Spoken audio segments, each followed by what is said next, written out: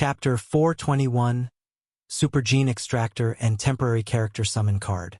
Chapter 421, Super-Gene Extractor and Temporary Character Summon Card. Translator, Atlas Studios Editor, Atlas Studios. Boom! The explosion awakened the night. The Blue Shield Knights in the camp walked out of their tents and looked at the forest not far away with suspicion. Thick smoke was rising inside the forest. They turned around and were shocked to realize that Rezar was missing. "The prisoner has escaped," someone shouted.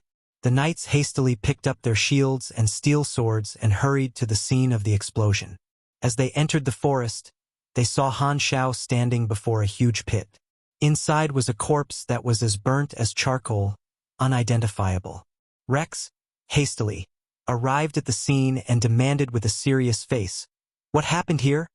"Your prisoner almost escaped, and I caught him." Han Xiao shrugged and said, "As you can see, I accidentally played too much. Rezar is dead." The knights were shocked. Rex's expression changed. He shook his head and said, "The king wants him alive. He should not have died, but sadly, he decided to die." As the commander, he concluded this matter with just a few words.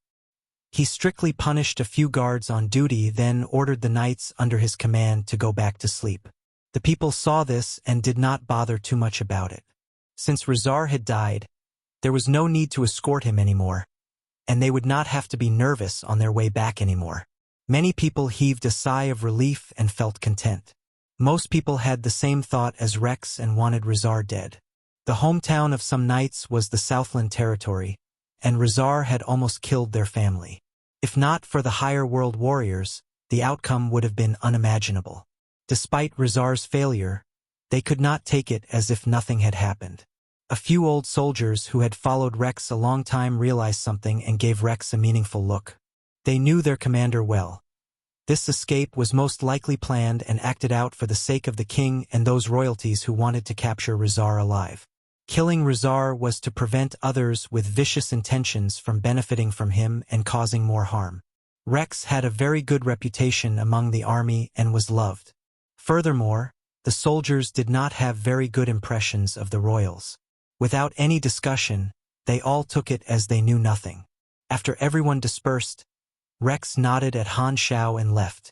Han Xiao did not return to the camp but walked further away instead. In the dark night, he came to the back of a small hill. Rezar had been thrown there, and Herluz was guarding him with his arms crossed. In the end, Rex had given Rezar up. Although he really wanted to kill Rezar, he did not have much of a choice with Han Xiao, so he could only believe Han Xiao's words. "How is he?" Han Xiao asked. "The wound on his chest is bandaged, so he won't die," Herluz replied. "Good. I'm going to King City with the knights. You'll need to stay in the wild with Rezar. When I'm done, we will call a spaceship and leave together." Herluz nodded. He sized up Rezar and questioned, "Black Star, are you actually recruiting this mage? He's not the good kind at all. Do I look like I'm that short of people?" Han Xiao patted his back and said, "Don't forget, I promised to bring hundreds of thousands of supers to solve Sunil's problems. I'm not interested in him. All right then, I will listen to you and stay to guard him. If he wants to run, I'll slash him." Herluz trusted Han Xiao a lot. He knew that his fate was bonded with Han Xiao.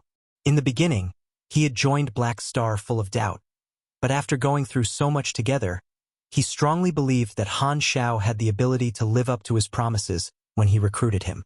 Han Xiao had the ability to change the future of his race. "Since you're not recruiting him, what do you want him for?" Herluz asked. Rezar looked up at Han Xiao. His aged face was filled with horror. No idea what awaited him next.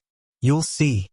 Han Xiao took out a small suction cup-shaped device, in the middle of which were many tiny needles. He pressed it on Rezar's arm where his veins were closer to the surface. The needles penetrate into his veins, slowly sucked his blood, and gradually released a dim magic light. Rezar suddenly felt he was losing the magic power in his body. Terrified, he looked at the device on his arm. This thing was sucking his magic. "No! No!" He struggled with all his might, but his strength was disappearing very quickly. Magic was disappearing continuously. Very soon, more wrinkles appeared on Rezar's face like he had become 10 years older. A sense of weakness filled his body, and he felt like he was back in his childhood when he was just an ordinary person. "Where's my power? Give me back my power." He had gained the power of an ascender for less than half a day, and before he could feel that power fully, he had already lost it. Rezar almost fainted. Even when the 20-year plan failed, he had not been this desperate. Power was the foundation of his confidence, and Han Xiao took that away from him. With his power lost, Rezar's mind seemed to have become an ordinary person too. No, not even as strong as an ordinary person. He was crying and begging. Han Xiao shook his head. Some people used their power to do whatever they wanted and be evil, and when they lost it, they became cowards. The device in his hand was indeed the Super-Gene Extractor test version that he had gotten from Darkstar. Herluz saw this, and a chill ran down his spine. "Quickly, put it away. I'm afraid." A few months ago, Han Xiao had tested the effect of the extractor. The first test subject was Frenzied Sword. The effect of it on players was absorbing 20 to 50 points of a random attribute and a certain amount of energy from them, which could be given to another person. The duration of it was 10 minutes to 2 hours. In his previous life, the Super-Gene Extractor was controlled by Darkstar. The players could only get broken Super-Gene Extractor after completing highly difficult related missions. Its effect was similar to the one that he had but weaker. The practicality of the extractor was very low in combat, as it had to be in direct contact with the body of the target to take effect. Most people had physical or magical armor, so it was very hard for it to work. Furthermore, the target had to be under control and not fidget around. The prerequisite to use it was very tough. The hidden function of the extractor would only take effect when the target was completely unguarded, such as sleeping, enslaved, paralyzed, or willing, which meant that the target had to be under complete control. If the players were affected by it unluckily, they would enter a 12-hour weakness period where their attributes would decrease by 30 to 90%, depending on the extractor output. If it was used on an NPC, not only would that NPC also become weak, it would also generate an ability potion. Drinking that potion would grant a certain ability from the target, which would be shown as a temporary character summon card on the player's interface. The second test subject that contributed to this result to Han Xiao was indeed Herluz. Herluz vividly remembered the sense of terror and weakness when his power was taken away, and he was horrified of it. When Han Xiao used it on him, he had only used a low small output, but even so, Herluz had needed many days to recover from it. Things like this that could take away super-genes were the natural enemy of supers. How many supers did the organization that invented this device destroy in the process? Han Xiao took out 3 empty tubes and poured the blood extracted by the device inside. "You have received Ability Potion X3. He drank 1 tube straight away. The sweet and metallic taste filled his mouth. The warm blood flowed down his throat, and it was very spicy on the nose. Then, a warmth that belonged to magic power rippled in his body. You have received Character Summon Card, Rezar, Temporary. Character Summon Card, Rezar, Temporary. Origin Water Magic Power. Temporarily grants power beyond oneself. Plus 20% all attributes. Duration, 5 to 15 minutes. Usage, 0/1. This character summon card will exist for 15 days. A buff, not a bad ability at all. Han Xiao was quite satisfied. Rezar had only lost his magic power temporarily, but this crying old guy did not know that. This meant that Han Xiao could keep shearing him and make many ability potions. Although the temporary character summon card's ability would be different, he believed that the players would be willing to pay for this new product. In his previous life, Darkstar had used the Super-Gene Extractor to carry out this plan. The difference was, Han Xiao would not capture people as batteries out of nowhere. The temporary character summon card was just an add-on for him. He had no need for it. Only when he met someone that he could use it on without conflicting with his morals would he do it. I recall that you begged me to bring you to the higher world. Now, I promise you I will. Han Xiao's smile was like a demon's in Rezar's eyes. This old guy shivered in terror. Going to the higher world like this was the exact opposite of how he had thought it would be. A strong sense of regret filled his heart and climbed into his eyes. "Yo, you're a demon." Rezar wanted to roar but could only speak these words softly. Han Xiao was amused. "You're calling me a demon?" 2 days later, the Blue Shield Knights returned to King City. This city was sitting on a plain, and the Origin Water River split the city in half from the middle, separating it into the east and west shore, at the same time dividing the classes. The east shore had royal mansions and palaces, beautiful and luxurious. The west shore was the crowded civilian area, filled with buildings and all kinds of pollution pipes, forming the complex streets. Only the people who had lived there for more than 10 years could remember the roads. The usual people would lose their way after a few turns. It was now noon, and a bean-sized sun hung high in the sky. The lights were dim and gave the city a dark yellow shade. The buildings and streets shrouded each other. It was like dusk under the sunset, but this was the brightest time of the day in Planet Dawn. Rex brought everyone to the east shore and settled near the palace. The steward came to welcome them, and his attitude was more polite and respectful than when he faced the king. He bowed so low that it was as if he wanted to plant his head in the ground.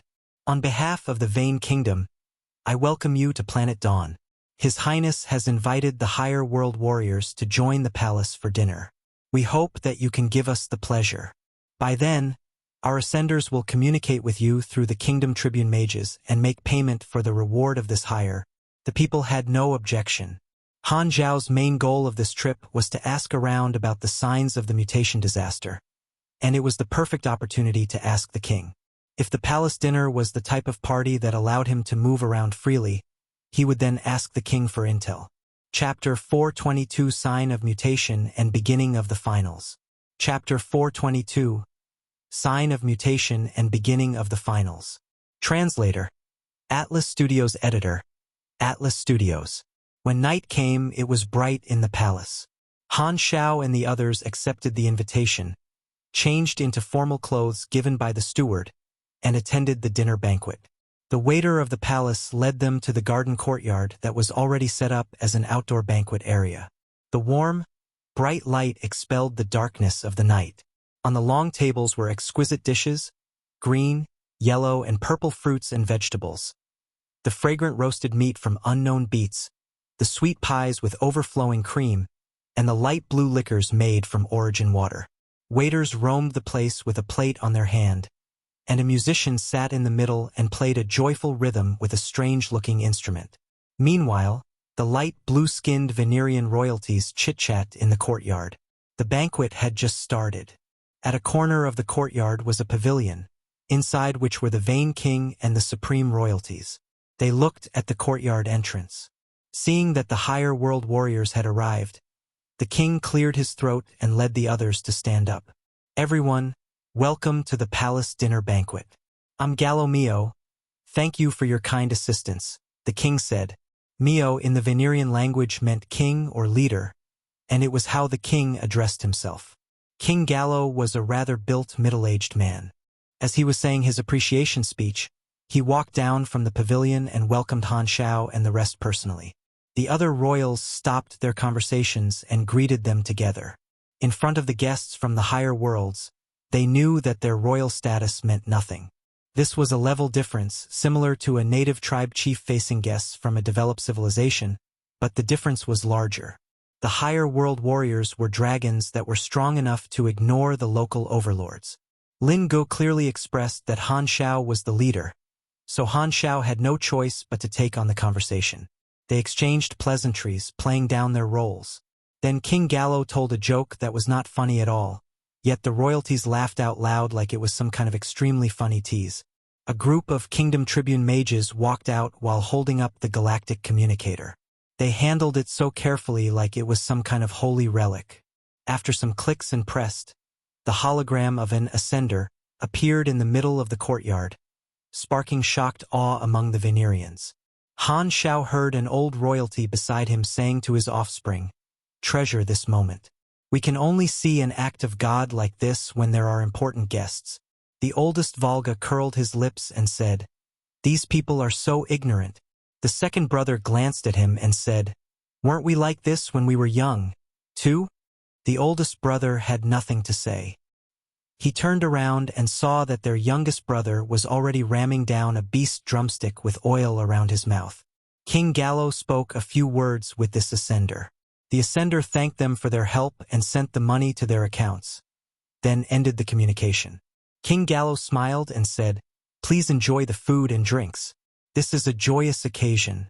The people fitted into the atmosphere of the banquet. Royals came to talk with them from time to time with a stiff and curious attitude. There were also shows at the banquet. Not long after, a group of female dancers appeared. They jumped and turned in the crowds with seduction in their eyes. Han Xiao had no feeling toward these blue-skinned Venerians at all. He drank some origin water liquor, turned around, and saw Arosia staring at the dining table, seemingly hesitant as to whether she should eat any food or not. Han Xiao walked over, placed a hand around her shoulder out of habit, and said, "There won't be any combat for the foreseeable future. You don't have to use your powers. Eat something." Arosia did not seem to care much about Han Xiao's actions. She picked up a purple food and bit her lip.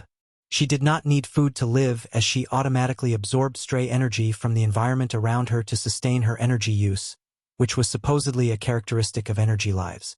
However, back then, Han Xiao was curious about what would happen if she ate something and convinced her to consume some food. Although Arosia had no sense of hunger, she felt that consuming food was interesting after tasting how delicious food was. Eating then became an entertainment activity for her. Compared to her blur and extremely calm personality 9 months ago, Arosia was now more human-like. Arosia's digestive system was very strong, and all her food would be decomposed into energy without any waste, so she did not need to excrete. However, a very weird accident happened. Her energized Esper power could only be used on herself and not on anything external. Before her food was completely digested and turned into energy, the leftovers in her stomach that had yet to be digested would drop out in a splashing way. At that time, they were just about to start a battle with some enemies, and this scene shocked both sides. The food pulp had splashed out below the ball of energy that Arosia turned into, and the areas had fallen into a deep, awkward silence.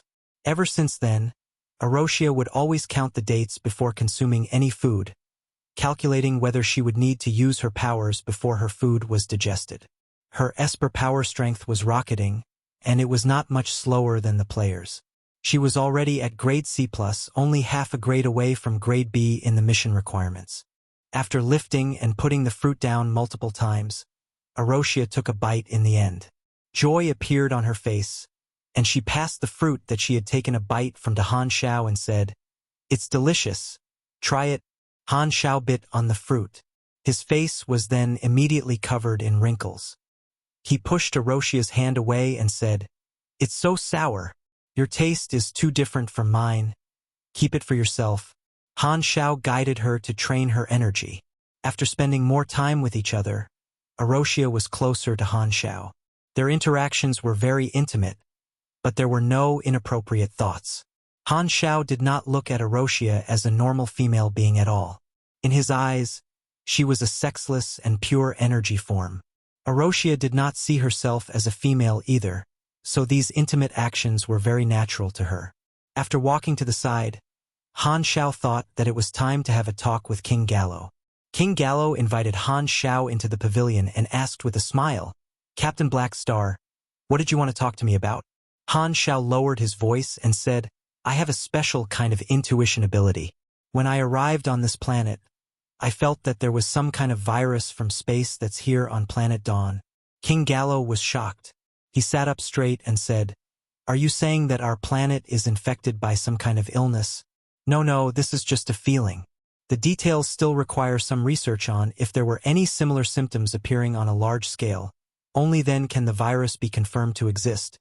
King Gallo took it very seriously and ordered the steward to arrange the intel of all the territories. The Vane Kingdom had existed for many years and had a very large intel network.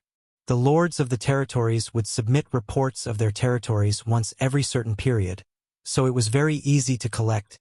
Not long after, the steward returned to the courtyard and sorted out a few pages of a report. King Gallo took a look, shook his head, and said, "It's all usual infectious diseases. There don't seem to be any new symptoms in a large scale. Han Xiao raised his eyebrow and said, "It might not be falling sick. Can also be some kind of unusual behavior, such as sleeping more than usual." King Gallo froze for a moment. Who would check on the sleeping quality of others out of nowhere? Everyone slept with their doors closed, and no one would talk about how their sleep was the previous night with every person that they met. There was no record of the sleeping quality of the people. King Gallo suddenly thought of something. This year's mineral production from the territories is 16% less than last year. But the mines did not dry out, and the number of miners is more than last year. The factor that could have affected the production rate can only be the duration of work. Maybe it has something to do with this. Maybe.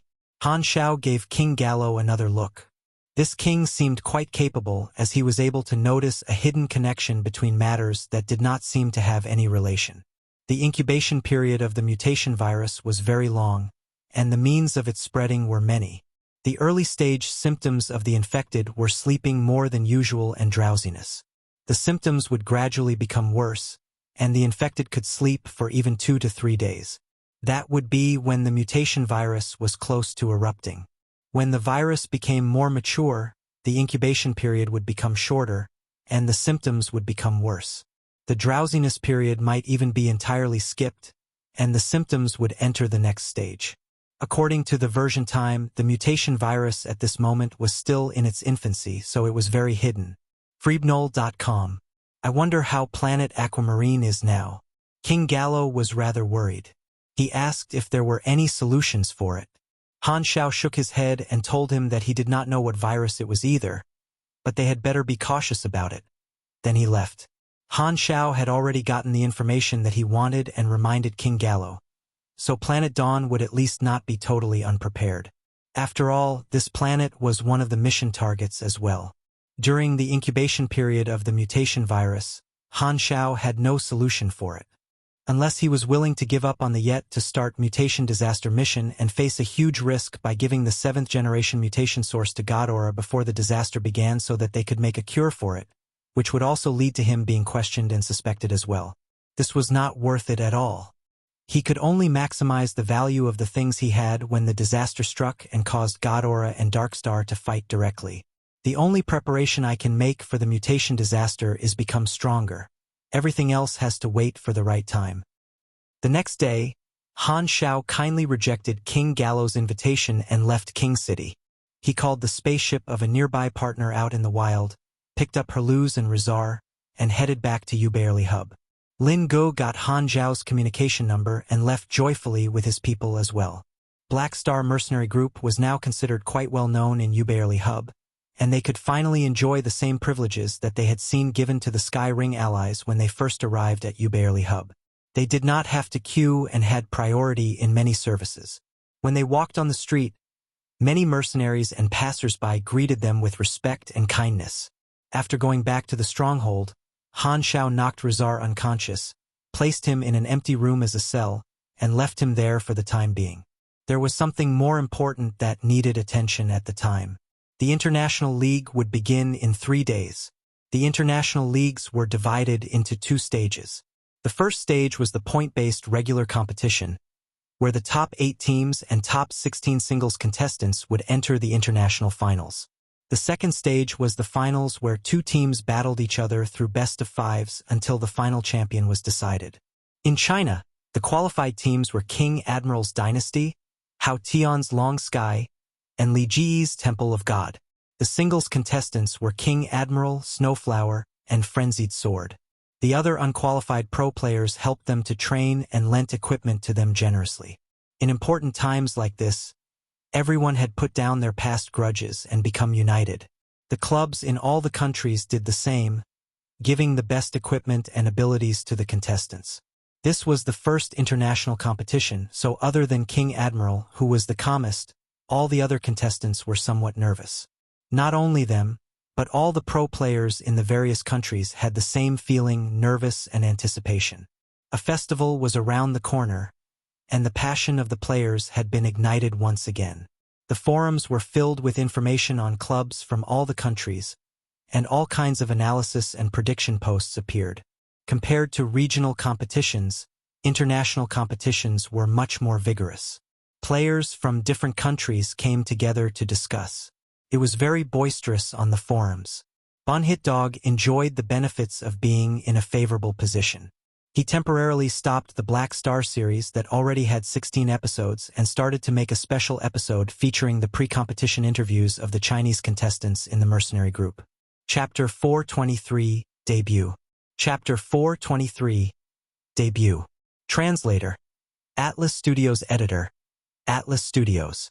The international competition is about to commence. We've invited a few captains and contestants to be with us today for a simple pre-competition interview. The location of the video was Han Xiao's stronghold in Uberly Hub. For pro players sat on the sofa and accepted the interview from Dog. The four of them were King Admiral, Han Xiao, Li Gu, and Frenzied Sword, all either captains of the qualified teams or contestants in the singles. Snowflower, who had gotten second place in the singles, did not enter Han Xiao's galactic team and was still on planet Aquamarine, so he was not included in the interview. The four of them greeted the audience, and the regular interview started. Dog was different from his usual style, like he had become the host of Galaxy Times. He sat up very straight, and his face was very serious. However, no matter how formal his actions were, it could not cover his cheeky personality. The questions in the interview were all regular questions, asking about their confidence, preparations, and goals. They were all typical questions. When asked if they were confident, who would dare say no in front of such a large audience? Do you want your club to close down? How did they prepare? Who would expose such confidential information directly? If the opponents saw it, there would be no end to the scolding that they received. Target in the competition? Which club would say they did not want to be the champion? Even if their target was just top 4 or even top 8, how could they say it openly? Pro players all wanted to be champions. The 4 pro players answered these questions with ease, giving typical responses. After these questions were finished, Dog started to chit-chat with the 4 of them. In an informal interview like this, the topic could be more casual. Dog stated some good foreign players for them to comment on, and the atmosphere was rather peaceful. Who do you think are the strong opponents that you need to pay attention to in this competition? Dog asked. Li Gu pondered and said, Tulip's Club from France, Team Devil, Team Thundersnake, and Team Key from America, Rose Knight from the United Kingdom, Team Hydra from Japan, Kimchi Club from Korea, and so on. I'm looking forward to battling with these teams and players. Although the opponents are very strong, I am confident. Read free web novel. The teams were all top teams in their respective countries. Their positions in their country were the same as the positions of the 4 biggest clubs in China. Dog nodded, looked at the other 3 and said, What about you guys? Which are the opponents that you need to take more seriously? None, King Admiral said. My opponent is only myself, Han Xiao said. Frenzied Sword looked left and right at the confident and proud godly players beside him, swallowed his saliva and said cautiously, I think Li Gu put it well. Han Xiao and King Admiral glanced at him with, too young, too naive, and we expected you to be better than this in their eyes. Frenzied Sword shrunk his neck from the stare. Li Gu gave a very stiff smile. He was so tempted to take his shoes off and slam them on these 2 captains. Do you think I don't know what you're saying between the lines? The interview was going on joyfully, and the comment section was very active. Key of Solomon quickly watched the Chinese interview and switched to the interviews of the other countries. In France, Tulip's captain Lost Angel accepted the interview. Which opponents are the ones I pay more attention to? The 3 teams from China, I guess. They're very strong opponents, and I think most teams agree on that too, haha. Plus, King Admiral and I are old rivals. Lost Angel was a senior player, so he replied to the questions with a smile on his face, and his voice was soft and warm. Key of Solomon then watched the interviews from other countries as well. Whenever the host asked about which opponents were threatening, China's name was definitely in the list. Every team was taking the Chinese teams very seriously. The esports standard of China was not too bad and could be considered as Tier 1, but this was the first time that they had received so much attention from all the teams. This came from the opportunities that they had. China was the only country where the contesting players had been given the opportunity to enter the interstellar stage in advance. These foreign clubs had always been paying attention to the China players' experience in the Black Star mercenary group. They were deemed as very strong opponents. After exiting the forums, Key of Solomon looked at his teammates in the room and said calmly, "Apparently, the other teams have the same thoughts as us. The Chinese teams are a problem." Outside the house, the ground was covered in snow that extended beyond the horizon. Demon Nest military camps scattered across the land, and Demon Army roamed around from time to time. This house was an army camp as well. The players there, including Key of Solomon, all had the looks of the demon race. The race shown on their interfaces was young demon. They were more than 2 meters tall, and they had short sheep's horns extending from their forehead, a tail behind their back, thick and strong legs, and black demon scales on their body. They were equipped with armor and weapons. Although their faces were ferocious, they still had some sort of human features, differentiating them from each other. This was the base camp that America had chosen, one of the planets of the Extinguished Army, planet Winterfrost. These were all renowned pro players of the Club Key. Electrolux, who was far away on planet Aquamarine, was a retired player of Club Key. Key was very passionate in planting scouts and spies. In fact, they had a mature team for it, providing all sorts of intel and help to their team. The captain, Key of Solomon, was an official account registered by the club, and every captain used the same name.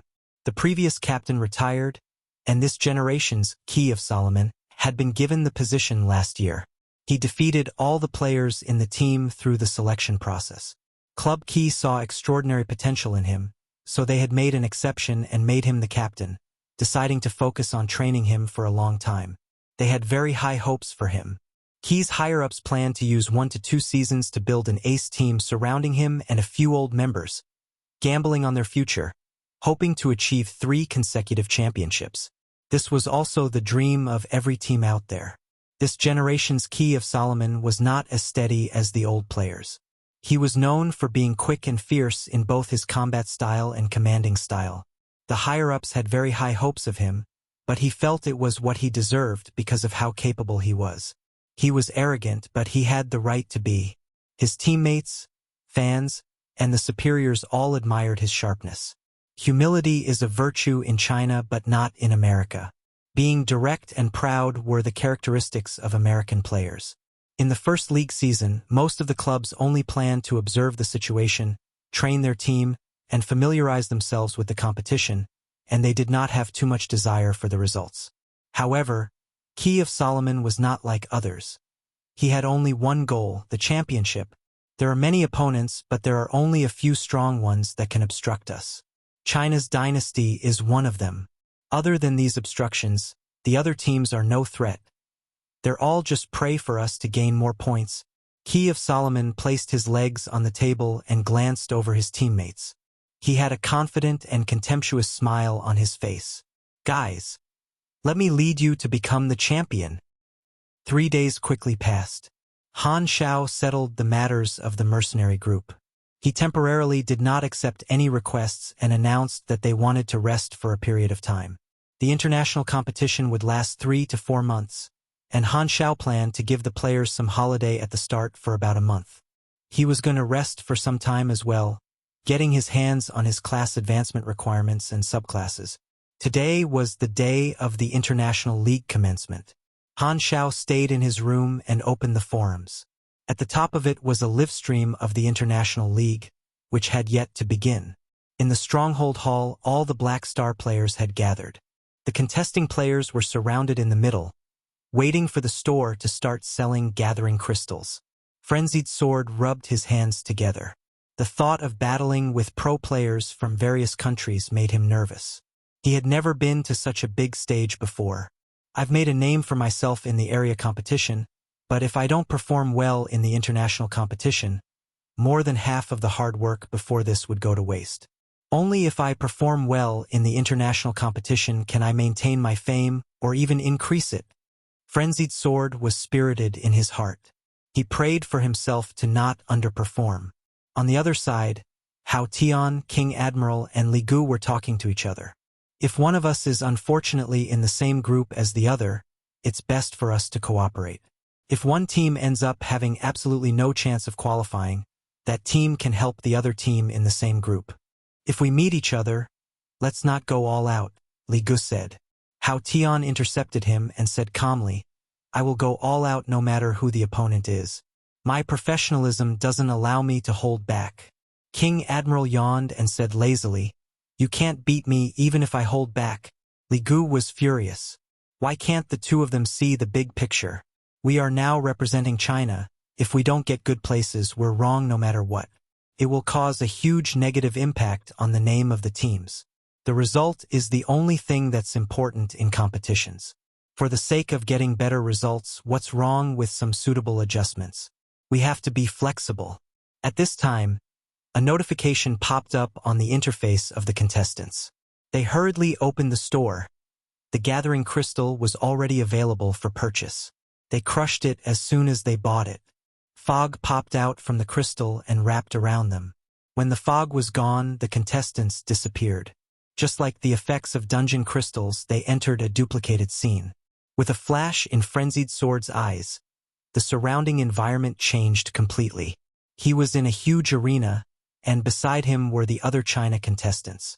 Looking away, players of different races appeared out of nowhere one after another. The players from the various countries appeared. They stood in groups and sized each other up. The account names above their heads were all famous. French Tulips, UK Rose Knights, American Devils, Thunder Snakes, Swedish Tomahawks. Frenzied Sword scanned across one by one. They were all world-renowned teams. At this moment, he finally felt how real this international festival was. He could not help but tremble slightly from the excitement and anticipation. Beside him, King Admiral was looking casual and lazy as usual, waving at foreign players from far away. Many of them knew each other. This scene appeared on the live video in the forums. The boisterous atmosphere was like a festival of millions of people. The host appeared in the middle of the arena, attracting the eyes of the contestants. He first congratulated the contestants for qualifying for the International League, then started the official opening speech regarding who sponsored the competition and similar formalities. After 5 minutes, he finally finished the opening speech and started to talk about the competition system. There's a total of 13 divisions. A total of 39 teams and singles players from all around the world are qualified for the International League. The competition mode is a continuation of the area competition. The team competition includes team battle and challenge. The singles include duel. Han Xiao nodded while he listened to the host. The first league season had very few varieties. In his previous life, the later seasons had more types of competitions, such as dungeon, survival, hunt, race, and all sorts of strange ways to compete. In order to be more entertaining, the competitions became more and more diverse. The host continued and said, 39 teams and players will be divided into 3 groups, A, B, and C. They will compete within the groups, and the winners will be rewarded with points. The number of points awarded depends on the damage the winning team received in the competition. The top 8 teams and 16 singles players will enter the finals. He looked around. The pro players had various expressions. Some were excited, some were serious, and some were confident. Let's begin drawing lots. Chapter 424 First Showcase. Overwhelming Opening. Chapter 424 First Showcase. Overwhelming Opening. Translator. Atlas Studios Editor. Atlas Studios. While drawing lots, every team sized each other up. The Chinese teams were looked at most frequently. Most of the people did not want to be in the same group as the Chinese teams. They were the tough bones. The grouping was completely random, and the results came out very quickly. Dynasty was in Group A, Temple of God and Long Sky were in Group C, and all the other teams were randomized as well. Group A was the most normal group. The mix of strong and teams was very balanced. Dynasty and Devil were the 2 strongest teams and had a good chance of going into the finals. Group B had mostly smaller and weaker teams. It was the safest, but there might be a dark horse in that group as well. Group C, however, was the worst. It was full of strong teams such as Kimchi, Tulips, Rose Knight, Thunder Snakes. often abbreviated to TS, Tomahawk, and so on. Almost 70% of all the strong teams were in Group C. Other than the host, there were also commentators who were all professional streamers or retired players. They discussed and analyzed for the audience. The eligibility of qualifying depends on the total score. The grouping has a very large impact on the results. If a group is filled with strong teams, it will be very hard to gain points, and even teams who are capable of qualifying might fail to do so. On the other hand, if the group has many weak teams, even if the teams are not as strong, they might be able to qualify. In a situation like this, as teams want to qualify, the battle will be very heated. No one will dare to hold back. Even when facing a battle that they are unable to win, they will try to damage the opponent as much as possible so that they don't score so many points. Hence, the battles in Group C will definitely be very exciting. Group C is the group of death. There are so many strong teams that would definitely qualify if placed in the other two groups, but now no one can guess the result.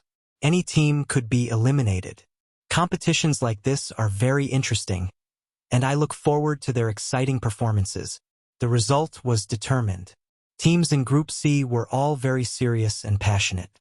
Li Gu and Han Xiao looked at each other with a hidden meaning in their eyes.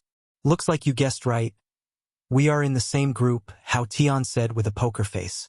Li Gu frowned and did not reply. The grouping was very disadvantageous to him, but it was a reality that could not be changed. With so many strong teams, qualifying would be very difficult. Today was the opening ceremony.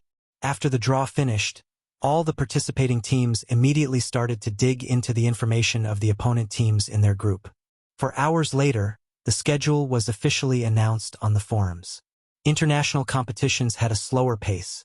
In one in-game day, every group would have 2 team battles and 2 singles battles.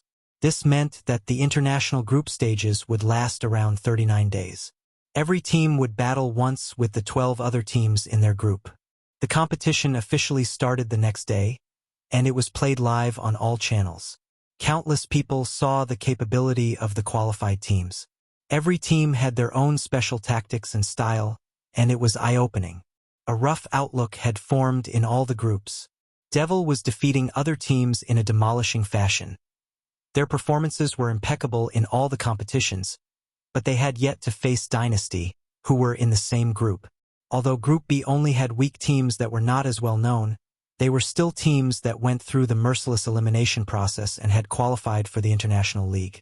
The difference in strength between them was comparatively small, so their battles were mostly on par. Kangaroo Boxing Team from Australia had the best performance. Group C was the most popular. It was filled with heated battles between strong teams and was the most exciting. China's first match was on the 3rd day. China's Dynasty vs Poland's Wings. China's players looked forward to their country's first appearance on the international stage. The other teams watched too. This was a very good opportunity to observe the strength of the Chinese teams. Although they were in different groups, most of the teams felt like they had a very high chance of meeting the Chinese teams in the finals, so they could not possibly take it lightly. The 3rd day arrived under the anticipation of countless people. The match between Dynasty and Wings started. The night was dark, and there was no moon in the sky. This was a desolate ancient ruin. The collapsed houses and shattered pillars were signs of how boisterous the city that had once existed here had been. Cold, blue spheres of light roamed the place without a destination, bringing light and dispelling the darkness. This was an actual scene of one of the novice planets, duplicated to become the match map. Team matches were all carried out in duplicated scenes. The terrain was the duplicate of a random area in the various novice planets. The spectators could see every action of both teams. Dynasty landed in a corner of the ruins. Everyone was wearing Sunil NCO-class armor, carrying different mechanical weapons, and clad in technologically advanced equipment. They looked around and observed their surroundings. Ruined terrain, many obstructions, so ranged attacks are limited.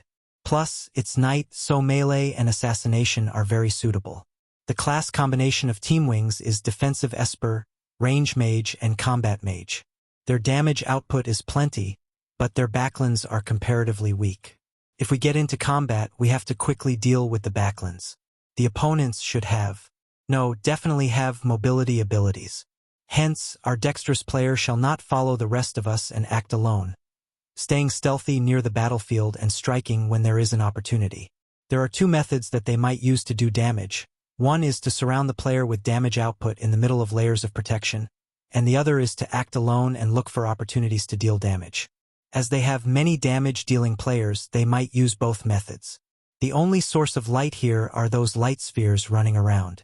Entering the ring of light would mean exposing ourselves, so the areas with light are dangerous.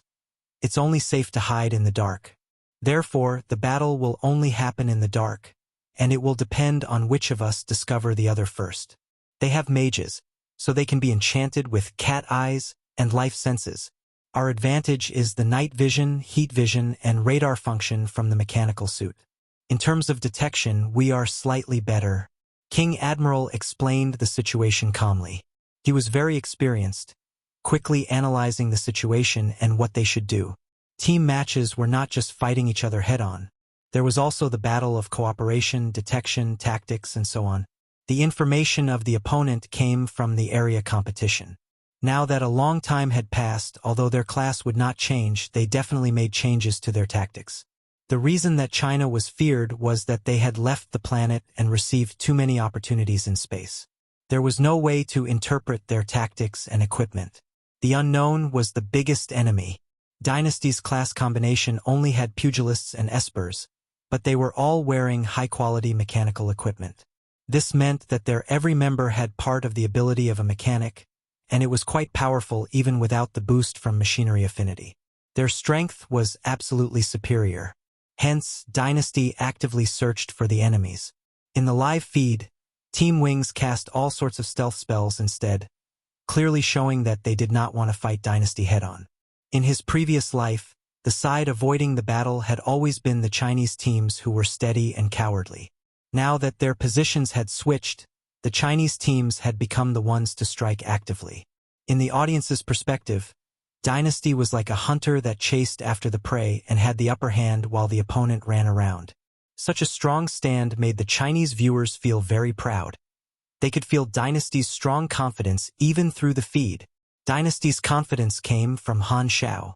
After following Han Xiao through the universe, their equipment and abilities were top among all the teams. Their raw strength was extremely strong, and this was the advantage given by Black Phantom.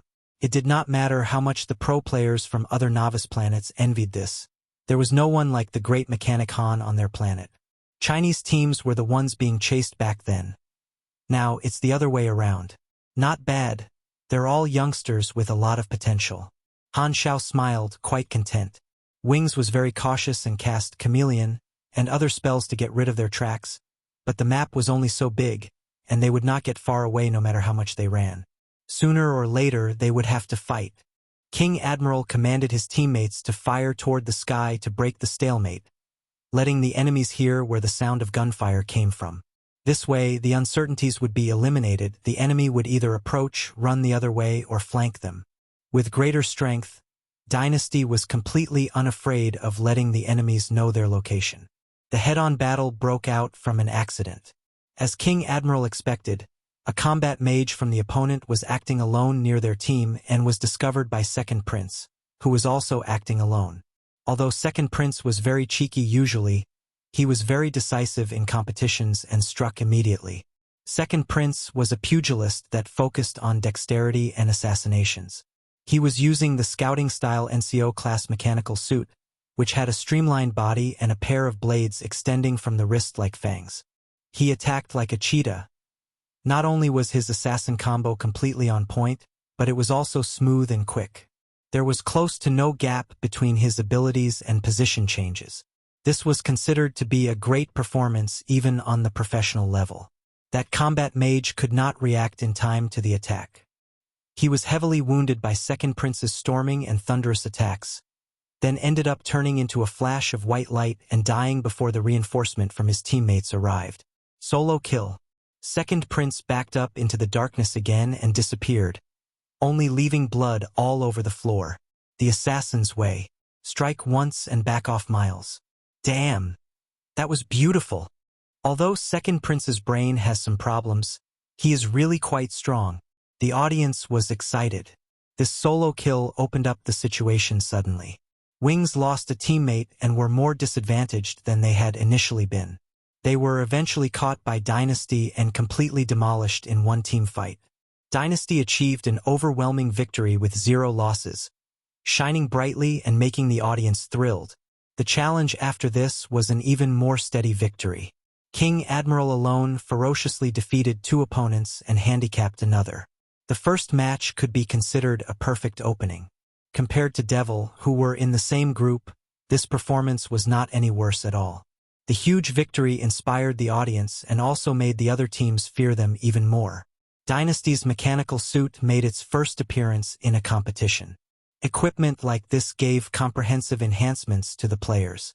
No team dared to claim that their chance of winning Dynasty in a head-on battle was more than 50%. Looks like more targeted methods need to be used against the Chinese teams. The same thought appeared in many captains' minds. Second Prince made a huge contribution. During the post-match interview, he could not hide the excitement on his face at all, and he did not want to. As usual, he boasted about how important he was, how much of a contribution he made, how key players like him should be the captain instead, how the captain now was too noob, and so on. King Admiral was used to it and ignored it completely. The competition was going on intensely. The first round ended in 4 days, meaning all teams had taken part in a battle and made their debut. Hao Tian's team, Long Sky, was the same as Dynasty. They used a completely different style as compared to Han Xiao's previous life, changed by the man indirectly. They let themselves go and were very tough. Sadly, they met a strong team in Group C, and although they won in the end, it was a difficult win and did not score them as many points as Dynasty had scored. You're reading on Ox novel. Thanks. On the contrary, Li Ji's team Temple of God was exactly the same as the previous life. Even when their strength was completely superior, they fought steadily and only hoped to not make a mistake. Their first appearance was very dragged out, making people complain non-stop. You're strong yet you are so cowardly. Can't you make things more exciting? Anyway, Han Xiao did not have high hopes for Temple of God.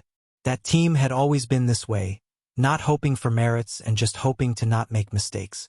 For them to be more diligent? Not unless pigs could fly. Luckily, there were Dynasty and Long Sky, so Temple of God did not receive too many negative comments. After all, it was very different between one team dragging the match out and all 3 teams doing the same. Chapter 425, Black Star's Ability Potion. Chapter 425, Black Star's Ability Potion. Translator. Atlas Studios Editor. Atlas Studios. After the first round, the leaderboard was the focus of much discussion. Devil was first, followed by Dynasty, and third place to sixth place were all teams from Group B, and the Group C teams were in the lower positions. The battles between strong teams in Group C were very intense. Most of them won by a small difference, so they did not score many points. However, there were strong ones even among the weaker teams, which was Team Tulips that were placed at 7th place. Although their place seemed a little low, their opponent was Tomahawk. Sweden's esports had always been strong, and Tomahawk was a very strong team that had the chance to become the champion, yet Tulips could take so many points from them. It was rather terrifying. Han Xiao recalled the first season league in his previous life. Then it occurred to him.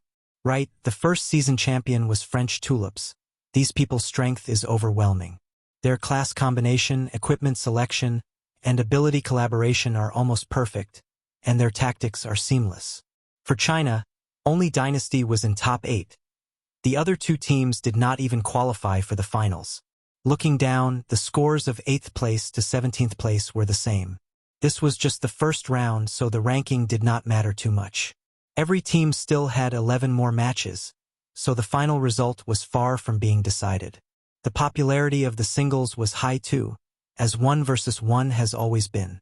Frenzied Sword barely won the first match. King Admiral won as well, but Snowflower lost.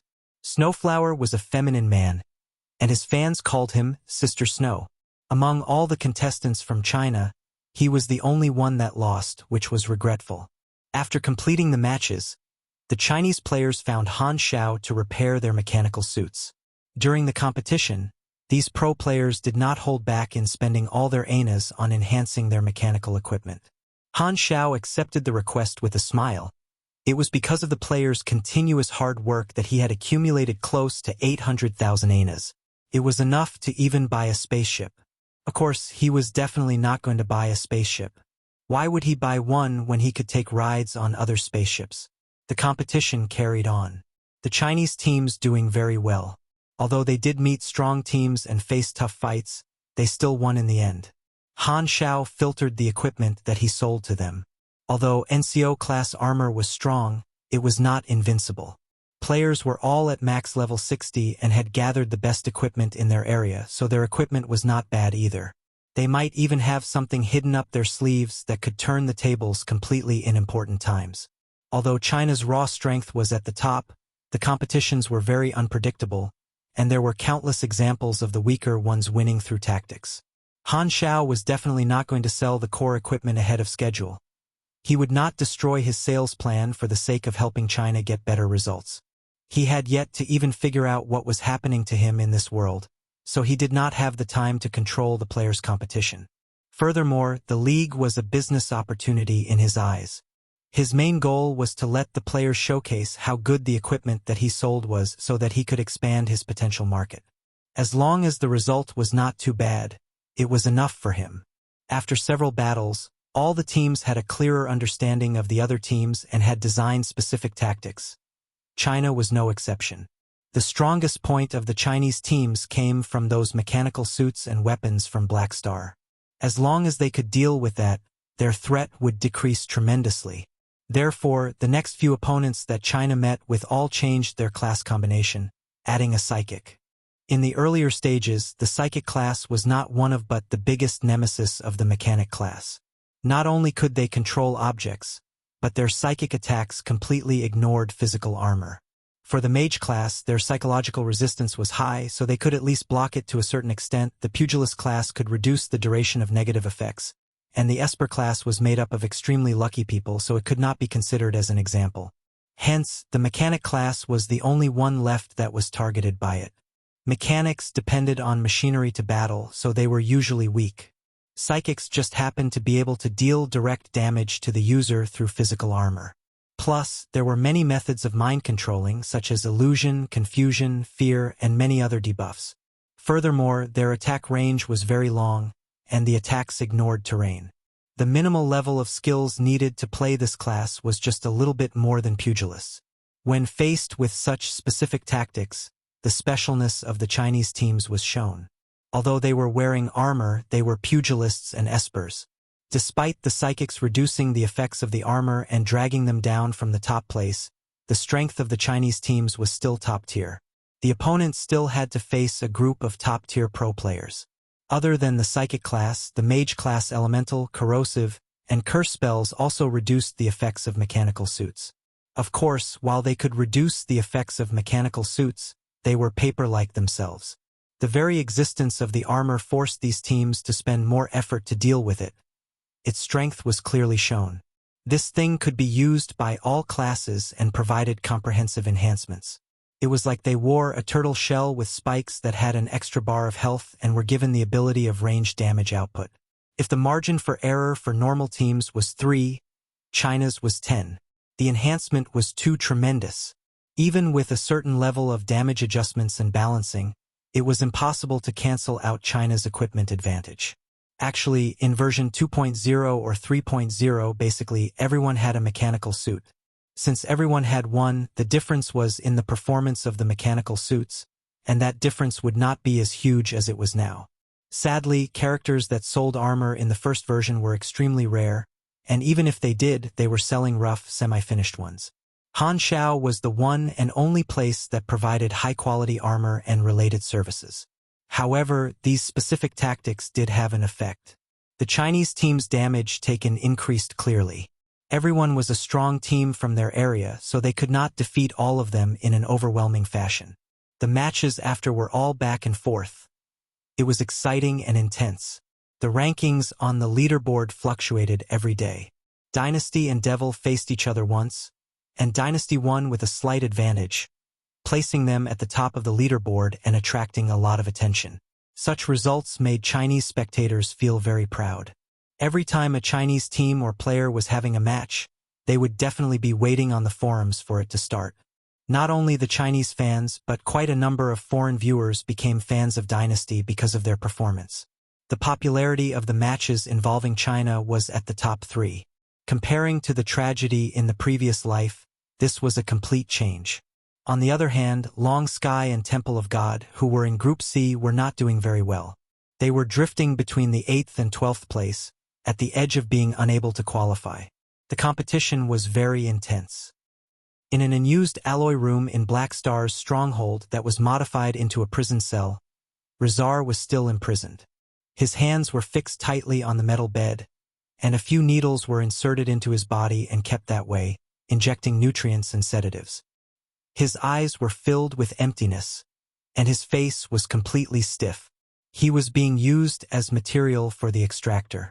He had no freedom and was tortured till he was nearly not a person anymore. His magic would be extracted as soon as he recovered any, not giving him even the slightest hope. The door opened. Han Xiao walked in, glanced at him, and refilled the nutrients without stopping, even humming while he worked. He completely ignored Rezar's tragic state, like a doctor that was used to life and death. He then took out the extractor and extracted Rezar's blood as usual. Red and slightly illuminated blood flew through the pipe and into the tube, turning into a new ability potion. Han Xiao had already made 8 potions. Rezar turned his head, looked at Han Xiao, and opened his mouth to speak. His voice was so hoarse that it was almost silent. "Are you planning to imprison me forever?" "Of course, not forever." Han Xiao raised his eyebrows and said, "Do you think you can live that long? Can we make a deal? You let me free, and I can give you everything that I have and work for you.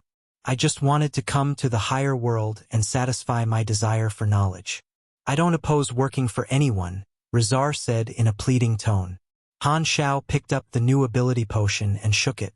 He turned around to look at Rezar, smiled, and said, "I already have your everything.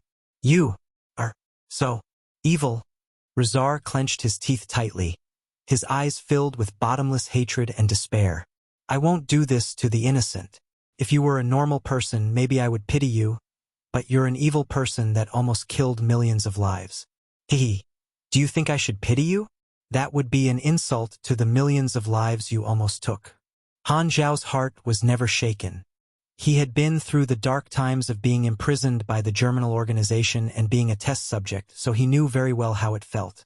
He was very happy to let people like Rezar experience it too. He knew that he was not a forgiving and kind person. "Look forward to the day of you dying. That is your last hope of feeling relieved," Han Xiao said coldly and closed the door, leaving Rezar screaming in agony and despair. After returning to his room, Han Xiao sterilized the extractor and laid out all the ability potions. They all had tags on them. With the popularity of the league, he was planning to sell these potions to the players. Looking at these potions, the great mechanic Han suddenly had an idea. The extractor can only generate potions when used on an NPC. If I extract my own genes, will it work? Han Xiao was interested. He washed the extractor again and pressed it down on his arm. He changed the output of it to the lowest level. "You are using Super-Gene Extractor test version on yourself." A sense of weakness appeared and penetrated his body instantly. Han Xiao raised his eyebrow and did not stop until the entire tube was filled. Freewebnovel.com. You have received Ability Potion X1. It worked. Han Xiao's eyes sparkled. He then looked at his character interface. He had received a weakened debuff for 12 hours, reducing all his attributes by 30%. He was feeling a little bit powerless and sluggish. He did not mind it. He was resting in Ubarely Hub, so there would not be any fighting for this period. Thus, being weak for a short period was not a problem. What effect will my ability potion have? Han Xiao was extremely curious. It's too much of a waste if I drink it myself. I have ready-made customers. Chapter 426. Boss Type Player 1. Chapter 426. Boss Type Player 1. Translator. Atlas Studios Editor. Atlas Studios.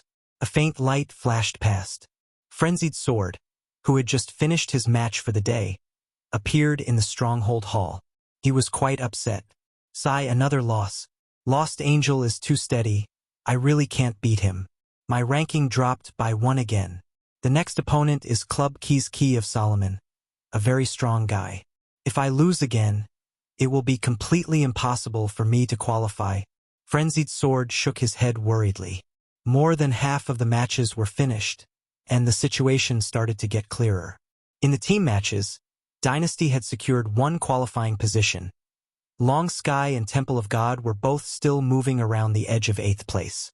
If they lost a certain match or did not score enough points, they would be left behind instantly. With the harsh environment in Group C, catching up afterward was extremely difficult.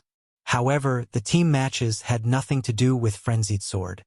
His performance in the singles was not too great but not too bad. He was ranked in the middle around 17th to 18th place. His win percentage was about 50%, but every victory was a tough one. He started to feel what a mechanical pugilist lacked. Although the mechanical pugilist class could both fight and take hits, was capable of both melee and ranged attacks, and was quite well-rounded, it did not have a unique strength. Despite his skills being very high, there was still quite a distance between his skill level and the top-tier skill level.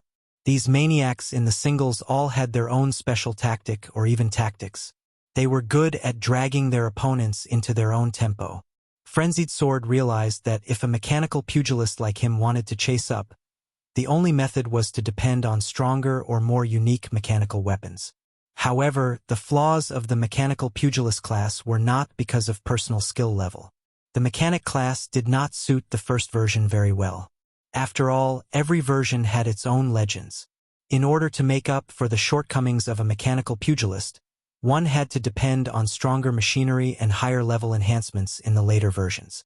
In all versions, the mechanical pugilist class was considered a class that was fun, well-rounded, and not a bad class.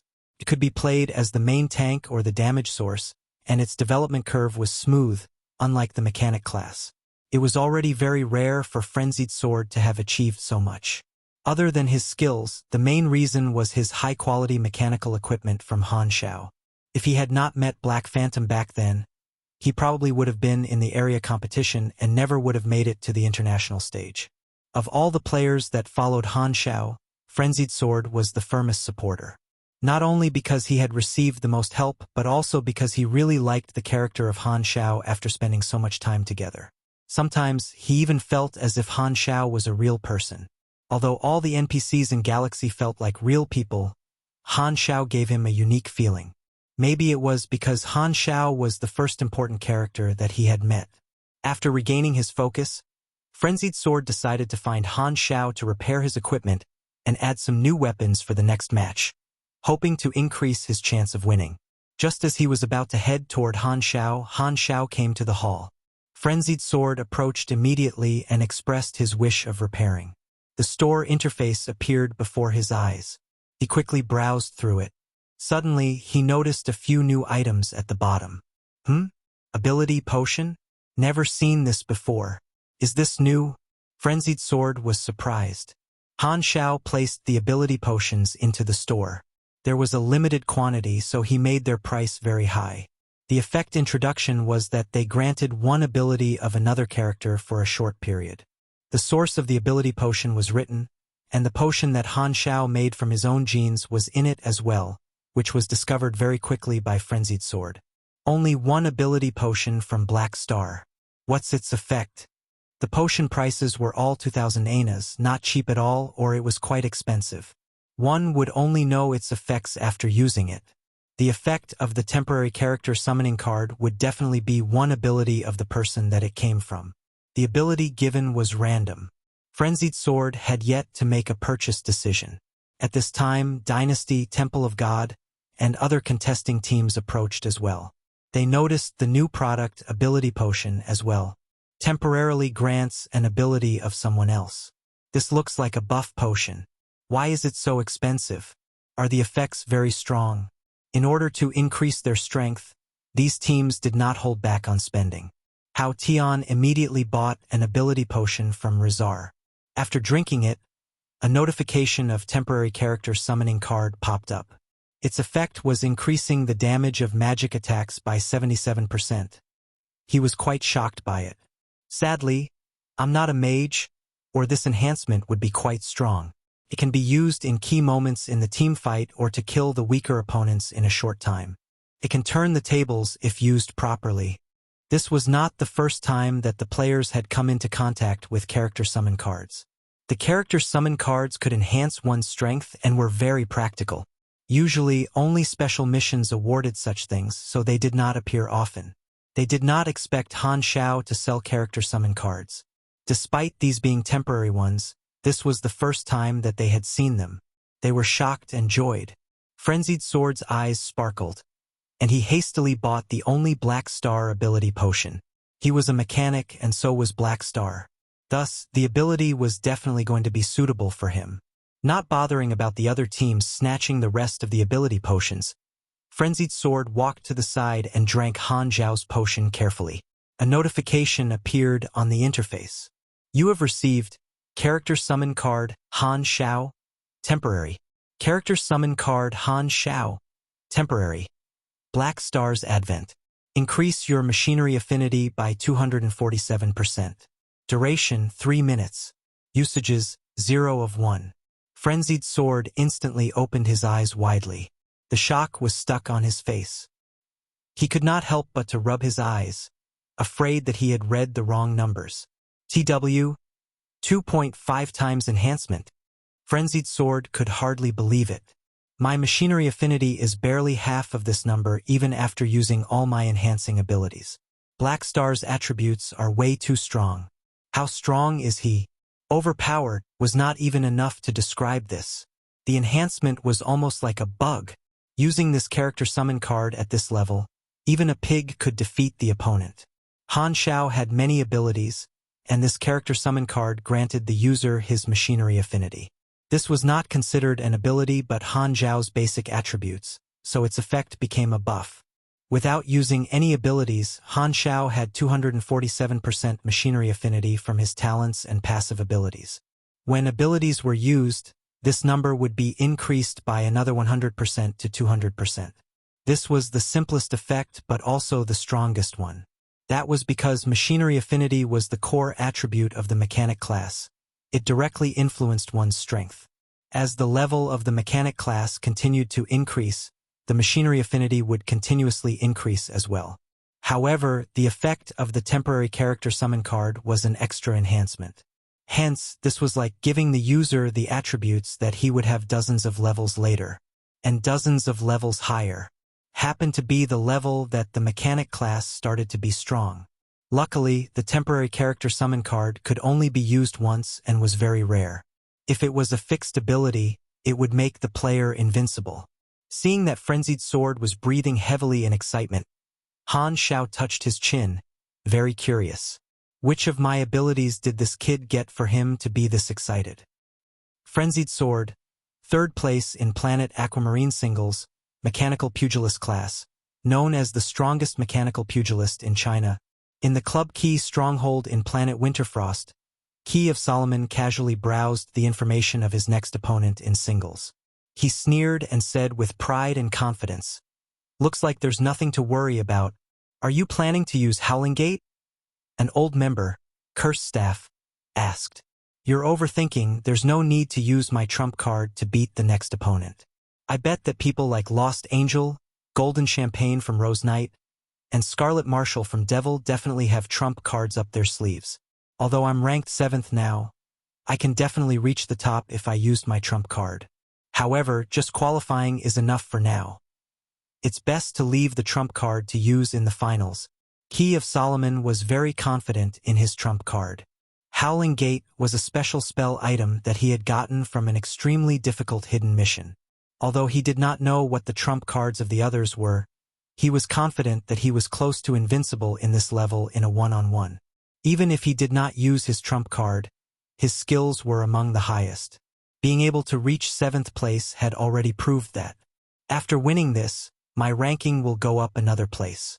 The opponents in the last few matches are all quite difficult to deal with. I can deliberately lose these matches to hide my real strength.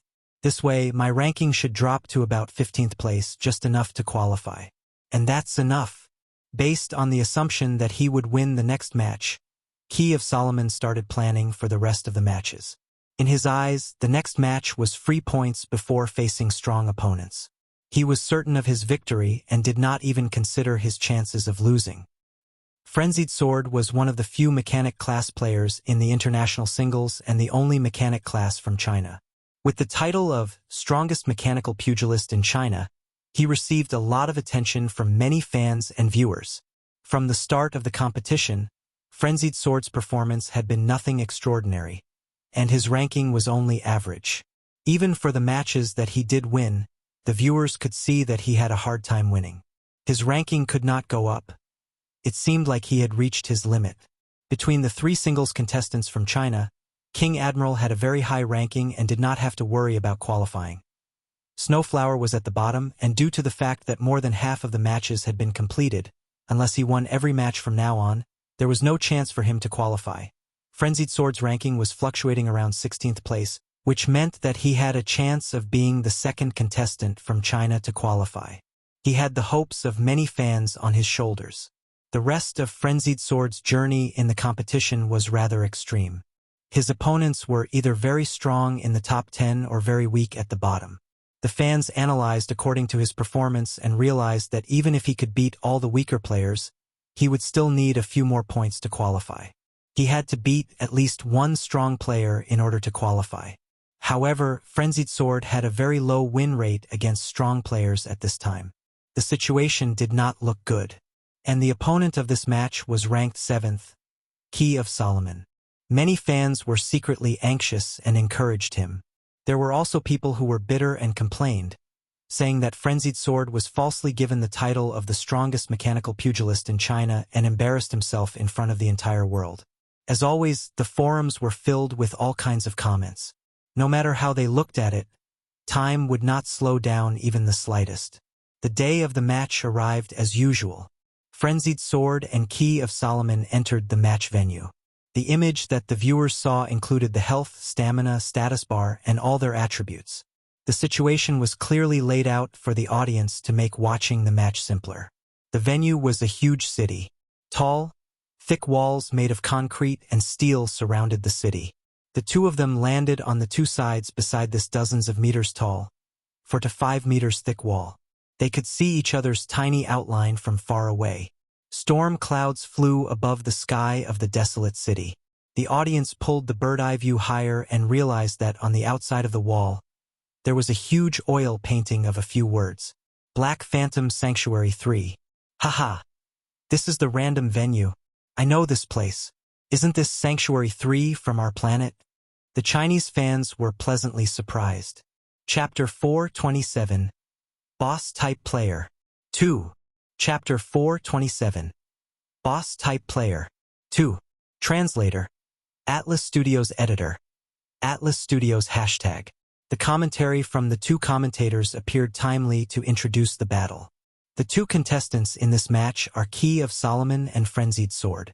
Demon Mage against Human Mechanical Pugilist.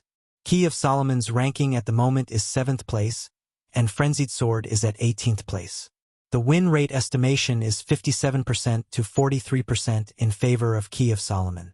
From their performance in the previous matches, Key of Solomon is slightly advantageous. As you might have noticed, the venue is Planet Aquamarine's Black Phantom Sanctuary 3. The Chinese contestants come from Planet Aquamarine, so Frenzied Sword should have the advantage of knowing the terrain well. One thing that I would like to mention is that Black Phantom is Black Star, the first NPC to lead the Chinese contestants into space. Since the Chinese players are following Black Star, I have to say it's quite faded. They have started moving. Okay. Let's look forward to an exciting battle. As soon as the battle started, Frenzied Sword avoided fighting head-on. A steel cable shot out from his waist armor and hooked onto a house under the wall. With the sound of the steel cable retracting, he was pulled down and moved away from the wall. He took out a high-caliber machine cannon and fired. A string of orange bullets flew toward Key of Solomon. Key of Solomon held a bone staff and activated the standby rune. A translucent blue and green magic sphere surrounded him and protected him. The bullets created a dense scattering of sparks on the shield.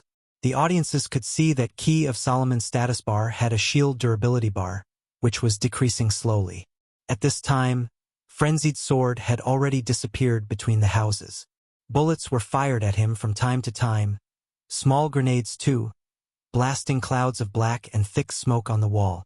Key of Solomon squinted and said, because of his familiarity with the terrain, he plans to first deal some damage to me through ranged attacks.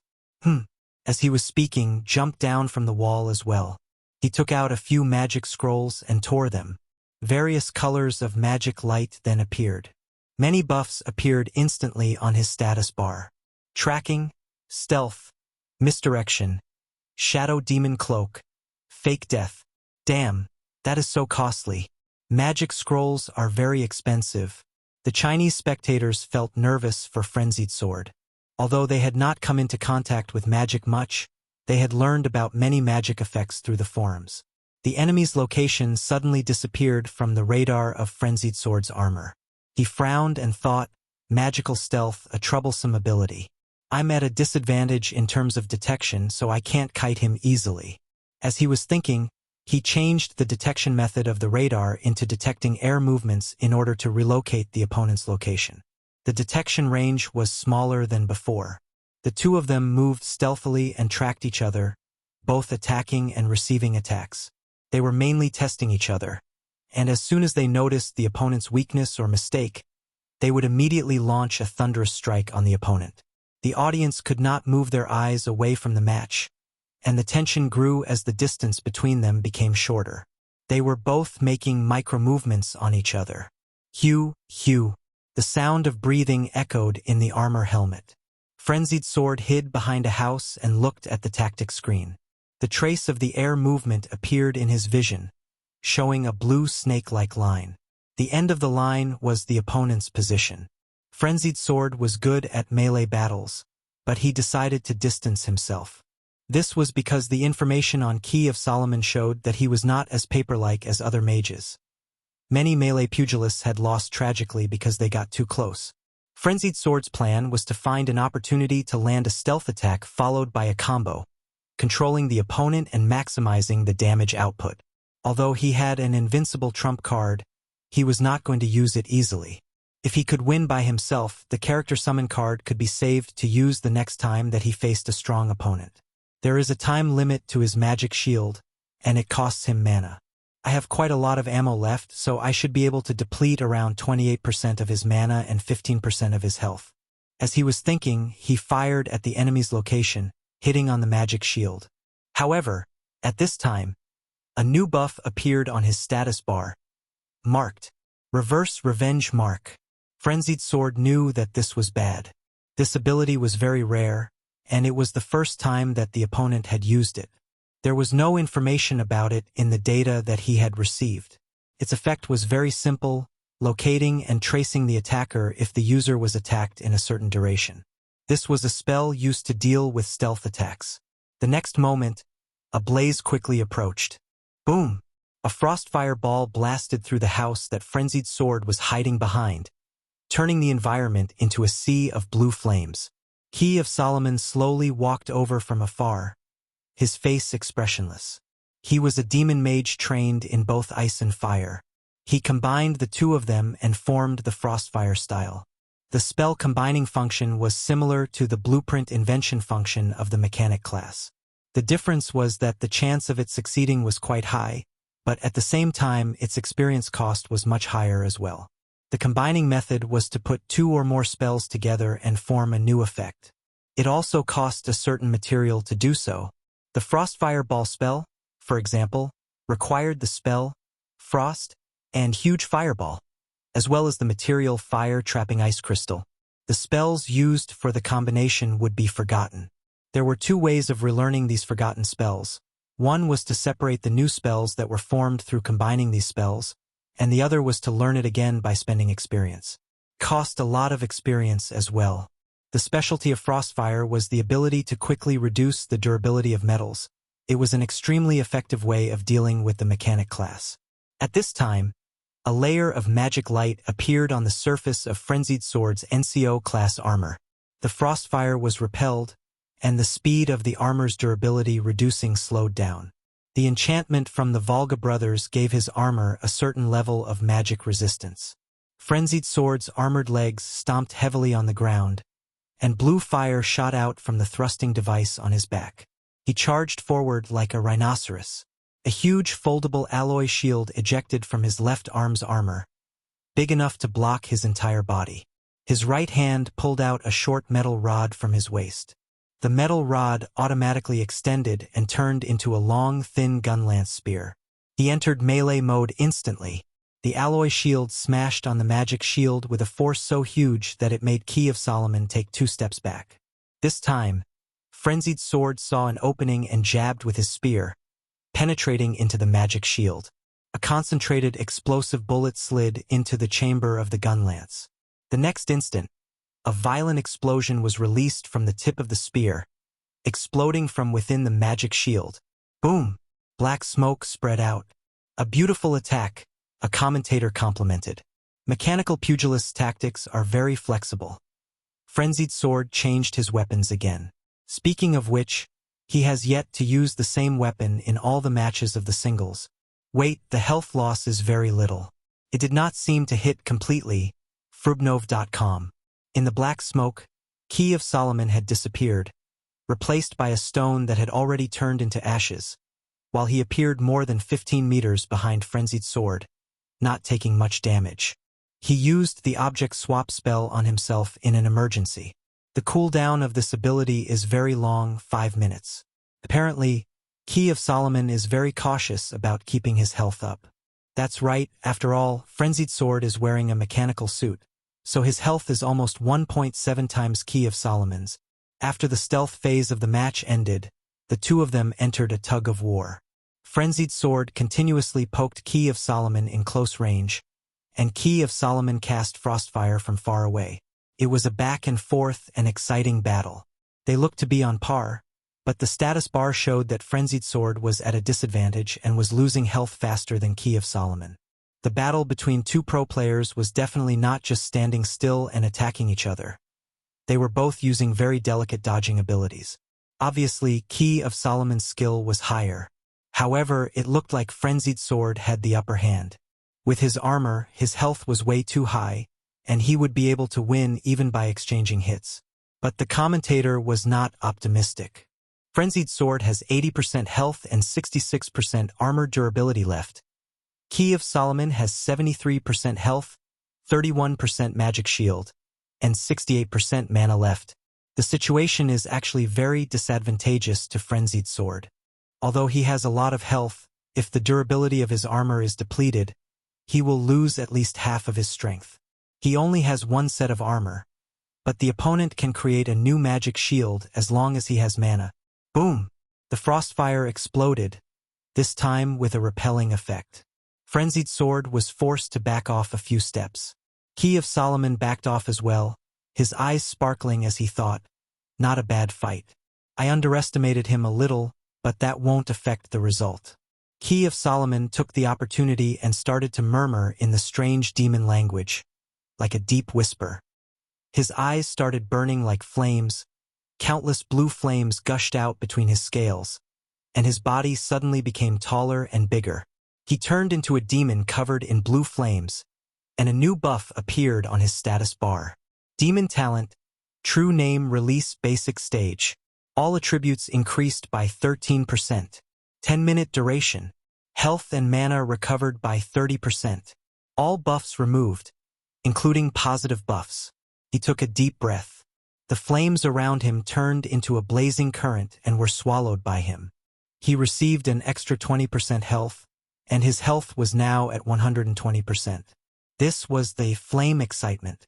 It appeared, the commentator said with exhilaration, Demon Race's talent ability with a 3-day cooldown. In all the regular races on the novice planets, the talent of the Demon Race is the most suitable for real battles. They are born with a self-enhancing ability that's very powerful. Boom! The situation turned one-sided instantly. Frostfire exploded violently, and Frenzied Sword was being overpowered by the storm of attacks. The power of the opponent's spells was hugely enhanced, and his health recovered above the maximum, which meant that the health and durability that he lost went to waste. Key of Solomon continued his spell combo calmly, not giving any chances. As he had predicted before the match, this was a match that had no threat. There was absolutely no need to use his trump card. The Chinese spectators were shocked. They became upset as they saw how beaten Frenzied Sword was in the live feed. How is this even winnable? That's the end. The Americans really got lucky. They chose planet Winterfrost as their base. All of the demon race have this overpowered ability. They're like bosses. The heat penetrated through the armor. Inside the helmet, a bitter expression appeared on Frenzied Sword's face. Damn it, I really can't beat him. No wonder he's the captain of such a big club. With his own skill and combat power, the chance of him beating Key of Solomon was close to zero. However, he was not alone. I can't beat you, but if we're comparing who's more overpowered, who the hell are you? Frenzied Sword clenched his teeth and used his trump card. Character summon card, Black Star's Advent.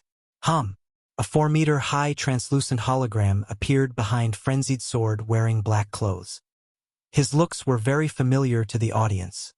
It was none other than Han Xiao. Isn't that Black Phantom? The audience was surprised. The tall hologram slowly pressed his hand on Frenzied Sword's head with an expressionless face. Buzz! A blinding electrical light suddenly appeared, and rampaging mechanical force flowed into Frenzied Sword's body through the hand of the hologram. The next moment, Frenzied Sword was completely surrounded by violent bolts of lightning. What ability is TH? What? Before the commentator could react, the next scene made his jaw drop. Frenzied Sword lunged forward, and Key of Solomon's new magic shield was broken in just one hit. It was as weak as a bubble. Then, Frenzied Sword closed the distance and smashed down his shield on Key of Solomon's still confused face. Bang! The demon flew out spinning like a cannon, shattering a house. Key of Solomon's health decreased by 21% instantly. Just a shield slap took more than 1/6 of his health. The overwhelming enhancement dealt tremendous damage. The tables turned in an instant. The image quieted down, and only the sound of flames and electric currents could be heard. The audiences hastily looked at the status bar and were dumbfounded. Black Star's Advent, plus 247% machinery affinity. Duration 3 minutes. Source: Character summon card Han Xiao. The commentator opened his mouth, but could not give a proper description of what had just happened. In the end, he could only say one word. Overpowered.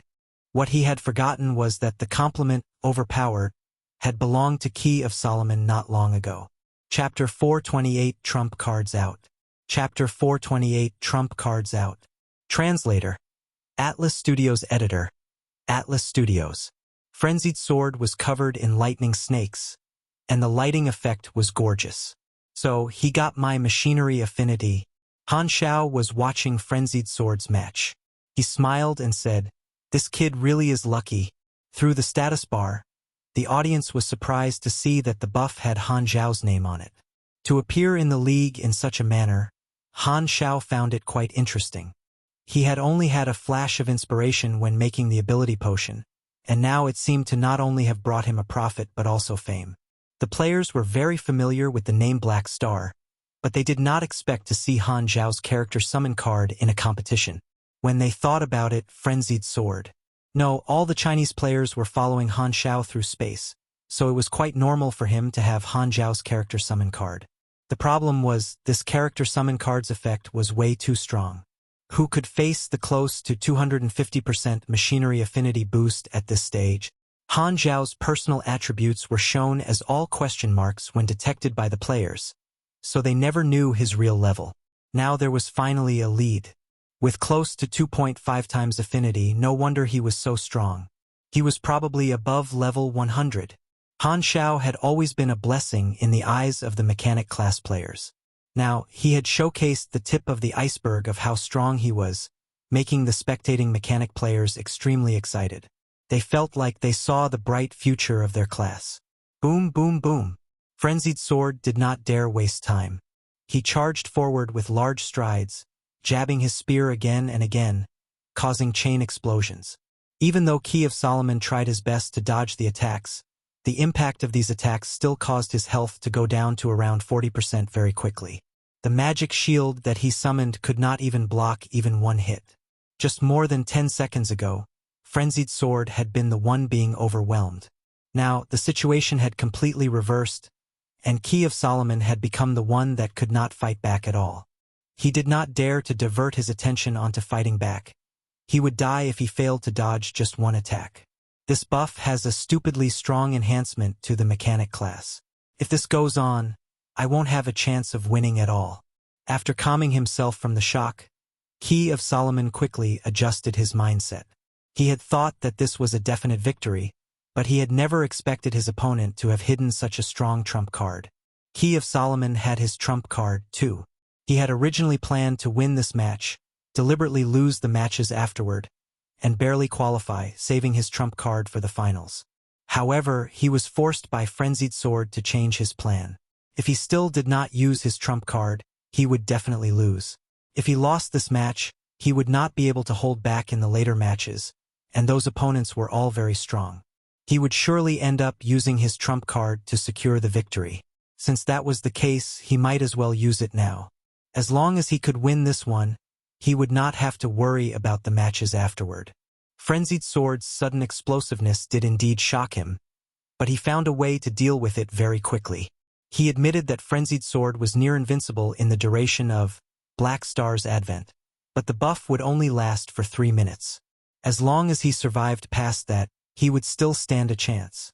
It just so happened that his trump card, Howling Gate, was able to do that. Whoosh! Key of Solomon used his last mobility ability, Flame Jump, and disappeared, then reappearing in a sea of fire more than 20 meters away. He quickly pulled down his necklace and pressed it on the floor. His mana decreased by 40% instantly, and blue magic flowed into the necklace, releasing a blinding light. At the same time, Key of Solomon started to chant, "Frost that spreads death, fire that extinguishes life. With the blood of the demon race I build a bridge. Please answer my call, the most elite invaders. Let our enemies witness the winter that froze the world." Hum! A divine sound appeared like it came from the void. An ice-blue gate of light rose from the ground before Key of Solomon, covered in dancing blue flames. It was 4 meters tall, and inside it was a vortex of magic. Demon warriors that were 3 meters tall walked out from the light gate one after another. They wore black metal armor covered in spikes. 2 of them held a 2-handed axe. Another 2 had a magic crossbow flickering with blue light, and at the front was a ranger who had a chain hammer and rode on a demon wolf. There was a total of 5 demons. Frubuvel.cm. This was the phantom of an extinguished army scouting team. He's a summoner. The commentator yelled so loudly he almost broke his voice. The spectators' expressions shifted. One word could conclude the image of summoners in the hearts of the players. Be***starred. In Han Xiao's previous life, the mage summoning style and mechanic army style were known to be the 2 most disgusting styles. Balance? Technicality? Sorry, never heard of that. I am just strong. The human wave tactic could drown enemies. If there were enough summoned creatures, even a player could fight many others at once. In the current stage, the army style had yet to appear, but the summoning style was already beginning. Of course, strong styles had their limitations.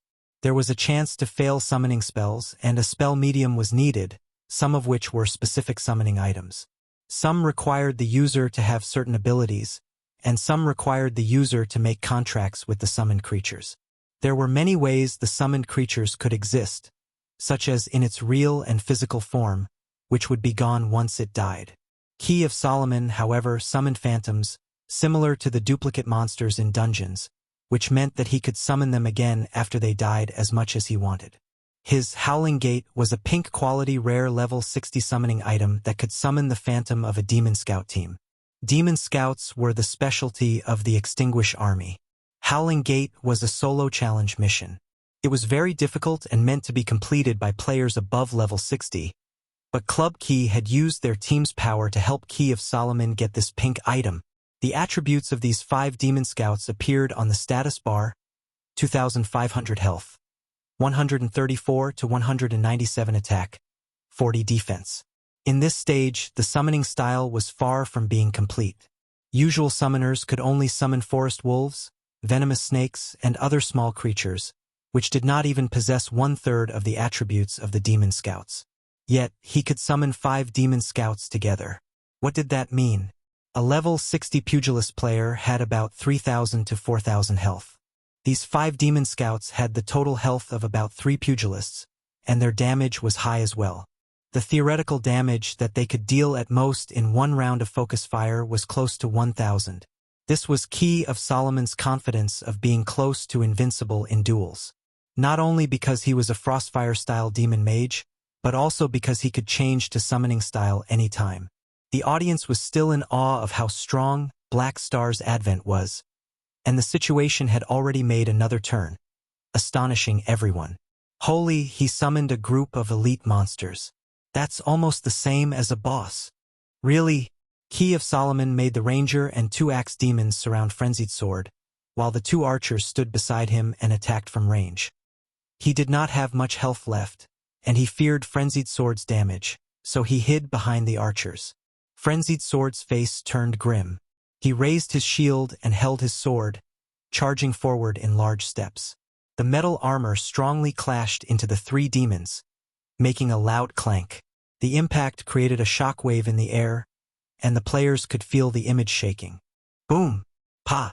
Then, the thick smoke and electrical sparks of the explosion were released from the tip of the spear. Frenzied Sword slashed horizontally, hitting those 3 demons at the same time. The audience could see that the health of the 3 demon scouts decreased by 1/4 instantly.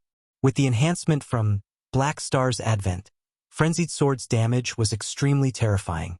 Not only that, the defense power of his armor enhanced too, so he was not afraid of being surrounded. Just 3 minutes. Key of Solomon was frustrated. In his eyes, the first appearance of the Howling Gate had to result in an overwhelming victory. Yet, his first use of it was to stall the enemy and cover his retreat. Shameful. As they fought, the number of people watching increased continuously. This match was filled with many twists and turns and had many exciting parts, so it attracted more and more viewers. The appearance of the summoning spell made the audience think that the situation would turn around once again, or at least they would be on par. However, the following scene was still Frenzied Sword's solo performance. He destroyed a group of demon scouts alone, and the summoner who was supposed to demolish the opponent was still being beaten by Frenzied Sword. The summoner class is a very strong class. Although Key of Solomon is currently at a complete disadvantage, it does not affect how strong summoners are. The caster was analyzing the reason for summoners being so strong, but when he saw what was happening, he felt that he did not sound convincing at all. However, he could only continue speaking. You're not making sense. Many contestants were watching this game with a grave attitude. Key of Solomon has very strong summoning items. Unlike Frenzied Sword's one-use character summon card, his summoning spells can be used continuously. This guy is a very strong opponent, so specific plans have to be designed in advance. Although contestants from the various countries feared Key of Solomon, they could not help but feel lucky. Luckily, the Black Star's Advent buff is a one-time card, or there would be no point in taking part in the competition. Key of Solomon felt like that was the longest 3 minutes that he had experienced. The demon scouts that he had high hopes on were all slashed into pieces by Frenzied Sword. He looked at the time. Less than 2 minutes had passed, and Frenzied Sword status could last for at least 30 more seconds. Key of Solomon, on the other hand, had nothing up his sleeve. The audiences were happy to see this. 3-minute real man, damn. What Black Star's Advent? This is called Demon's Demolishing Spell. Summoners can be beaten? You should be ashamed. Key of Solomon. What can I do? I'm desperate too. This is like a high-level account crushing a low-level one. Speaking of which, Frenzied Sword can indeed be considered a high-level account after gaining so much extra machinery affinity. Ha ha ha ha. This is so funny. This summoner looks like he was team-wiped while fighting the dungeon boss. Just look at his confused eyes. Plop! The gun lance stabbed into Key of Solomon's chest without any obstruction. Key of Solomon held onto the spear with rage and regret on his face. He still lost even after he used his trump card. Now, others would be cautious of his trump card, but he did not get anything from it. This battle was not worth it at all. Boom! An explosion occurred inside his body and took away his last bit of health. Key of Solomon turned into a white light and died. The commentator waved his fists in excitement. Such a wonderful and exciting fight. Congratulations to Frenzied Sword on finally emerging victorious. This match received a very high broadcast rating and popularity. Players from all around the world discussed the match passionately. They were especially happy to see the summon style getting overwhelmed. As Frenzied Sword used the Black Star's Advent buff to crush the opponent, Han Xiao's fame increased indirectly. A mysterious NPC that had been active since the start of the server launch finally revealed a little of his strength. The great mechanic Han was always a hot topic, and his past actions were made into memes by the players. As long as there was a related post, it was very easy for it to attract many people on the forums to meme it. This event sparked the players to guess his abilities and what mechanic class style he used. Frenzied Sword defeated a strong opponent, so his chance of qualifying increased. Key of Solomon's final trump card was forced out, but he still lost in the end. The summoner that should have been like a boss became the party that fought against a boss. After the match, many reporters deliberately asked how it felt to be crushed as a summoner. These questions were like rubbing salt in Key of Solomon's wounds. He left the scene furiously. Actually, his howling gait was truly strong. In the matches afterward, he had no choice but to go all out in order to qualify. He used Howling Gate and defeated strong opponents one after another, showcasing how strong a summoner was. However, the better he performed, the more it backed up how overpowered Frenzied Sword was, or more accurately, how overpowered the Han Xiao character summon card was. Frenzied Sword got rid of the post-match interview, hastily returned to the hub stronghold, and looked for Han Xiao.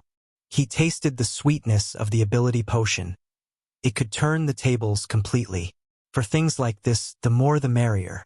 He went to Han Xiao's room, and Dynasty, Temple of God, and Long Sky's people had been surrounding Han Xiao since long ago. They had all watched the match and could not wait to buy Black Star's ability potion. However, there was no new stock in the store panel. They looked up at Han Xiao. This scene made Han Xiao feel like these players were pigs waiting to be fed, and he became the mother pig. What you looking at? Do you want the ability potion? There's no more. Han Xiao chased them out. You people, the potion came from my blood. Trying it once was enough. I would have to drain myself completely to satisfy you guys. Chapter 429, The Finals. Chapter 429, The Finals. Translator. Atlas Studios Editor. Atlas Studios. The group matches were coming to an end. The situation was becoming clearer. Long Sky was in 8th place and Temple of God was in 9th place. Their point difference was not a small one. Temple of God had to get a huge win in order to surpass Long Sky, but the next match was between the two of them. This meant that no matter who won and who lost, there would definitely be one side that qualified. Many Chinese spectators felt their hearts being squeezed. They all hoped that all 3 Chinese teams could enter the top 8, but the situation was a very difficult one. This internal battle was expected since the grouping was decided, but when it really happened, they were still nervous about it. Group C was filled with strong teams, so it was very difficult to gain points. Many teams that had the chance to qualify did not even enter the top 10. So Long Sky and Temple of God's result was already quite good. Some players calculated the points and came up with a conclusion that made the people feel very complicated. Long Sky had more points. If they deliberately held back and lost this match, giving Temple of God enough points, Temple of God would be able to jump to the 7th place while Long Sky would drop to the 9th place. In that case, Long Sky's point difference with the 8th place team would be very small. The matches coming up for them was easier than those for the 8th place team, so there would be a very high chance for Long Sky to get back to 8th place. This way, there was a chance for both teams to qualify. The worst outcome of the internal fight would be Temple of God winning with a slight advantage and only getting a few points while Long Sky lost and did not get any points. This would mean that this round was a waste and did not produce many points. Not only would Temple of God's situation remain unchanged, but Long Sky's ranking would also become unstable. Working together secretly was the only way to achieve the best results. However, this was just the thoughts of the fans. Han Xiao had never been someone who would do such things. His professionalism made him go all out against any opponent, and it was absolutely impossible for him to fake the match. His personality was very simple and direct, so he did not want to bother about these things. Long Sky did not plan to hold back at all. This internal battle was tragic and intense. Both sides had armor and were similar in strength. The outcome of this battle was Long Sky getting the upper hand and winning, defeating Temple of God and making their ranking more stable. Temple of God's hope to qualify was destroyed by Long Sky. A part of Temple of God's fans immediately became enraged. They scolded and blamed Long Sky and even made it into a matter of betrayal. However, most people, including a portion of Temple of God's fans, did not agree with such comments. They felt that Long Sky did nothing wrong. This was a competition, and competition meant going all out. Playing fake matches was an unethical act, so there was not much to discuss when they lost after giving their all. Of course, Temple of God stood on the side with moral high ground, telling the fans to not blame Long Sky, saying that they were the ones that did not perform well. Of course, it was impossible for them to be not upset. Their journey in the International League had come to an end, but their competitor continued their journey by stepping on their corpses. However, Temple of God had always been very realistic. The situation had already been determined, so there was no need to be angry about it. The problem that they thought of was preventing more losses, which was what Li Gu was good at.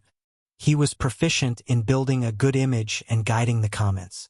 Under Li Ji's lead, not only did they deliberately not fight seriously in the last few matches, but they changed their tactics and fought more fiercely and aggressively. It felt like they knew that they had no chance to qualify, so they stopped being so cautious and played the game their way. More importantly, their goal was to give the impression that they wanted to make sure the opponents did not get too many points from them, which meant that they were indirectly helping Long Sky drag the enemies down, building an image of never giving up and showcasing the spirit of teamwork. Then they found someone to make this kind of deduction in the forums and lead the others to agree. Temple of God's image became positive and selfless instantly. They were on the peak of the moral high ground. When people talked about Temple of God, they all praised them. This way, not only did they receive fame and a better name, they also reduced the negative impact of not qualifying. Furthermore, they used this method to create a contrast between them and Long Sky, who defeated their fellow countrymen, emphasizing how virtuous they were. The Temple of God superiors were somewhat satisfied with this result. Of the 4 largest clubs in China, Temple of God was the most commercialized club. If losing the battle would give them more benefits, Han Xiao did not doubt that they would do that. As the last match ended, the qualified teams were decided. 1. Devil. 2. Dynasty. 3. Hydra. 4. Key. 5. Tulips. 6. Kangaroo Boxing. 7. Rose Knight. 8. Long Sky.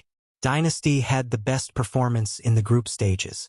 Around the middle of the competition, they surpassed Devil and took first place, but in the last few matches, they held back purposely and dropped to second place. This was because the battle in the finals was determined according to the ranking of the group stages. If Dynasty was ranked in first place, their opponent would have been Long Sky, who were ranked in 8th place, which would not be good. Therefore, after discussing internally, Dynasty decided to drop 1 place.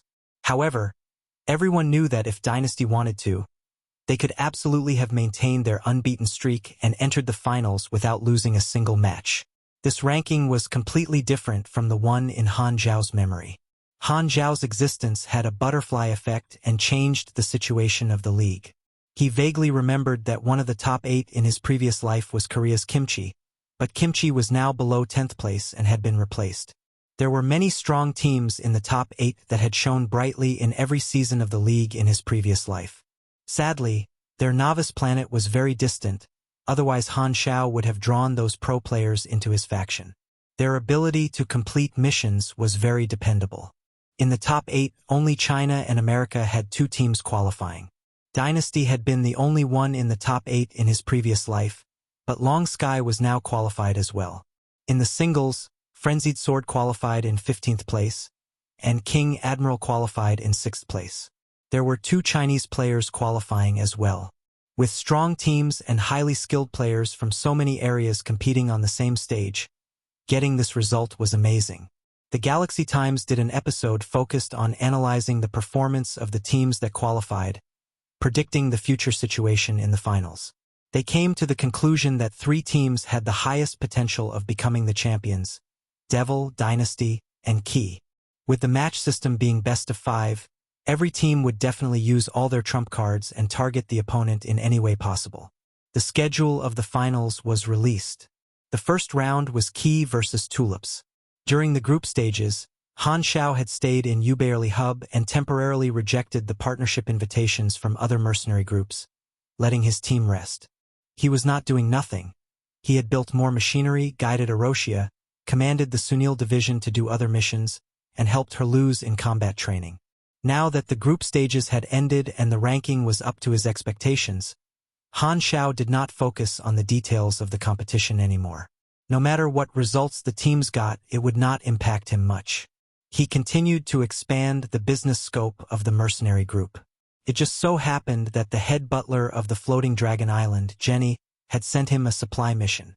The logistics manager Hire had requested a new batch of resources.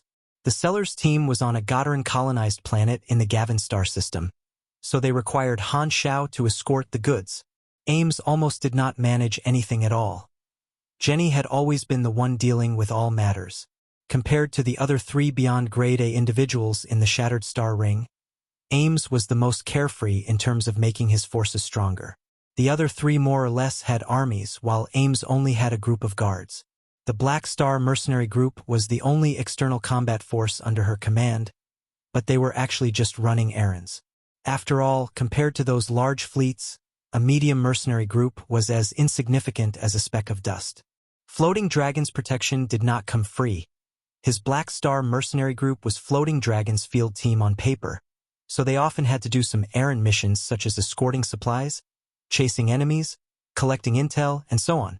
It was similar to the daily missions of a faction. It did not have a high experience reward, and was mainly meant for increasing the faction favorability.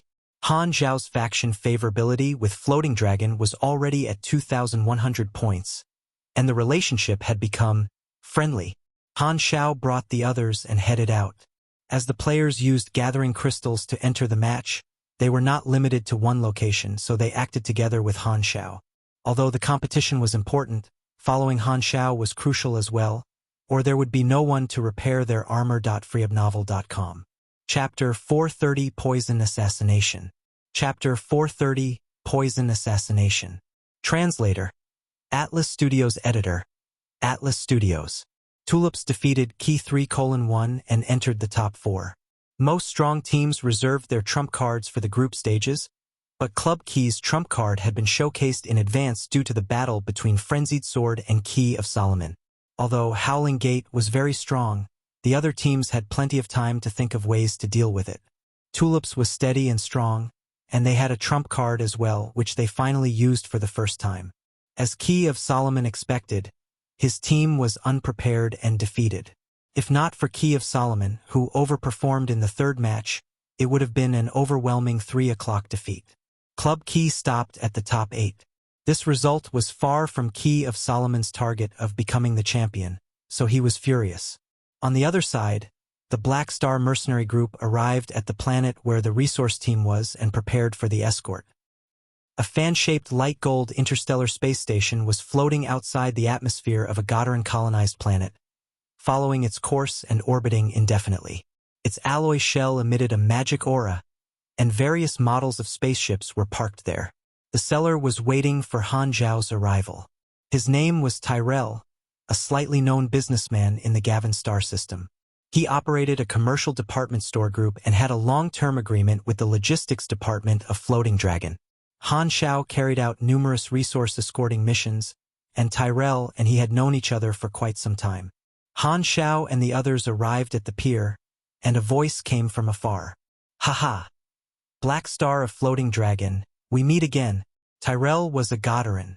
His body shape was round, and he had a passionate smile on his face. He approached with quick steps and gave Han Xiao a bear hug. "Have to trouble you guys again. All the resources that Floating Dragon needs are packaged and listed. Do you need to do a check?" He guided Han Xiao and the others to the side, where metal boxes piled up like a small hill. They were all resources that Hire had ordered. "We've worked together so many times.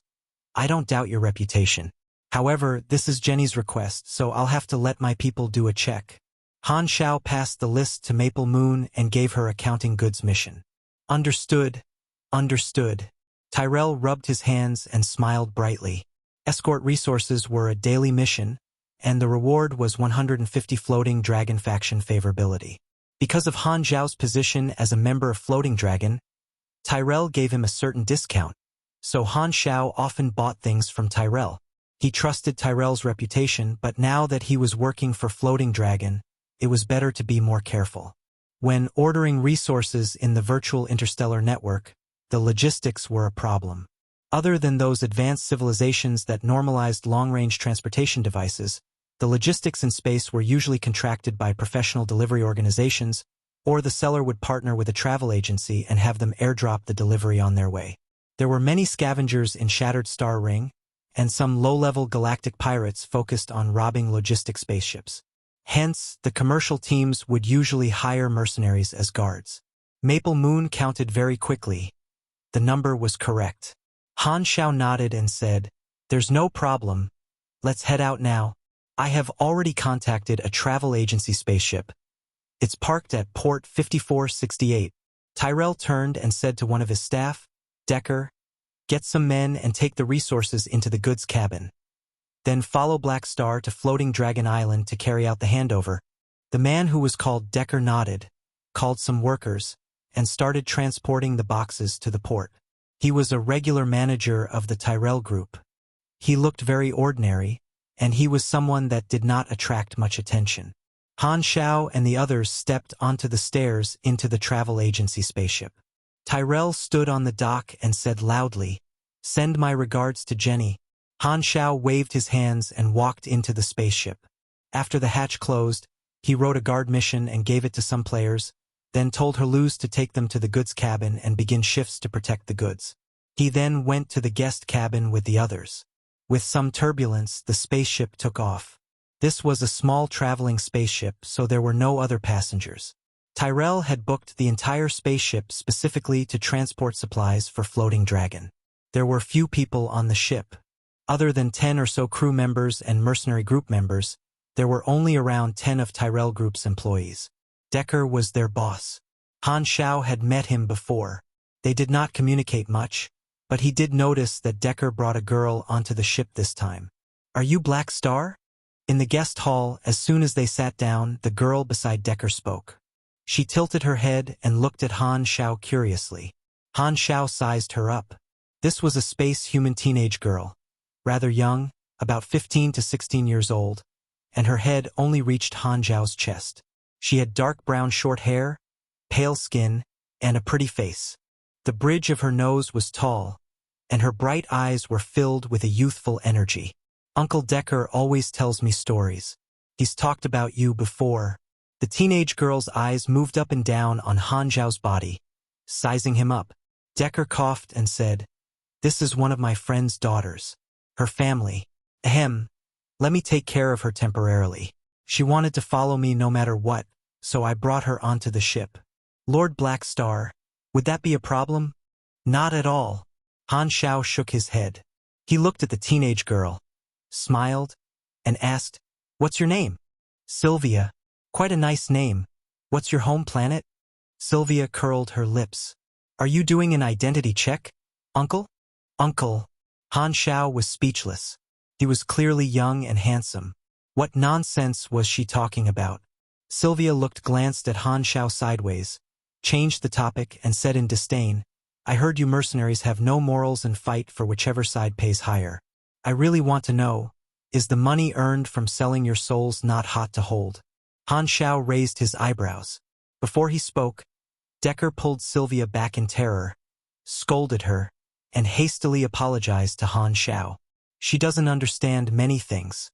Please don't take it to heart. It's all right. Understandable. Han Xiao waved his hands. Words had basically zero impact on him, so of course he did not care. This small girl has quite some guts. She knows we are a bunch of brutes, yet he still dares to question me right in my face. Quite brave. I'm not a small girl. Sylvia was a little angry and pushed her chest up. Not small indeed, but still needs development. Bun Hit Dog's eyes moved down, and a dirty smile appeared on his face. Suddenly, he realized that Han Xiao was looking at him without saying anything. He immediately kept his eyes to himself, wiped off his smile, and sat up straight. They fastened their seatbelt, and the spaceship entered jumping mode very quickly. Only then could they walk around freely. Sylvia was energetic and active. She curiously ran around the spaceship and glanced through the spaceship's structure in awe. Sometimes, she would place her head on the porthole and look outside the window at the streams of light outside.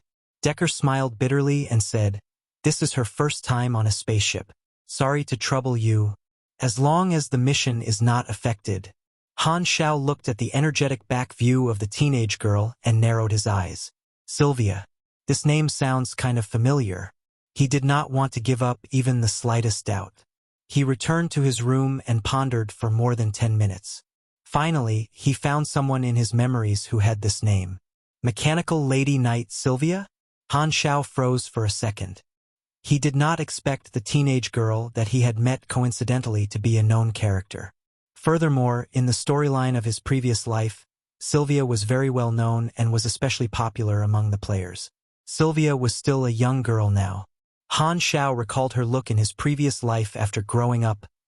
Long hair, valiant and fearless, wearing light mechanical armor and a cape, just like a knight. What was a very important factor in determining the attractiveness of a female character? Parodies.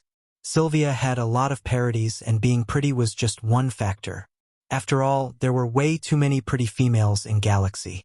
The more important reason was her background, identity, personality, and storyline. Beauty was never Han Xiao's focus. He recalled Sylvia's character background. It was way too long ago, so he could only vaguely remember. Sylvia's father was chased by a certain mercenary group and died. She was still young back then, so she took the path of revenge. She moved from forces to forces, learned mechanic class knowledges, and became a galactic pirate chasing after that mercenary group. In the timeline of that version, due to the Crimson Empire expanding once again, all the starfields could only care about themselves. The large mercenary groups in various star clusters of the Shattered Star Ring mimicked the mercenaries in the Silver Arm starfield, creating the Shattered Star Ring Alliance. They turned themselves into an enormous mercenary group with millions of members and tens of thousands of battleships of all kinds of models, more than enough to take part in even large space wars. Sylvia was the archenemy of the Mercenary Alliance.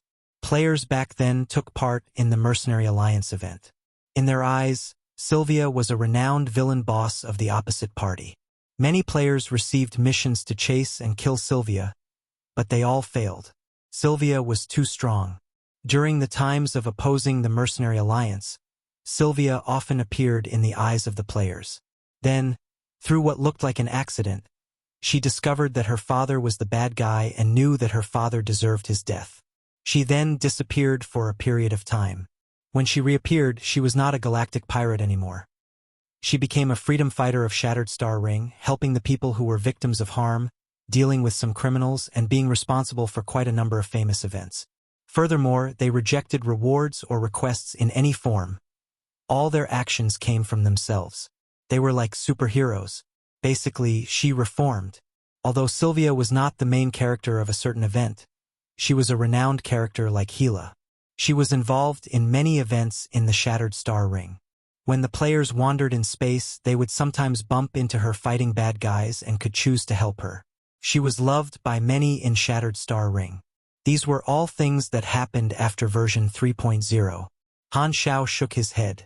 Sylvia's reform process and her experience of turning from someone with so much hatred into someone as righteous as a knight were filled with opportunities for parodies, such as, "Bah, Why am I thinking of this? Didn't expect to meet a future celebrity. Han Xiao stroked his chin. For some reason, he felt somewhat strange, like he had missed some important information. Floating Dragon Island was in the Rain Star system of the Colton Star Cluster. There was a small star gate on their way that could teleport them, and the traveling time was about 10 days. Every day, Han Xiao built machinery and traded with the players. He did not pay much attention to the league, only looking at the results. The top 4 teams were decided. Long Sky stopped at the top 8 after facing Devil, who were ranked first, and were defeated 1:3. It was quite regretful. Dynasty defeated Rose Knight 3:2, advancing to top 4. Japan's Hydra defeated Australia's Kangaroo Boxing 3:1. The top 4 teams were Tulips, Devil, Dynasty, and Hydra. The upcoming grouping was extremely important.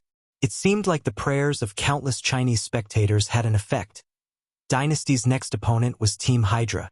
Compared to the steady Tulips and extremely strong Devil, Hydra was no doubt a weaker opponent.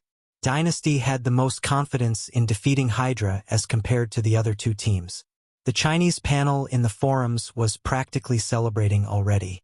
In terms of singles, King Admiral advanced to top 8. Frenzied Sword stopped at top 16. But Frenzied Sword was very satisfied. He was already overjoyed that he could enter the second round of the International League, a result that was much higher than his initial expectations. Compared to Frenzied Sword's ranking in Han Xiao's previous life, this was indeed a huge improvement. In his previous life, Frenzied Sword did not even make it into the International League, but now, he was one of the top 16 players on the International League. Frenzied Sword benefited the most, and his position among the Chinese players rocketed from nobody to a supernova. 10 days later, the spaceship exited the jumping state. Floating Dragon was only half a day away. It was dining time. Han Xiao walked out of the machinery modification room and came to the dining hall. This was the usual dining area, so many people were eating there. The food was all portable space food, so it could not be considered delicious, but it was not tasteless either. Haluz called for him from the bar. "Have a drink?" Haluz had a bottle of liquor in front of him. The alcohol made his face slightly red. "Almost forgot you're an alcoholic." Han Xiao sat down, and the bartender passed him a new cup. Haluz laughed, lifted the liquor bottle, and poured him a cup. Han Xiao shook his head and lifted up the cup. Just as he was going to drink it, his movement suddenly stopped, and an unknown alert appeared in his heart. Frowning slightly, he looked at the object introduction on his interface. Strong liquor with an added ingredient. Effects unknown. Bang! The smashing sound shocked everyone. They put their food down and looked over in surprise. Han Xiao held the bartender's collar, pressed the panicking bartender on the bar table, and said coldly without an expression, "You added poison." Chapter 431, Revenge from the Past, 1. Chapter 431, Revenge from the Past, 1. Translator. Atlas Studios Editor. Atlas Studios. What do you want? The bartender was a member of the ship's crew. His face was filled with panic, and he could not even struggle. Haluz was shocked. "Captain, this is?" Han Xiao pointed at his cup and said, "Someone added something inside. Probably poison. Impossible, I brought the liquor. Why am I fine after drinking it? Or have I been poisoned too?" Haluz was shocked. He hurriedly touched his tongue and throat, but there was no sign of the numbness from being poisoned. "There is no problem with the liquor. It's the cup." The item information of the liquor bottle was normal. Only his cup had something added into it. The only possibility was that someone had put something into the cup in advance, and the bartender who took out the cup was the most suspicious. This started as a very simple daily escorting mission. Han Xiao did not expect to meet something like this. He was very curious. Who wanted him dead? This time, the players and the company employees came. Decker and the others hurried there as well. They were very confused. What happened? Han Xiao explained simply, and everyone was surprised. Could it be a mistake? Decker asked. Han Xiao shook his head. He wrote a new mission and threw it to the players. You have triggered mission poison testing. Mission introduction. Someone seems to have attempted to poison your captain. Are you willing to help him to test the effect of the poison? Mission requirements. Drink strong liquor with an added ingredient. Reward: Black Star, Han Xiao favorability +8, 150,000 experience. Remarks: possible death. The mercenary group players received the notification on their interface. Their eyes sparkled, for this was the first time that they had seen such an easy mission that could increase Han Xiao's favorability and receive experience. Dying once was nothing. Just as they were about to snatch the cup, a shadow flew past everyone. Bunhit Dog snatched the cup extremely quickly and gulped it down without saying a word. How are you able to run this fast? Second Prince was shocked. I'm a dexterity-focused pugilist, yet I could not even catch up to you. How did you do it? Bunhit Dog glanced at everyone with pride. Before he could speak, his face suddenly changed, and the veins under his skin expanded and turned black, covering his entire face. He opened his mouth but could not say a word. The other players moved back as they saw this, leaving no one within a 3-meter radius from Bunhit Dog. Bunhit Dog froze in place for a few seconds, then blood sprayed out from his every orifice. He collapsed onto the ground and died on the spot. Tsk Tisk, truly a man of the wind. He even died quickly, Frenzied Sword said. He's dead just like that. The company employees and the crews were all dumbfounded. A mercenary died right on the spot, yet his friends had no reaction at all. What mercenary group is this? They're so cold-blooded, so horrifying.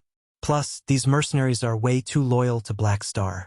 Black Star had yet to even speak, and they were already rushing to drink the poisoned alcohol, testing the poison with their body. This does not feel like a mercenary group at all, but a fanatical cult.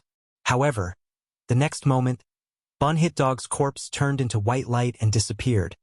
Then the sound of trotting footsteps appeared outside the door almost immediately after.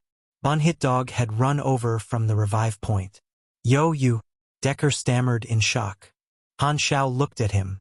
After working together so many times, I'm surprised that you don't know that we have the nickname Immortal Mercenary Group.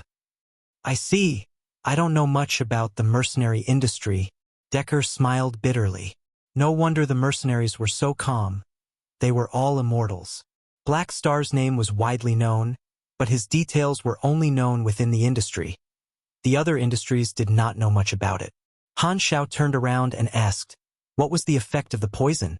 Bunhit Dog looked at the notification from earlier. You have consumed a certain poison. Judging END. Your END is lower than 280. No related immunity ability detected. You have entered poison state. High concentration corrosive blood poison. This is a poison made from some Esper ability and requires blood poison cure. Current poison level, 135 of 135. You are losing 750 health per second. Duration, 8 seconds. Warning, your health is too low. Please consume antidote as soon as possible. Your health is lower than 0. You died. Bunhit Dog read accordingly, and Han Xiao nodded. 6,000 health in 8 seconds, very lethal to players but can't kill me.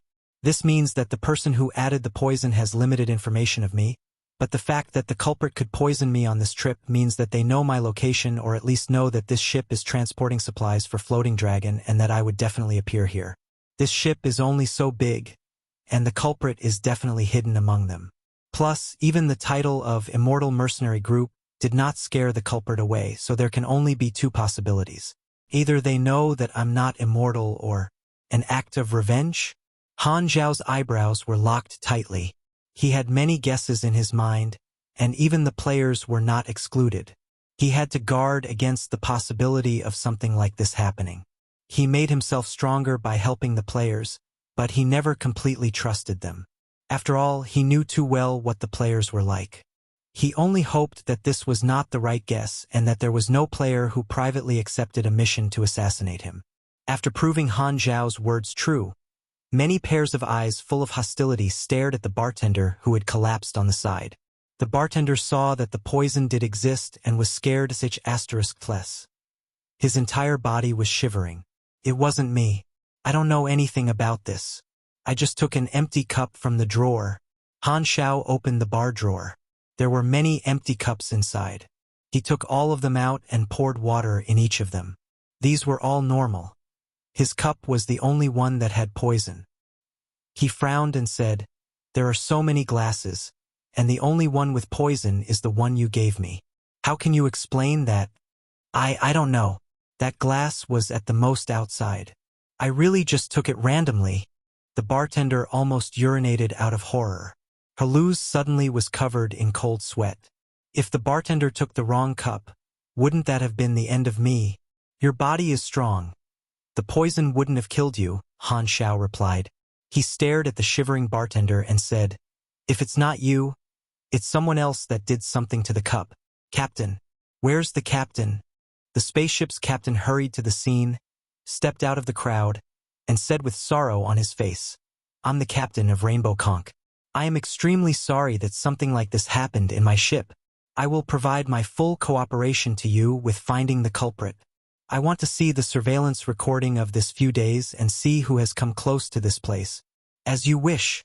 Other than the bedrooms, most areas of the spaceship had surveillance cameras, including the dining hall. The culprit could be found immediately through the recordings. The bartender was surprised. "So, I'm free to go? Are you dreaming?" Han Xiao said. "Tie him up and bring him along." The captain led them to the main control room. Just as he was about to browse through the surveillance recordings, he was shocked to realize that the recordings had been wiped. Even the earliest recording was from less than 1 day ago. "The surveillance recordings are all deleted." The captain was stunned. "I'm the only one who can make such commands. Could it be that the spaceship system has been infiltrated?"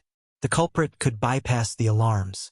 He hastily opened the background, passed through authorization with his fingerprint and pupils, and activated the system scan. But there was no sign of infiltration. Why can't the infiltration be detected? Is the spaceship completely controlled by the enemy? The captain was sweating profusely. He looked at the operation diary of the spaceship, hoping to find the ID of the person that deleted the recordings. This small traveling spaceship belonged to a galactical traveling organization, so the captain was hired and only had second-tier authorization. The highest system authorization belonged to the organization, and the captain could not modify the diary. Hence, even if the culprit controlled the spaceship, the diary would not be changed. Unless the opponent's technology was strong enough to bypass the quantum network defense of the organization's headquarters and get the highest authorization. However, there was no sign of any other accounts logging into the system, but they did find the records of the recordings being deleted. Operation Diary number 00784315. 22 hours ago. Clean all surveillance recordings. Authorization granted. Confirm/back. Confirmed. Deleting. Complete. Operator, Captain's account. Chapter 432. Revenge from the Past, 2. Chapter 432. Revenge from the Past, 2. Translator. Atlas Studios Editor. Atlas Studios. The captain's eyes opened widely. "Why is it my account? I didn't do it. 22 hours ago. I was sleeping at that time. It's the culprit. The culprit stole my account. But the login password is my biometric data. How can they be stolen?" The people looked at him doubtfully. "Maybe it was you. Now that the surveillance footage is gone, you can say whatever you want. There are a few possibilities. Maybe the superiors of your travel agency worked with another organization that is against us, or maybe the opposite party used some method to get the captain's body password data, or maybe there's a shapeshifter Esper hidden in the ship." Haluz contemplated. Everyone's face changed. They looked at each other with suspicion. Everyone looked like an enemy. Han Xiao raised his eyebrows and looked around the crowd. Everyone on the ship was gathered here, even Sylvia. She hid at the edge of the crowd and showed half of her face, sizing him up. His eyes suddenly narrowed. "Wait a minute, Sylvia?" With a flash of insight, Han Xiao finally realized where the strange feeling came from. He looked at Decker and said, "Sylvia is your friend's daughter? Is she?" Decker nodded and said with a confused face, "Yes. What's wrong with that?" Han Xiao squinted his eyes. "Her family only has her father, and if I remember correctly, that person is not a nobody. I almost fell for your lies. You acted quite well." Leniency for those who confess, severity for those who resist. Are you going to confess on your own? Or do you need me to help you confess? Decker's expression froze. His eyes clearly expressed his shock and disbelief. Why do you know who Sylvia is? Although Han Xiao did not know exactly who Sylvia's father was, he remembered that her father was a villain in the background introduction, and that was enough. Decker was just a regular employee of a business organization, yet he had a villainous friend. It was certainly possible, but still very questionable. Han Xiao shook his head in his mind. He should have noticed this long ago, but everything was normal, so he did not think too much about it. It seemed like he had let his guard down a little recently. After resting for a month due to the Pro League, along with not facing any huge threats in the 9 months before that, his alertness had decreased subconsciously. Luckily, he noticed that in time and became more alert. This time, Sylvia walked out. She was frowning. The feeling that she gave was completely different. The young and energetic feeling that she gave earlier was all a disguise. Although her body was still in puberty, the feeling that she gave was not like a teenage girl anymore. She felt more mature. Sylvia stared at Han Xiao. Her tone was complex and mixed with astonishment. You know me? She could not figure out how it was possible for Han Xiao to recognize who she was despite him meeting her for the first time. Logically, Black Star should not even know that she existed. She should have always been hidden in the dark. Sylvia had thought of many possible ways in which she would be found out, but never thought of her identity being exposed. Because of this, she would not be able to carry out her plan anymore.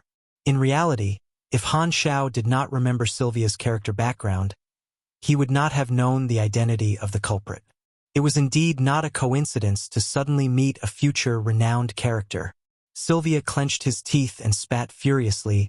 Black Star, my father was sent to jail by you. You dishonorable mercenaries only fight for money, and for that, you help those tyrants suppress the people who are suffering. My father could have saved everyone, but he couldn't because of your mercenaries. Since she was already exposed, she did not act like a teenage girl anymore. The players exchanged looks confusingly. When did we do something like that? Maple Moon could not help but ask, Little girl, what's your father's name? Langley. How can you forget his name? Sylvia was emotional. Han Xiao opened the mercenary group panel and glanced through it. There really was this name in the mission resume. It was a partnership mission with the Purple Gold Army to eradicate the stronghold of a certain rebel army. The leader of the rebels was called Langley, and as it turned out, that guy was Sylvia's father. Han Xiao was speechless. He had become the certain mercenary group that imprisoned Sylvia's father in her character background. What could he say? This was the result of the butterfly effect once again. It fell from the sky. Not only you but Purple Gold Army too. This will not be the last time. I will hunt you people to the depths of hell, Sylvia yelled. Bang! As soon as she finished her sentence, the sound of a smoke grenade exploding came from behind them. Dark red poison gas rose from within. You are surrounded by certain poison gas. Judging END. Your END is lower than 280. No related immunity ability detected. You have entered poison state. Low concentration corrosive blood poison gas. This is a poison gas made from some Esper ability. Require blood poison cure. Current poison level, 30 of 30. You are losing 200 health per second. Effects will wear off after not breathing in poison gas for 3 seconds. They turned around hastily and saw that the captain had already put on a gas mask. He was the one that threw out the gas grenades. At the same time, the announcement from the spaceship system echoed in the entire spaceship. Auto-navigation altered. Current destination, the closest fixed star. Heating up jumping engine. Estimated time till arrival, 13 minutes and 48 seconds. The entire ship has entered lockdown mode. All gates are locked. Repeat. All gates are locked. Boom. The gate in the main control room closed with a loud band, together with all the doors along the corridor and paths in the spaceship. The captain had prepared long ago. He dashed out extremely quickly before the alloy door on the other side of the main control room closed.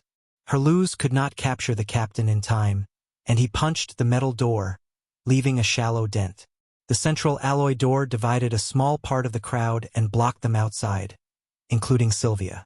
Now, Han Xiao and the others were all trapped inside the main control room. The crew was all stunned. The captain was with an enemy. Whoosh! This time, clouds of dark red poison gas sprayed out from the ventilation pipe. The ventilation system had been modified, and now the hidden system was activated by the captain. Han Xiao held his breath, and his eyes flickered. This was not just an assassination. This ship itself was a complete trap for them. The reason that Sylvia knew their whereabouts was most likely because of how well known they were. This time, a new mission appeared on the interface. You have triggered urgent mission, Sylvia's revenge. Mission introduction. Because of a regular mercenary mission, you made Sylvia lose her father. Now you have to face the blazing flames of her revenge. Mission requirements. Nullify Sylvia's revenge methods. Reward: 1,200,000 experience. TSK, they actually plotted against us and planned to send us into a fixed star and burn us to a crisp. Not a bad idea. Han Xiao smiled. He did not panic at all. He was extremely familiar with this kind of plan. He had fought the Germinal organization this way back then. What do we do now? Herluz looked at him. He could breathe and talk as usual because his END was more than 280, so the poison gas could not hurt him. Her plan is quite interesting, but she missed a very important factor. The mechanical suit expanded from his necklace to his entire body. His helmet filtered the poison gas, and his poison state was gone in no time. Han Xiao walked in front of the main control panel, pressed on the screen, and opened the spaceship system interface. He stretched his fingers, shook his head, and laughed. I'm a mechanic. Chapter 433, Revenge from the Past, 3. Chapter 433, Revenge from the Past, 3. Translator. Atlas Studios Editor. Atlas Studios. The players activated the filter in their armor as well, making them immune to the poison gas. They looked at Han Xiao and waited for his orders. That captain used his authority and locked the spaceship's navigation. I'll hack into the spaceship system and change its course. You guys blast the alloy gate open. Some of you go to the central computer room and insert this chip, and the rest of you go to capture Sylvia and her allies. Han Xiao opened his palm. With a flash of electricity, a black chip flew out from his pocket. Understood. Herluz nodded. He pocketed the chip, swung his battleship slicing blade, and slashed alloy door. With a piercing sound of steel being torn apart, an opening appeared. Dozens of armored players raised their firearms and fired at the door. The door was quickly covered in holes before collapsing. In the poison gas, they walked out of the main control room. In front of them was another locked alloy door, and the group of people who had been separated earlier were trapped in the pathway. Many of them were poisoned and barely clinging on to life. Decker was surprisingly among them too, but Sylvia had disappeared. The players took out gas masks and placed them on these people. Decker was weak and powerless. The moment he caught his breath, he started tearing up. I was forced. That girl used my family to threaten me, forcing me to act and cooperate with her. I really had no choice. I'm sorry. Cut the CR*P. Where's Sylvia? Herluz demanded. She's allied with that captain. She used the authority to open the alloy gate and escaped, leaving us here. Bang! Herluz slapped Decker unconscious and said, "Tie him up. The captain might question him later." Gunshots echoed in the spaceship. They broke through alloy doors one after another rather quickly. Sylvia had turned the spaceship into a trap, but the spaceship itself could not trap them. This was the difference in raw strength. Han Xiao guessed that Sylvia would be going to the escape cabin as soon as possible and escape before the spaceship entered the jump state, at the same time releasing all the emergency escape ships and trap them in the spaceship. However, he was a mechanic and could seize the spaceship's authorization. This was the flaw in Sylvia's plan. Han Xiao opened the spaceship system. His fingers moved so quickly that they created afterimages. He entered countless codes and quickly hacked into the background of the system. Then he met resistance from the security system. He had bought some new advanced knowledges throughout the 9 months, such as advanced smart technology, which made up for his weakness in terms of hacking.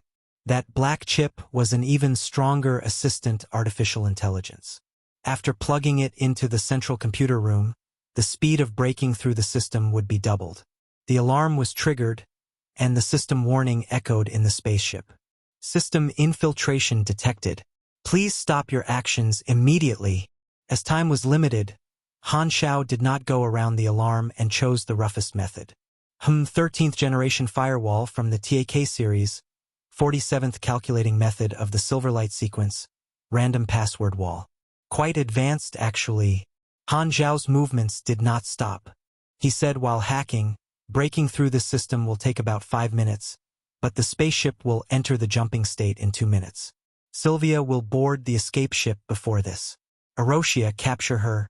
Upon hearing Han Xiao's words, Arosia turned into energy form and left through the wall. Metal walls were meaningless to her. Only energy barriers could stop her from going through the wall. Everyone was moving while Han Xiao stayed in the main control room and focused on hacking the system. Damn! How was I exposed? How can Black Star possibly know who I am? The sound of hurried footsteps echoed in the ship bridge. Sylvia was running hastily. She used the captain's authority to open one alloy door after another and closed them after she passed through. The sound of gunfire became clearer, meaning that she did not have much time left. If they fought directly, she would not be able to resist at all. Every second counted at this time. Sylvia did not dare to stop. Warm, moist air came out of her lungs time after time as she gasped for breath. In order to complete the trap, she had used all her savings to hire a freelance killer and even knew about Han Xiao's whereabouts through the intel network of an organization. Sylvia clearly knew that she was too weak. In order to go against the Black Star mercenary group, she could only depend on a conspiracy and plot like that. She wanted the spaceship to become Black Star's grave. Sadly, she could now only hope to save herself. Do you regret it? A sound echoed in her heart. Sylvia bit her lips. Many images appeared in her head. Her father's eyes that were full of love, the happy memories of her childhood, plating her memories with warmth. However, the images shattered like a mirror. Flames devoured these memories.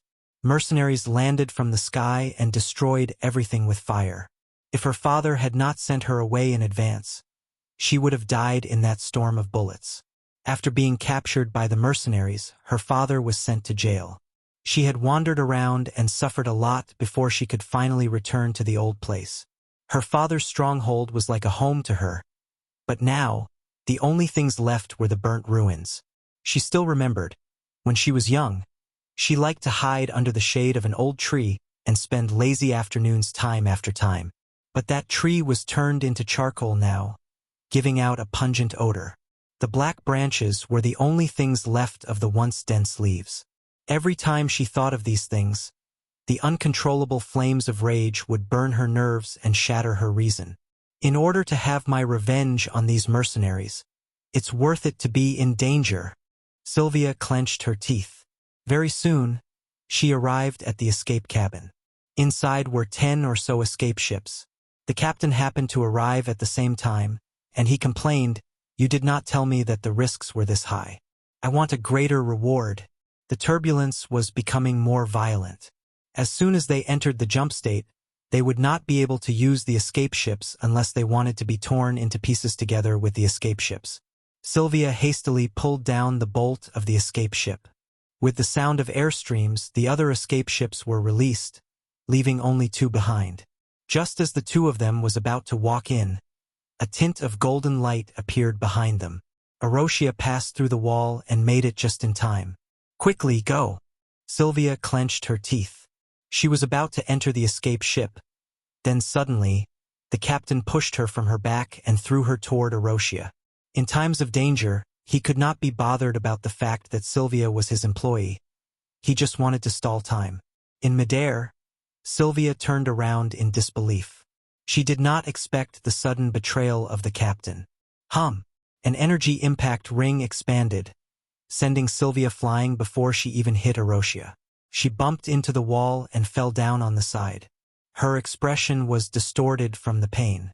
Arosia straightened her arm. Her forearm turned into a beam of gold energy and swept at the two escape ships like a whip, melting through their shell and leaving a consistent red cut. It was clear that they could not be used anymore. The captain's face changed completely. Boom! The alloy door collapsed. Herluz and the players rushed to the scene and surrounded the two of them. At the same time, the spaceship suddenly trembled and entered the jump state. It's over. Sylvia closed her eyes in despair. The poison gas dissipated slowly, and the locked alloy doors opened one after another. The spaceship exited the jump state and stopped in space. Hacking the spaceship system was just a matter of time to Han Xiao. After getting Sylvia under control, he easily gained the captain's authorization. The entire spaceship was under his control now. He canceled the navigation toward the fixed star, and the danger was diffused. Sylvia felt that her plan was lethal, but in reality, it was not much of a threat to the current Black Star mercenary group. The mercenary group could get out of danger with their raw strength, so Han Xiao had no reason to panic at all. Sylvia was still too young and naive at this period of time. The interface notified them that the mission was complete. The players were joyful upon receiving 1,200,000 experience. The incident had come to an end. All the people on the ship were gathered in the guest hall. Around them were mercenaries who aimed their firearms at them. In the middle were Sylvia, Decker, and the captain, who were bound tightly. Han Xiao sat on the sofa, placed his elbows on his knees, and leaned slightly forward, slowly scanning the three of them. His aura was like a crouching tiger, very pressurizing. The crew and the company employees did not even dare breathe loudly, despite them not being the ones who were being interrogated. Decker hastily explained the situation. A few days ago, the Tyrell group had prepared the supplies for Floating Dragon Island and confirmed to let him take care of the handover. After that, Sylvia had found him and forced him to cooperate. You know about our whereabouts, so there's definitely an organization that provided you help. You're just a small girl and won't have such a vast intel network. Han Xiao was expressionless.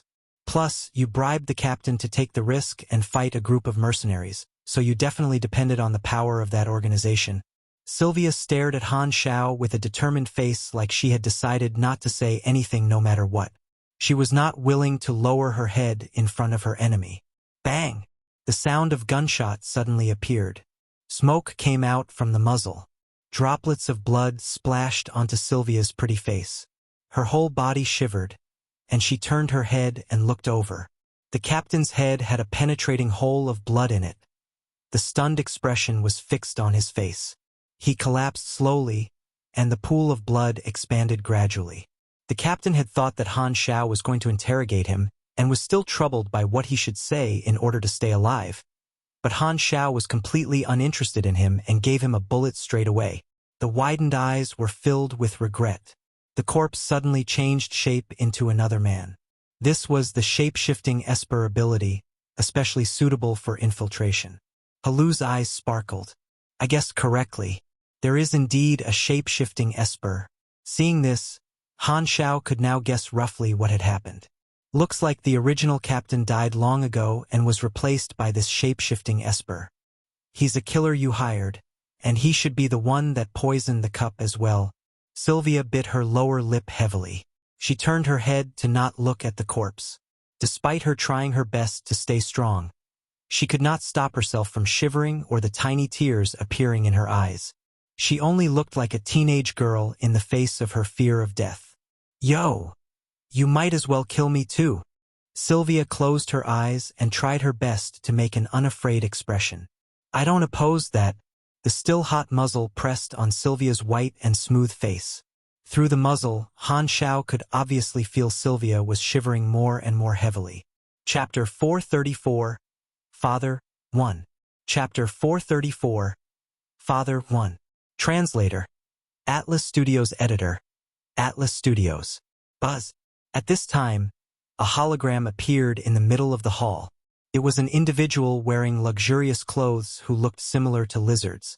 He scanned the entire place, looked at Han Xiao, and said in a confused tone, "The system of a spaceship under our organization was hacked. Black Star, did you do this? Your response is too slow. I've been waiting for you." Han Xiao leaned back on the sofa and looked up at this lizard man, temporarily putting Sylvia's case aside. This spaceship belonged to a galactic travel agency, so the organization had the highest level of authorization. As soon as the spaceship was taken away by an outsider, the organization would notice it right away and locate the spaceship, unless the connection was cut. However, doing so not only required hacking technology but also all sorts of disrupting and invading hardware. Only then would the highest level of authorization be blocked. Han Xiao took the captain's authorization, so he had known long ago that the actual owner of the spaceship would find him. Although the spaceship was under his control, there was no way to block the owner's range surveillance.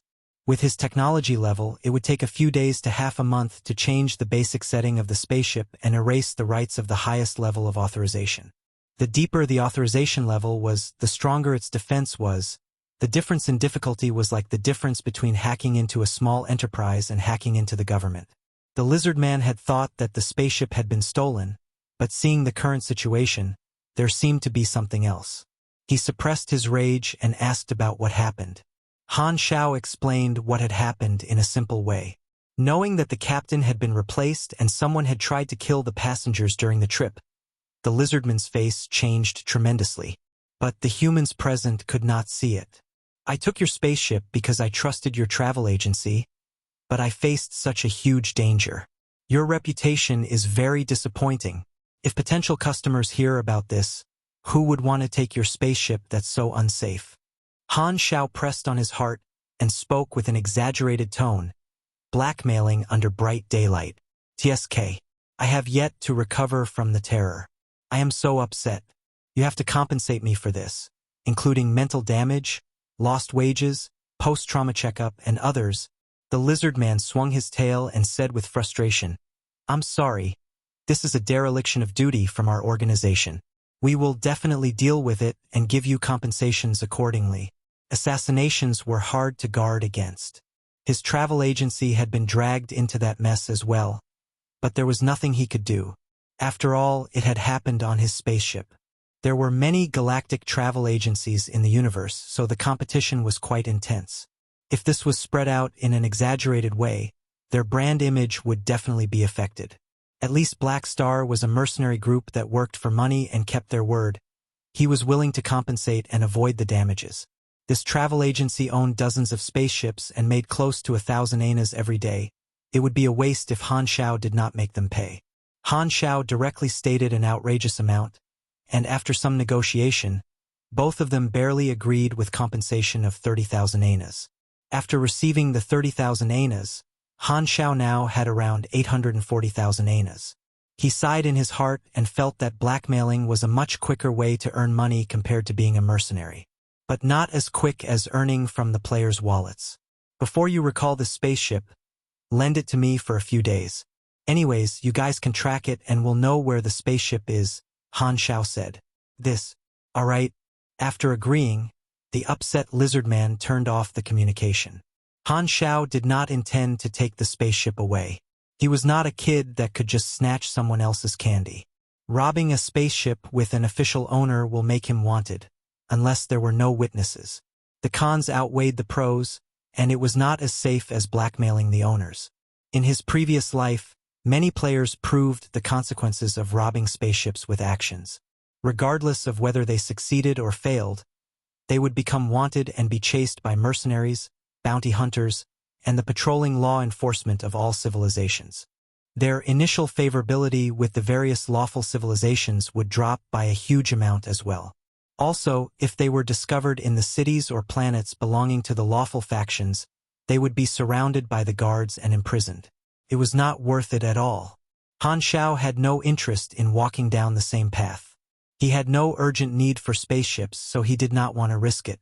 Furthermore, he knew how to get spaceships for free without the side effects, so of course, he was not interested in robbing the spaceship. After this matter was settled, Han Xiao looked at Sylvia again. This teenage girl was tied up tightly and was slumping at the side. Her low eyelashes trembled continuously, looking extremely pitiful and heartbreaking. However, this had absolutely no effect on the great mechanic Han. Only dead enemies were good enemies. Wait a minute. Who tied her up like this? Han Xiao had only just realized the superb tying skills used on Sylvia. Bun Hit Dog raised his hand immediately like a good student answering a question. He said with a bright smile on his face, "I did. Doesn't it look amazing?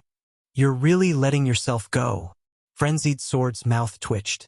On the side, Herluz shook his head and asked, "Black Star, what are you planning to do with her?" Han Xiao played with a firearm, glanced at him and said, "Judging from your tone, you seem to have some suggestions.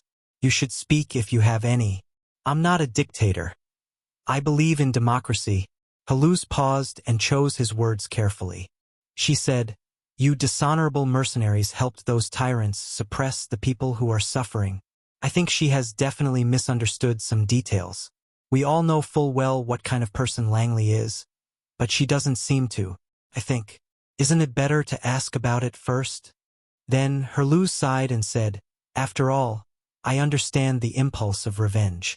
Not mentioning the fact that she's just a child, if there was a chance for me to assassinate the leader of Darkstar, I would not even hesitate." "I see, good for you." Han Xiao's mouth twitched. He turned around, looked at the players behind him and asked, "What about you guys? Any suggestions?"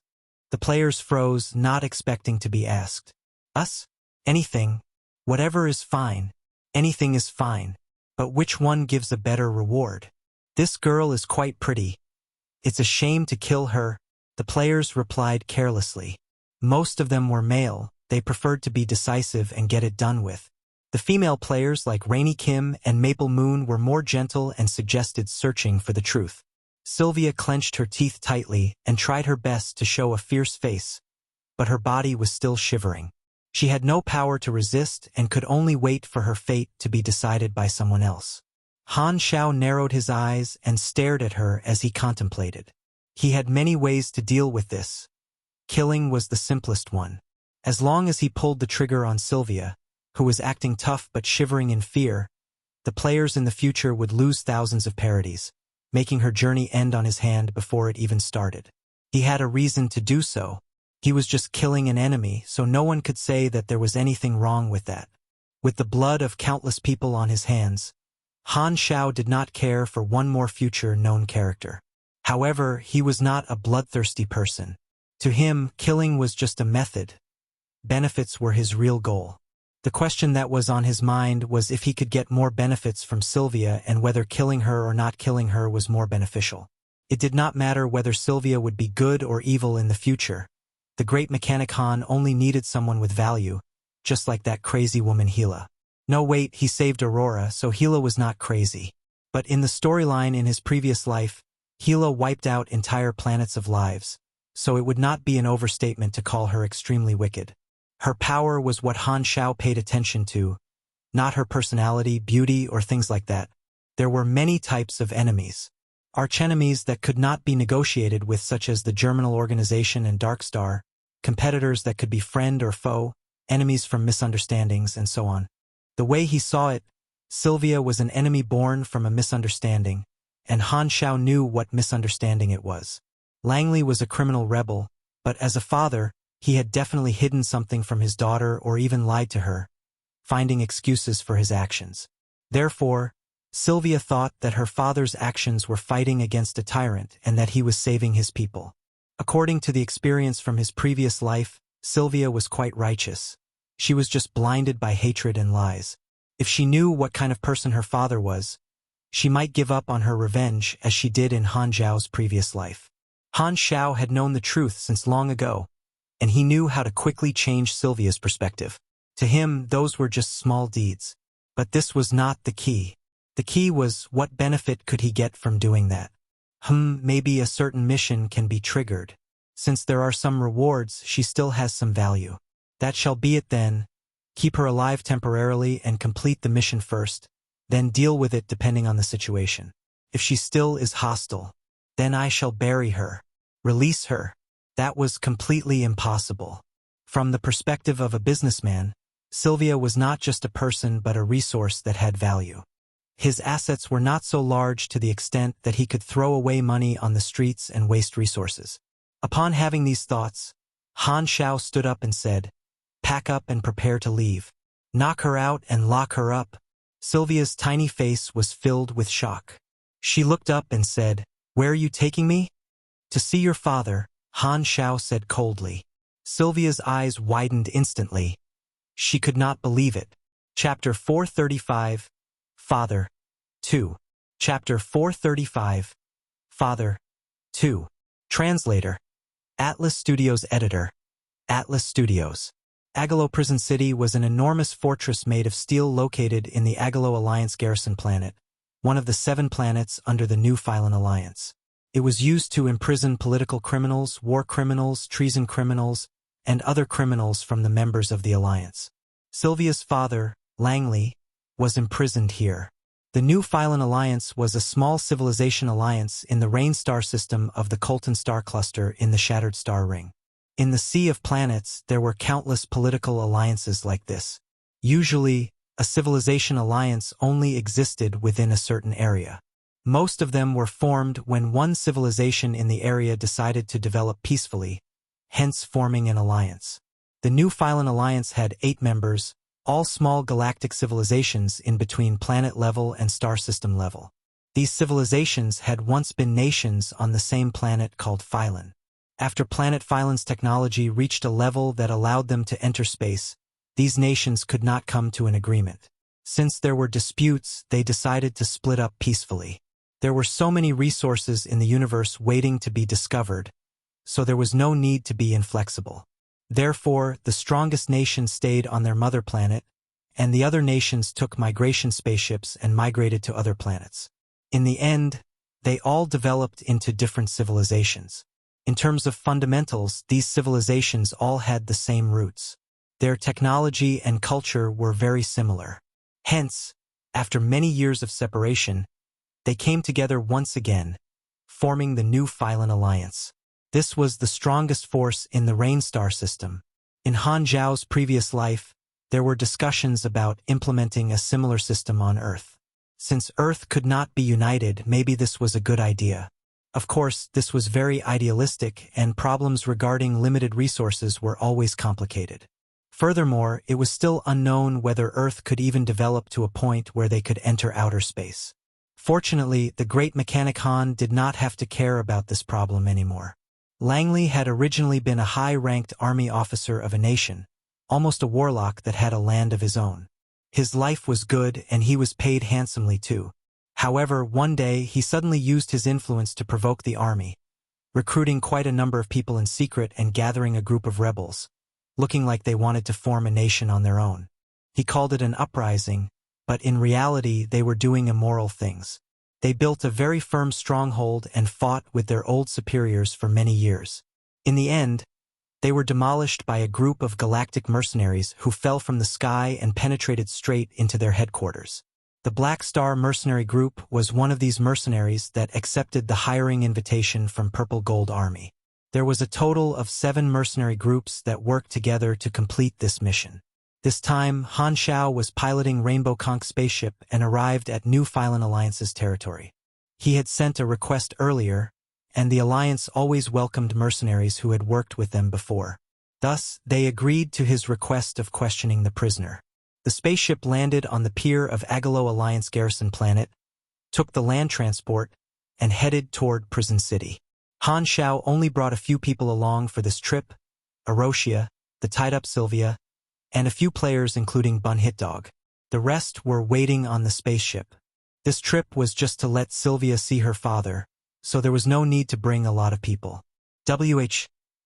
Why are you doing this? In the stably moving hovering battle vehicle, Sylvia was feeling complicated.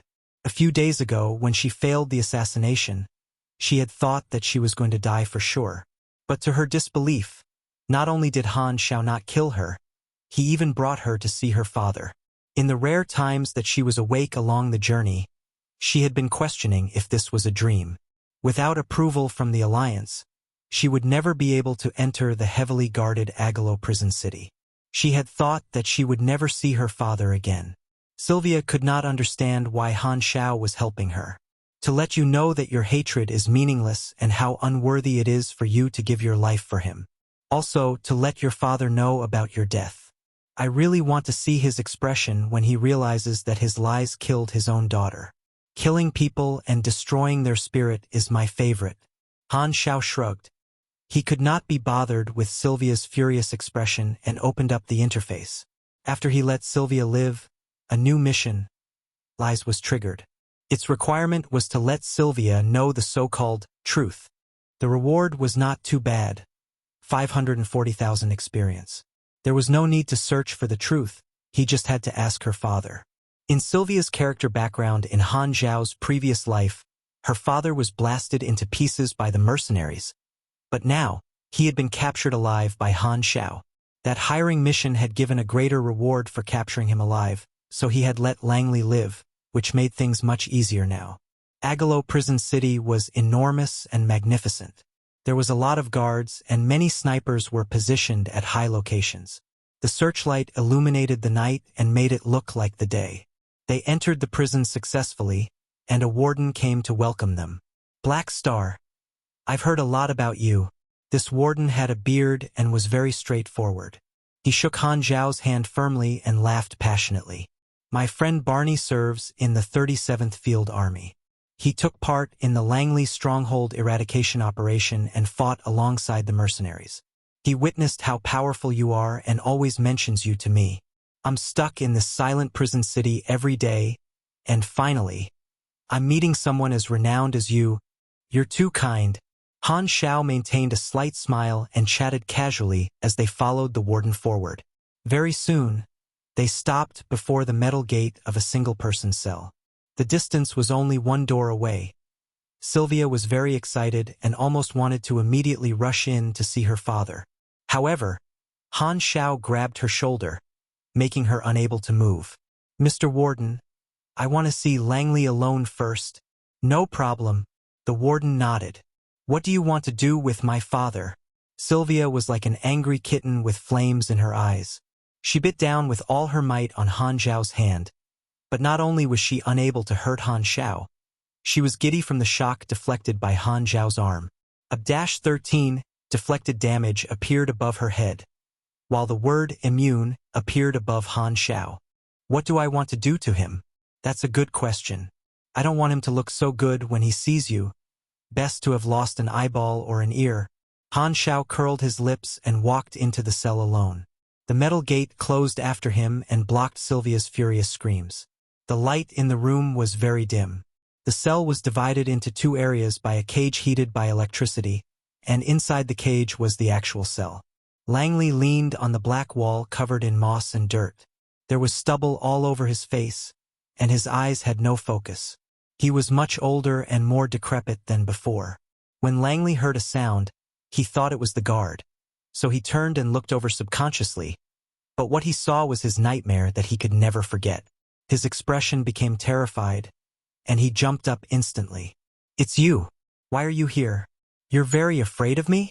Han Xiao walked to the cage with an expressionless face. Shouldn't you thank me? If it was the other mercenaries that got to you, they wouldn't even have wasted their energy to pick up your corpse. Do you think you would be standing here with your full body like you are right now? Although there was a cage between them, Langley did not feel safe at all. He moved back hastily, and his back bumped into the wall. He swallowed his saliva anxiously, and the pain in his knees was becoming stronger. He could still vividly remember what happened. A group of armored mercenaries fell from the sky, killed his army like cutting through vegetables, and advanced into the heart of his stronghold. The mercenary that stood before him now waved his hands and summoned around 100 cannons in an instant. At least 1,000 people were killed by this person alone. He slaughtered his way through, marched up to him, and fired 2 bullets through his knees. That pain was almost suffocating. Langley still had to depend on the nerves implanted into his knees to stand up. Cut the nonsense. I'm here for you, Han Xiao said coldly. Your daughter Sylvia. I don't know what lies you told her, but she believed whatever bullsh*t you said and feels that you're a great man and a liberator of the people. She wanted to avenge you and tried to assassinate me. What? Langley's face changed instantly. He pounced at the railings and grabbed onto the heated cage, not caring about the high temperature burning through his hands and the burnt smell that came out of it. His face could almost touch Han Xiao's face, filled with anxiety and rage. Wah! What did you do to her? What else? Han Xiao let out a sigh and said, Of course I killed her. I shot her from below her jaw through his head, opening a hole at the back of her head. Her brain juice and blood splashed all over the wall. One of my subordinates thought she's quite pretty. So he's planning to skin her face and make it into a specimen for display. Langley almost fainted. His daughter was his only motivation for staying alive. His expression became twisted, as rage, regret, heartache, desperation, and hatred flashed past one after another. He growled like a beast approaching its death, and even his fear of Han Xiao was completely forgotten. I will kill you. I will definitely kill you. Han Xiao looked at the furious Langley calmly, and when his throat became hoarse from the screaming and could only stare at him while breathing heavily, Han Xiao said slowly, Okay, enough jokes. Your daughter is outside the gate. Captured her. I brought her here just to see you. Langley froze and could not react to it. He felt extremely weak from the emotional roller coaster. He collapsed onto the floor, pointed his trembling finger at Han Xiao, but could not speak a word. Han Xiao squatted, looked Langley in the eye, and said, You're a smart person. Whether I kill your daughter or not depends on you. Langley's expression changed many times. He lowered his head and kept silent. Speak. I don't have the patience to wait for you to consider. Han Xiao knocked the metal cage impatiently. I'm not a good person, but you're eviler than me. Langley's eyes were filled with complicated emotions. He said with a hoarse voice, I will do it. I will tell her everything about me. I was a high-level spy for another force from the start. I was controlled by someone else, and everything I did was to overturn the rules built by the New Phylan Alliance. I will tell her that I have been lying to her. I'm not who she thinks I am. I'm just a despicable traitor, an evil man who destroyed thousands of families for his own benefit. I will destroy the image she has for me and make her feel completely disappointed in me, her father. You know what to do. Han Xiao stood up. Langley looked at Han Xiao and said, This way? Will you let my daughter go? Han Xiao did not bother to reply. He turned to walk toward the door and left him with one last reminder. Anyway, if I do not like the result after the conversation, I will make what I said earlier a reality. This is the one and only chance I'm giving you. He opened the door and left the cell. He immediately saw Sylvia's anxious face. She was staring at him with rage but could not control herself from glancing at the gap of the door. Go in, you have 10 minutes. Han Xiao waved his hand and told Erosia to let Sylvia go. Sylvia rushed into the cell and could not wait to see her father. After closing the door, the warden turned on the surveillance footage and monitored Sylvia's conversation with Langley. Sylvia's change in her expression could be clearly seen. She turned from anxious to stunned, then shocked. Then there was an intense argument. They could even faintly hear Sylvia's out-of-control howling through the thick metal door. In the end, tears gushed out from her eyes. Lies completed. You have received 540,000 experience. It's 10 minutes.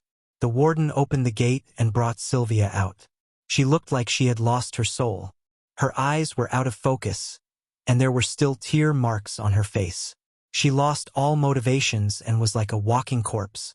Her energy from 10 minutes ago was nowhere to be found. The strong belief that she had been holding on to had collapsed. Only then did she know that the great image of her father in her heart was completely built from lies. She had been lied to for more than 10 years. He was not a great man. Everything he did was despicable, and he deserved every bit of suffering that he had now. Even without the mercenaries interfering, he would have been defeated by the army sooner or later. If not for Black Star, her father would not even have been alive. Her world had collapsed. The warm and bright childhood images in her memories all felt different. Everything was a lie. She felt like her heart was being penetrated by 1,000 bullets. She could not even digest this information in a short time. Her vision started spinning, and all the sound became distant and faint like she was isolated from the world. Plop! Sylvia collapsed onto the ground and fainted. Through the slowly closing gap of the door, Han Xiao looked at Langley for the last time. This rebel leader looked like he was decades older, but his face was very calm. It even had a tint of relief. Han Xiao shook his head, grabbed Sylvia by her back collar, and placed this kid over his shoulder like a sack. Congratulations on growing up. Chapter 436, The Start of 10 Years. Chapter 436, The Start of 10 Years. Translator, Atlas Studios Editor, Atlas Studios. Han Xiao and the others arrived at the resting lounge. The warden left after saying a few words, leaving Han Xiao and the others in the room. The mission is completed. Next, I need to deal with her. Han Xiao tossed Sylvia onto a chair. He looked at the fainted teenage girl and contemplated. I made Sylvia hear about what her father has done. With reference to what happened in my previous life, she should change. But it's not certain. Firstly, in my previous life, she only knew the truth after battling for many years. She was older and more mature, so she could adjust better. For now, she's just a kid. Maybe she'll still hate me or avoid it temporarily. Secondly, Langley died a long time ago in my previous life, but now he's still alive, and this will impact her in an unknown way. It's probably beneficial. After some pondering, Han Xiao decided to make a decision after seeing Sylvia's reaction. From his perspective, it was definitely better to make Sylvia stay. An NPC resource delivered to his doorstep, there was no reason for him to let it go. He even thought of going through the history of the mercenary group to see if there were more chances like this. Han Xiao was just about to slap Sylvia awake, but suddenly, he remembered that Bun Hit Dog was beside him, so he did not do it. Han Xiao took 2 steps back, turned his head, and told Aroshia, "Wake her up." Aroshia walked forward and slapped Sylvia on her face. Sylvia woke slowly. My face is so numb." Sylvia opened her eyes. She could feel numbness on her face, and it hurt a little. She looked around, and the moment that she saw Han Xiao, she was about to turn angry subconsciously when she suddenly recalled what had happened before she fainted, and her rage disappeared. Instead, her mood plummeted. She looked down at her toes, her face filled with gloom. She had thought that her father was great, but the reality was, Langley was a traitor. Even without Black Star, her father would have been defeated by the other mercenaries sooner or later. Furthermore, her father only lived because Han Xiao held back, so her hostility toward Han Xiao vanished. If the person that she was going to avenge was a traitor, even if that person was her father, she still felt that what she did would be wrong. Langley caused his own suffering, so there was nothing that she could avenge. The glorious image of her father in her heart collapsed. Sylvia's feelings toward Langley became complicated and conflicted. She believed that her father's love toward her was true, but everything that he did was beyond her acceptable range. Her father had been lying to her all along. Of course, she despised him for it. The doubt of Han Xiao forcing her father to say those things only existed for a split second because Han Xiao did it way too obviously and confidently without any disguise. She knew that it was impossible with just a little thought. After all, she was just a small girl that failed to assassinate him. Why would the captain of a renowned mercenary group go through so much effort to lie to her? Han Xiao had captured Langley with his own hands. If he did not know her father's real identity, why would he suddenly take her to question her father herself?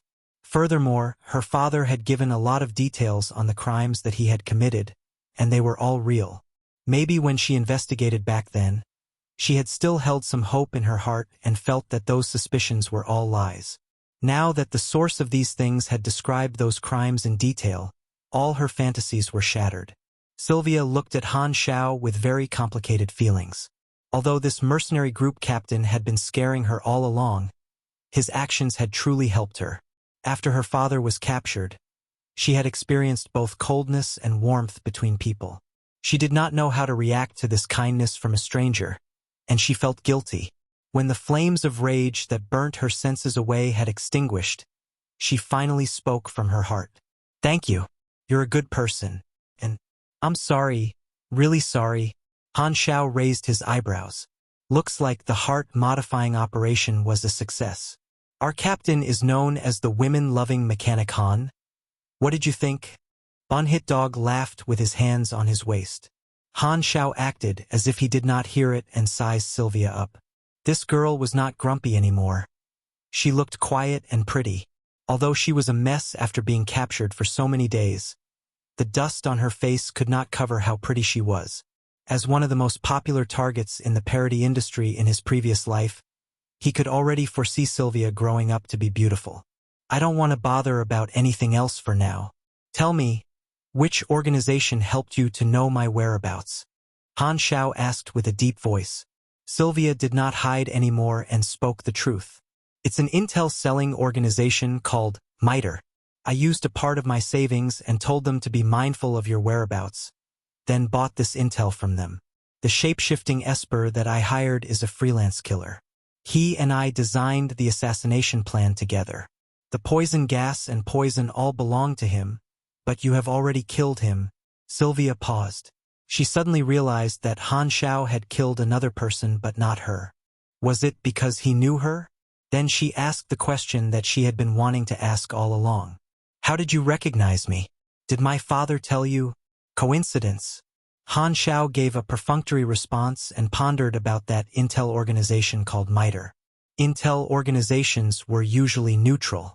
If the customer requested intel about someone or some organization that they could not mess with, they would refuse to sell. Not messing with people who were too strong was an unspoken rule for intel organizations. Clearly, he was not on that list in the eyes of these intel organizations, unlike his boss Ames, who really could not be messed with. Honestly, Han Xiao did not like the feeling of exposing his whereabouts, but he did not have a solution for it temporarily. This was an unavoidable situation. In order to solve it, he could only become stronger. Whether it was strength, influence, or fame, as long as he could make the intel organization feel that he could not be messed with, they would not sell his intel. Looks like I need to keep working hard. Han Xiao placed this matter in his heart, narrowed his eyes, and asked, "What is your plan?" Sylvia shook her head and looked lost. She did not know where to go after suddenly losing her goal. The galaxy was so wide, yet she had nowhere to go. Father, although he's not a good person, he told me the truth.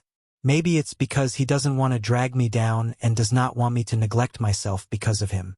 He wants me to have my own life. After calming down, Sylvia sort of understood that her father did what he did to save her. Or why would he destroy the image that he had been building in her daughter's heart for so many years? Although she was still bothered by it, she had no other choice but to accept reality. She said softly, "The universe is so vast. I will probably go look at different places, hoping to find something else I can be determined on." "You want to leave?" Han Xiao said with an expressionless face. "Did I allow you to leave?" Sylvia froze.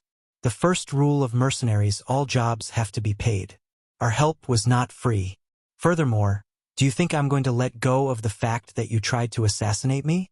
I'm in a good mood, so I don't want to kill you, but that doesn't mean you don't have to pay a price. You have to compensate for all my damages. Han Xiao crossed his arms and snorted. I have no money now," Sylvia said embarrassedly and fidgeted uncomfortably. She had spent all her savings on this assassination, and those were the funds that Langley had left her. She truly had no money at all. "No money?" Han Xiao was expressionless. "Then you shall repay me with your body." Sylvia's eyes widened instantly. She blushed and stuttered, I'm just a kid. I see, can't." The players were all shocked and looked at Han Xiao in disbelief. "Holy, I didn't know you are this kind of black phantom. We're the same type of people." Bunhit Dog recorded it with glee. He was very satisfied. This was way too explosive. Aroshia tilted her head and mumbled, "This should be the human's action of sending a mating signal." Han Xiao almost could not keep a straight face after hearing what Aroshia said. He narrowed his eyes and said, "What are you people thinking?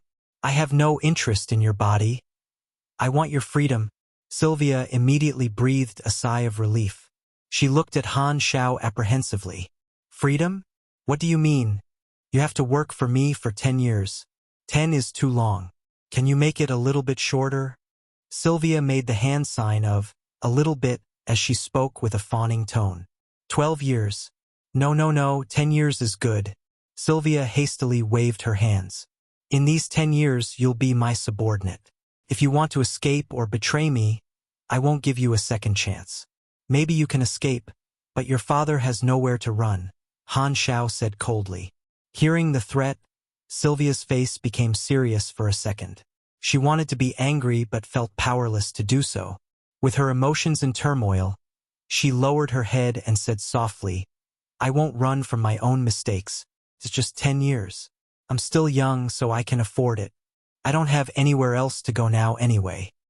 Since Han Xiao had chosen to let Sylvia live, he definitely had to make use of her value and create more profit than killing her would. Sylvia was at least a grade A super at her peak in his previous life, so she was quite a good potential stock.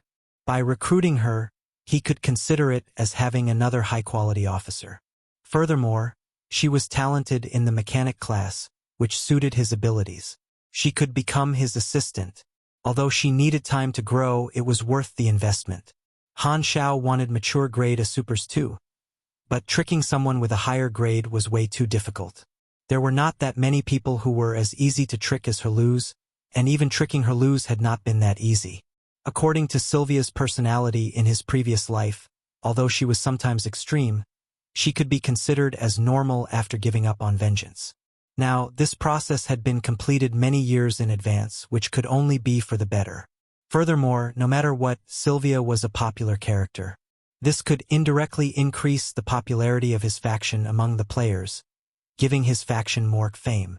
After she joined him, her galactic pirate career would no longer occur.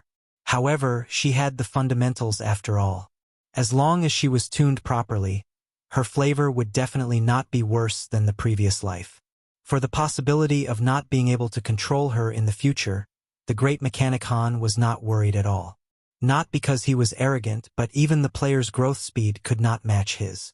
If he did not have this tiny bit of confidence, he might as well go back to planet Aquamarine and open a pig farm. Chapter 437, Conclusion of the Pro League. Chapter 437, Conclusion of the Pro League. Translator. Atlas Studios Editor. Atlas. Han Xiao and the others returned to the spaceship. Sylvia was clearly not used to her new identity and looked cautious. Han Xiao told the Volga brothers to teach her the basic knowledge, and he was pulled aside by Herluz. You let her join our team? Herluz asked in surprise. Han Xiao described the process briefly and gave Herluz a look. You got a problem? No, I don't have a problem with a little girl, but she can't fight. How can she become a mercenary? She's talented. She won't be worse than you with some training. Herluz's mouth twitched. Comparing me with a small girl. I feel like you're shaming me. Hehe, you're overthinking it. I'll only shame you during training. Han Xiao joked around. He turned and looked at Sylvia. She was surrounded by the players, who were trying to start a conversation with her, and did not know what to do. This was Black Star's traditional welcome ceremony. In Han Xiao's previous life, Sylvia had joined and left many organizations to acquire super knowledges, showcasing her potential. Since now she had joined his faction, Han Xiao was naturally going to pass on his knowledges to her if he wanted her to be of some use. According to the path that she took in her previous life, she was most suitable for the mechanic class. Han Xiao rubbed his chain and decided to personally train her. At that time, Floating Dragon Island was also in the Rainstar system. Han Xiao set the auto-navigation of the spaceship, left the New Phylan Alliance, and arrived at Floating Dragon Island to hand over the supplies. Although Decker had been threatened, he had been involved in the assassination. Tyrell was furious when he found out and fired Decker on the spot. Even if Decker had his reasons, Tyrell did not want to use someone that had damaged the profit of the organization. After this, Tyrell expressed his sincere apologies. Han Xiao would never give up on an opportunity to gain profit. The compensation that he demanded this time was a higher discount, which Tyrell agreed to instantly. He was different from the travel agency that Rainbow Conch belonged to. His business partnership with Floating Dragon was much tighter, so things were easier. Speaking of the travel agency, a group of lizard men went to Floating Dragon to retrieve the spaceship. On the docks, the travel agency's team had already arrived. They sent compensation to Han Xiao's account and retrieved Rainbow Conch after all the goods were unloaded. Han Xiao watched as those people left with the spaceship. He shook his head, took out his galactic communicator, and was going to call for a spaceship. This time, Floating Dragon's guard Captain Wilsander came and said with a light-hearted tone, "I heard someone tried to assassinate you. Just kids play." Han Xiao glanced at him. "Are you interested?" "Of course. I have to stay on this island every day to maintain order." "Do you think my life is very interesting?" Wilsander said bitterly. After chatting a while, Han Xiao sent Wilsander away and went aside alone. He opened the forums and paid attention to the competition. After the incident with Sylvia, the Pro League had finally ended. The discussion on the forums was lively and passionate. He looked through the competition process roughly. In the battle between the top 4 teams, Dynasty defeated Hydra 3:2, advancing to the finals. On the other side, Tulips won against Devil. In the champion-deciding match between Dynasty and Tulips, the popularity and broadcast rating went above the roof.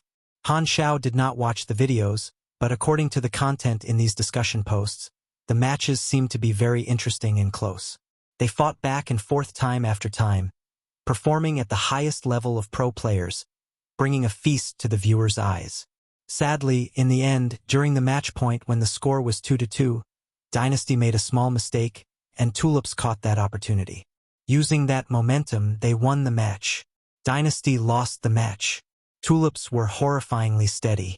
When fighting against them, any small flaw or mistake would be taken advantage of and turned into the key of turning the tables. As the final result was decided, the first season Pro League ended. Tulips was the champion, Dynasty was the runner-up, and the other 2 top 4 teams were Devil and Hydra. In the singles, the champion was a German player who showcased how terrifyingly accurate and precise the Germans were. King Admiral was in the top 4. Of all the China players, King Admiral's result in the Pro League was the highest. It was top-notch in the entire world. As the top 1 player in China for many years, this result undoubtedly made his position even firmer. On the forums, spectators from all the nations discussed their nation's teams. Although Dynasty did not win the championship, the Chinese players were still very joyful. At least they were the runners-up, which was better than most of the teams. The first Pro League season was very encouraging. Even some foreign spectators became fans after seeing the Chinese team's performance. Compared to the ranking in his previous life, the results this time were way better. In his previous life, China only had 1 place in the top 8, and now there were 2 teams in the top 8. There was an improvement in the singles as well. In Han Xiao's previous life, King Admiral was the only Chinese contestant that made it to top 16. But now there was also Frenzied Sword. They had brought pride to their nation. The noticeable improvement in the results as compared to the previous life was only because of the great mechanic Han. The players who followed him came back with good results, so his influence would be increased indirectly as well. His potential market had expanded, so Han Xiao was satisfied with the performance of the players. With this result, Dynasty was overjoyed. Even Second Prince, who usually complained all the time, had a content smile on his face. He surprisingly did not degrade his captain. Long Sky's ranking was not bad either, but Hao Tian was not satisfied with that. His attitude for continuous improvements never changed. Frenzied Sword was in the top 16 in singles and was satisfied as well. This was a result that he had never even dared to imagine before. Most of the Chinese players were satisfied with what they had achieved. Temple of God was a little jealous of Dynasty and Long Sky's results. In comparison, Temple of God's performance in the first season looked bleak. After the league ended, all sorts of shows started one after another. The shows reported and discussed the Pro League, the teams hosted press conferences, and there was also the awards ceremony. However, none of that was what Han Xiao focused on. The first season's ending meant that the version update was going to arrive. The last version update was 3 years ago. To Planet Aquamarine, the players that suddenly appeared sparkled waves of terror. During the update from version 1.0 to version 2.0, the players would disappear once again.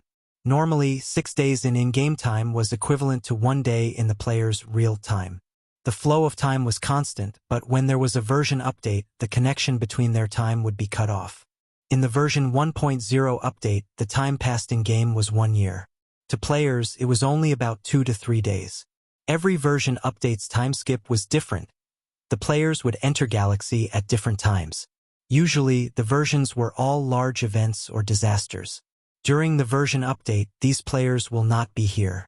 Without these immortal and convenient players, I will have to be more cautious with my actions. Furthermore, there aren't any methods to quickly earn experience or money in the 1-year period. Hence, it will be better for me to dig up those missions with high potential. The details need to be planned. Chapter 438 Goddess of Luck. Chapter 438 Goddess of Luck. Translator. Atlas Studios Editor. Atlas Studios. The main members of the mercenary group were temporarily the players. When they disappeared, the team that he could command was only the Sunil division. There were too few NPCs. While the players are away, the income of the mercenary group will decrease. I can halt our operations temporarily and make time to recruit more people. When version 2.0 starts, the mutation disaster will break out. The players on planet Aquamarine will start to connect to the galaxy. During the version update, I'll have time to make preparations. He had only brought along 50 players for now, and they had already made a huge profit for him. Version 2.0 was the time where his profit would rocket through the sky. The players were mountains full of green leeks. He would not even be able to harvest all of them before they grew again.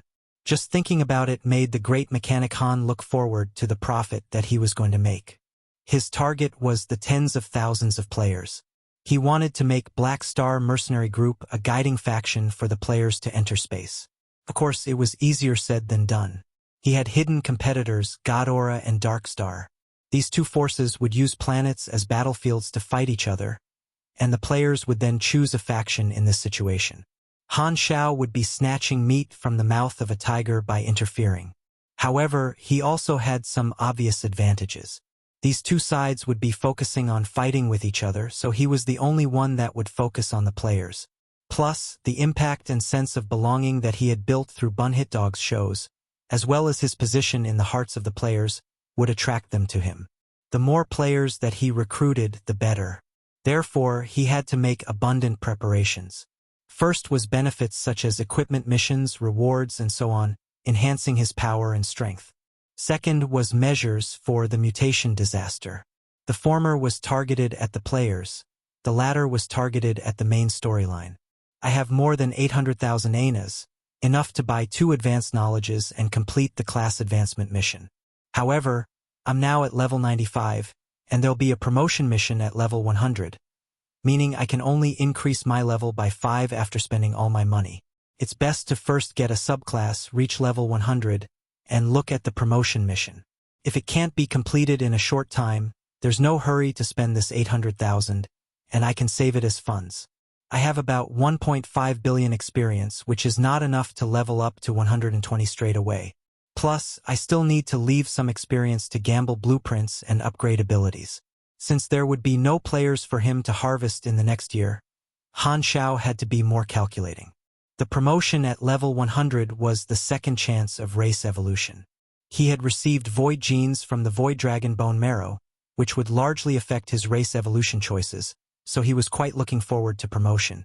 Subclasses are easy to find, but the rare ones are rather troublesome. Han Xiao searched his memories. These rare subclasses could usually only be acquired after very complex processes. The difficult ones were too time-consuming, but the easier ones were not suitable for the mechanic class. Subclasses were just an add-on for him. He did not need them to be rare, but they had to be suitable for the mechanic class. Since that's the case, attribute classes are not a bad choice.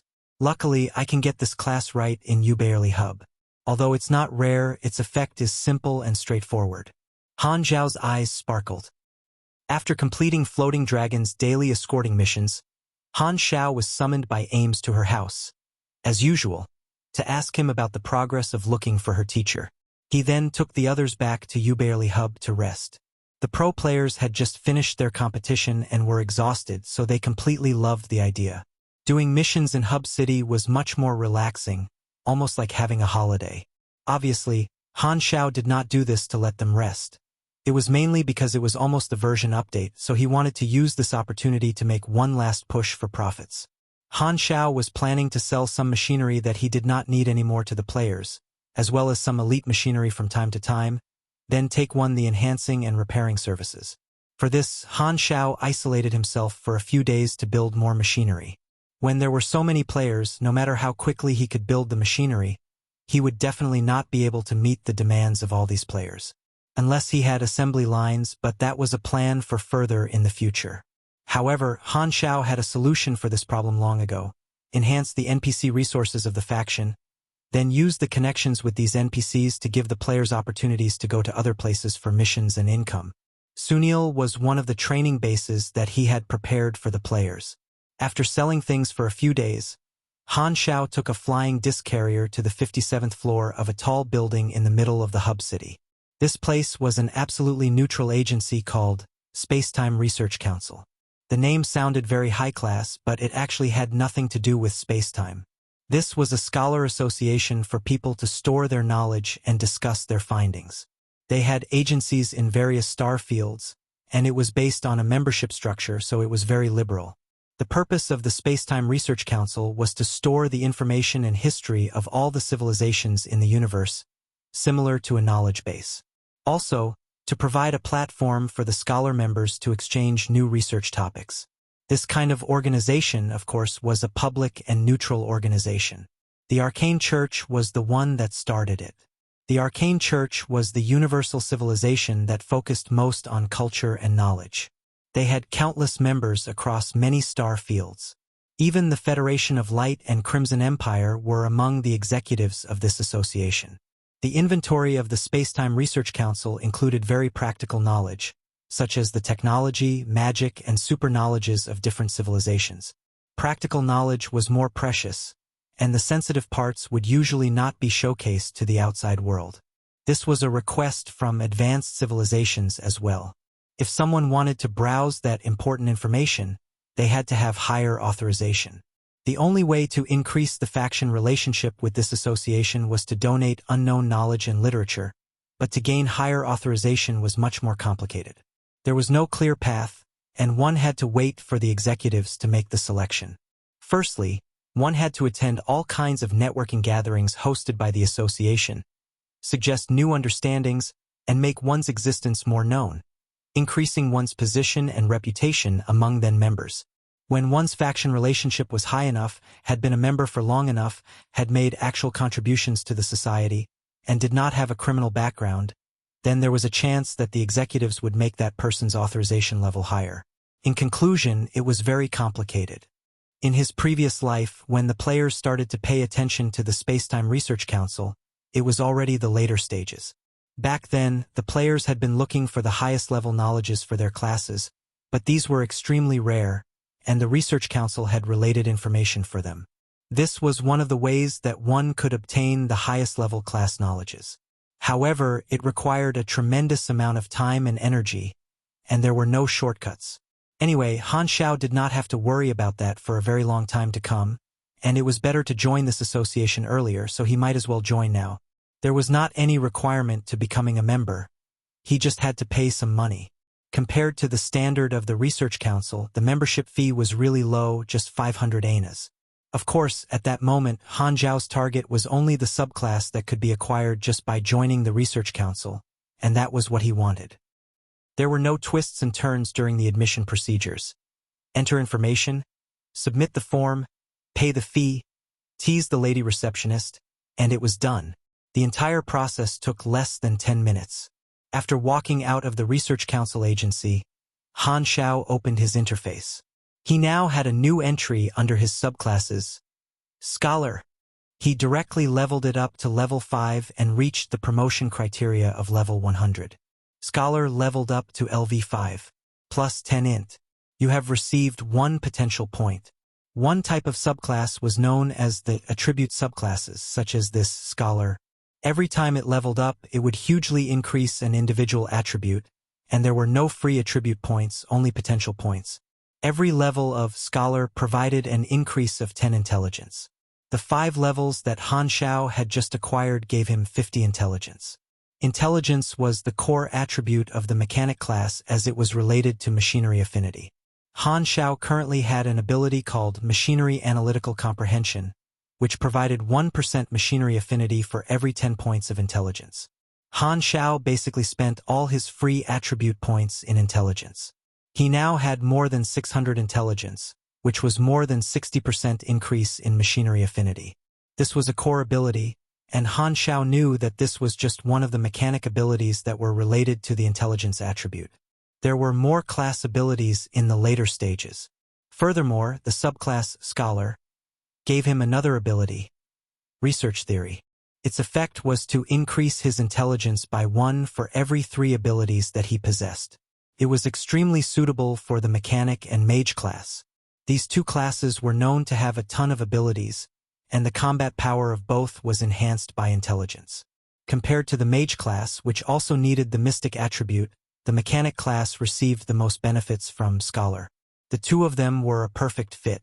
For the mechanic class, every blueprint was considered as an ability. Han Xiao knew more than 100 blueprints, so the level 5 Scholar alone gave him 90 INT. Among all the subclasses that were easy to obtain at the moment, Han Xiao felt that the attribute subclasses were the most useful options. Every player could easily obtain this kind of attribute subclasses if they knew that it existed. Their effects were all very useful, and they also gave attribute abilities with growing potential that would still be useful even in the late stages. In his previous life, many top pro players would have 1 or 2 attribute subclasses. The most impressive one was the attribute subclass that was related to the luck attribute, which had a very clear and straightforward name, Gambler, freewebnov.co. He still remembered Gambler's ability effect. The things won through gambling and betting would increase the luck attribute. The more one won, the more luck attribute this ability gave, while losing would decrease it. It perfectly explained the name of this subclass and what the luck attribute meant. Actually, Han Xiao did want the Gambler subclass somewhat. After all, no matter how much his luck decreased, it would only go from 1 to 0, which would have no impact at all, but if he won, he would benefit greatly. After experiencing the clarity of mind given by leveling up, Han Xiao looked at his interface.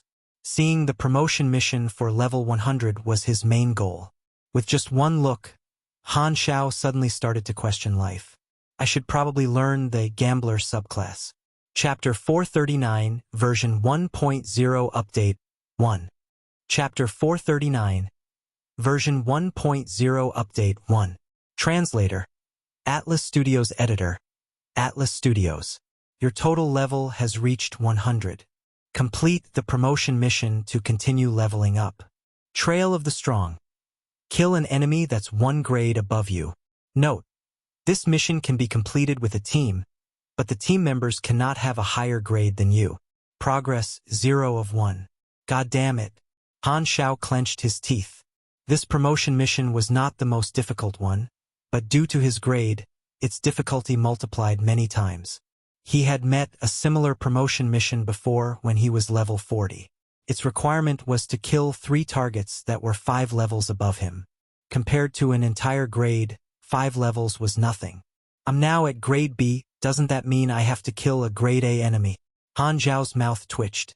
If this mission appeared at a lower level, it would only have been a little challenging, but it became multiple times more difficult as the levels increased. Trial of the Strong only appeared in grade B to grade E promotion missions. At grade A, this mission would no longer appear. If he was grade B+, the strength difference would not be that huge, but he was only level 100, and level 100 usually meant that one had the strength of lower to medium grade B. However, it just so happened that this requirement appeared when he was at this level. It felt like the goddess of luck was kicking him in the face. What did grade A represent? It meant that the individual could cause a destructive disaster on an entire planet's surface, had strength only below grade S, and was more than enough to rule one place alone. Grade B was the backbone level power in the galaxy, while grade A was the high-end power. The number of grade BS in the galaxy was tens of thousands of times greater than grade As.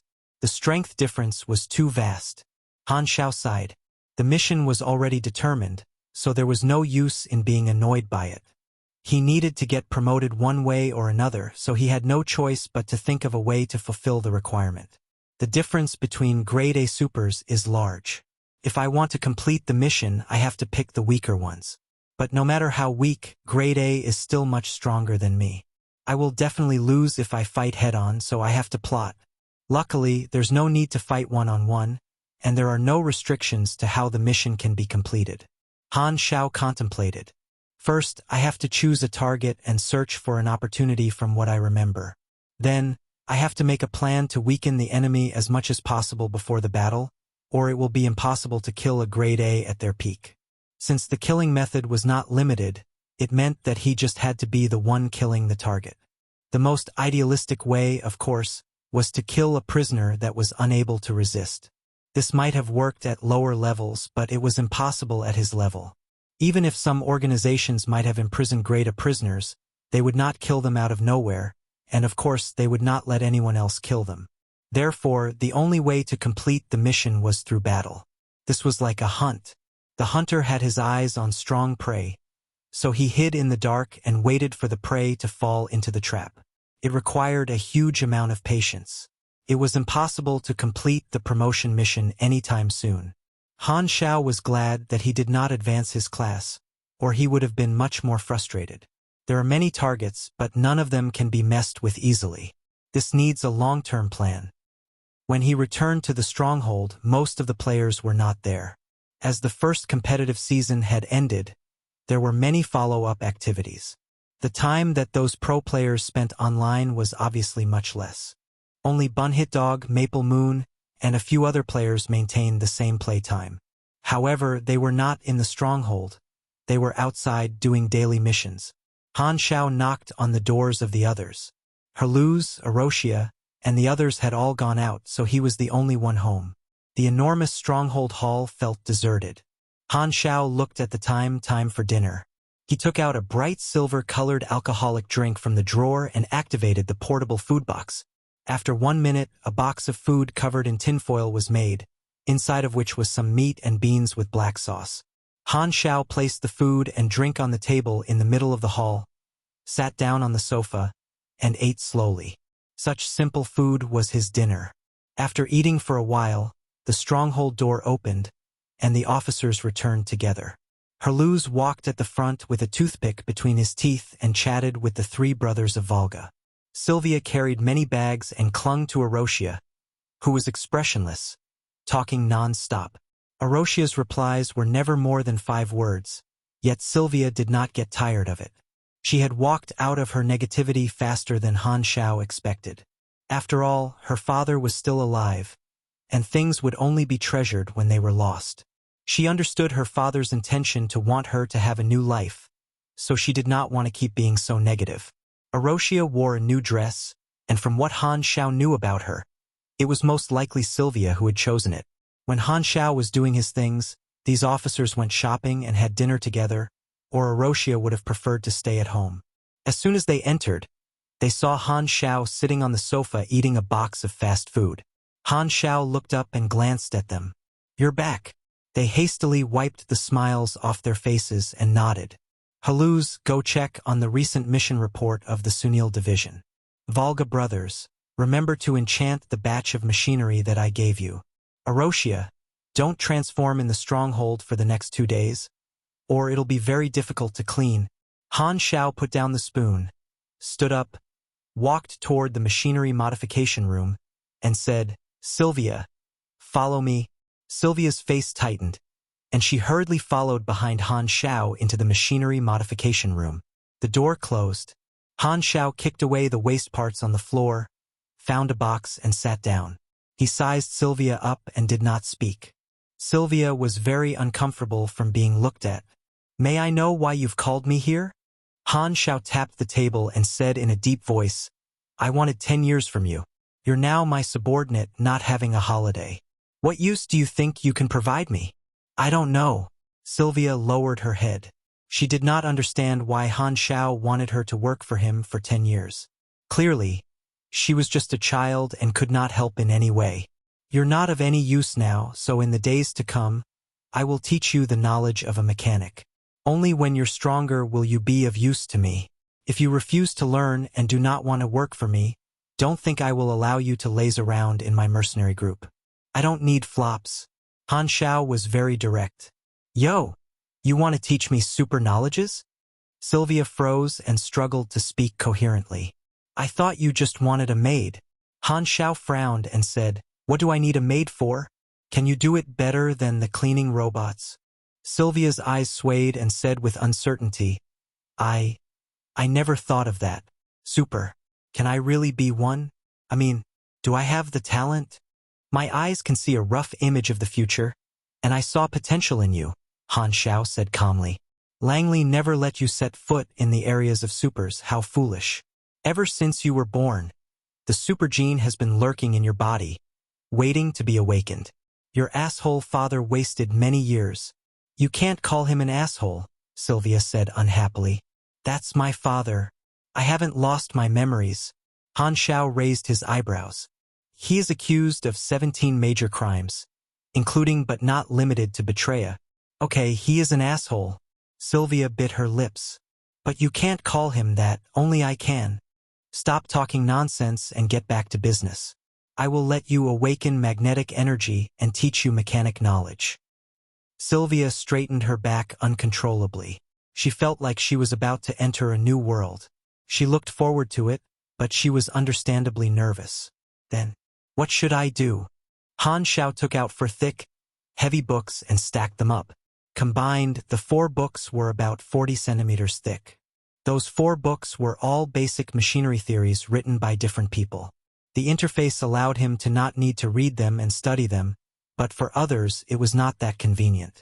It took months and years of learning to become a mechanic. Even though Sylvia was very talented, this step could not be skipped. First, memorize these 4 books. Sylvia's mouth opened widely as she looked at the thick books. This was very different from how she had thought it would be. That's too much. Ignoring her suggestion, Han Xiao continued. I'll give you 10 days, after which there'll be a test. If you fail, you'll have to memorize 1 more book. This will repeat until you pass. Sylvia's face immediately turned dropped. She felt that even if she exhausted herself, she would not be able to memorize so much in just 10 days. Furthermore, she had never come into contact with anything related to it. How was she going to even understand the content of those books? Anything you don't understand, ask me. When you pass the test, I will teach you the way to awaken mechanical force. Han Xiao waved his hands. Sylvia had no choice but to walk out with a long face holding the books, quickly heading off to memorize these books. Although Han Xiao did not have to study this way, the knowledge did exist in his brain, and he had gone through it before. Teaching someone else mechanic class knowledge was certainly not a problem. I wonder how long she needs to grow to a level where she can be of use. Han Xiao shook his head. This was what long-term investments were like. Earning back the investment was not that quick. Luckily, patience was something that he was not short of at all. The aftertaste of the league lingered, and players reveled in it. A few days after, an official update announcement suddenly appeared on the forums and instantly became the top post. The players were surprised once again. This was translated into many languages, and players from all areas could understand it. Within 1 minute, the number of replies had already exceeded 10,000 and was quickly growing. In summary, the content of the announcement was that at midnight 12 days later, in game time, version 1.0 update would officially end. At that time, all accounts would be unable to log in, so they suggested that players log out in advance to avoid unnecessary damage. As for what was new in the update, nothing was mentioned at all. The players thought that it was very mysterious. The unknown new version made the players look forward to it even more. The main storylines in the various novice planets were all completed, and popular characters in these planets had already showcased their charm and all had some fans. After the main storyline was completed, the players were in the stage of exploring freely and were still excited. Even the side missions had a lot of related storylines and felt very real. Compared to fighting monsters and beating levels, this was more like a journey full of experiences. Therefore, many players could not wait to find out what new storyline would unfold on their planet. They were interested in the fate of the planet and the people in it, as well as the look of the entire universe. The unknown content of the next version sparked discussions and speculations from players on all planets. Many people guessed what would come next by referring to what had happened in version 1.0, which was all recorded in the chronicle posts of the various planets that recorded the history. When the main storyline ended in version 1.0 across the areas, some players finally had the idea of posting such a post. This sparked interest from countless players, and the chronicles of these planets were born. All the players came together to contribute, posting the missions, events, and characters that they had met, trying to record everything that had happened on the planet, regardless of whether they were main storylines or side missions. Even the most ordinary NPCs had been recorded by some players. Everyone contributing to the same thing made the players have a lot of fun, and the sense of belonging was very strong. This was the first batch of senior players and loyal players in Galaxy. In Han Xiao's previous life, even when some players could not play Galaxy anymore due to being busy or other reasons, they would still log in occasionally to see how the storyline had progressed. There were way too many things, so it was incomparably immersive and real. It felt both like a game and a drama series. Not long after, Galaxy Times dedicated an episode to the unknown new version, analyzing the speculations. Chapter 440 version 1.0 Update 2. Chapter 440 version 1.0 Update 2. Translator. Atlas Studios Editor. Atlas Studios. Hello players, this is Galaxy Times, dedicated to sharing first-hand game information. Your gaming career is our top priority. The male and female host read the familiar opening line. The moment the show started, tens of thousands of viewers flooded in and started the usual comments began floating along the top of the video. Looking forward to the discussion of the version update. Galaxy Time rules. Spam the comments and cover the cold joke. The usual extremely awkward opening joke passed by quickly, and they got to the main topic. In a few days in game time, the version 2.0 update will arrive, male host said. Galaxy will enter the storyline of the next version. In regard to this, we have obtained first-hand intel and some unproven information, which we will be filtering and sharing with the audience in this episode, speculating and analyzing what the next version will entail. So, before the analysis starts, let's first do a summary for the storylines across the various planets in this version. A very big part of our data comes from the planet chronicles, which the players arranged and added to. For this, we sincerely thank these players. This data has helped us a lot in our work. The players felt joyful as they were mentioned. Next, the two hosts summarized the storylines of the various novice planets. By this point, the main storyline of every planet had already ended, so they went through the storylines from head to toe, including the major events and characters involved. They also discussed and commented on various parts. Of course, it was not just them speaking, images and videos were also shown to aid the process. Every time the history of a planet was mentioned, the players of that planet would be the most active ones. The version 1.0 storylines of these planets were very diverse as well. Lord Sinjalace incident on planet Winterfrost, Arcane Tide on planet Brighton, Dynasty Divergence on planet Lasting Song, Shadow Group incident on planet Summer, Chaos Expedition in planet Sorn, and many more.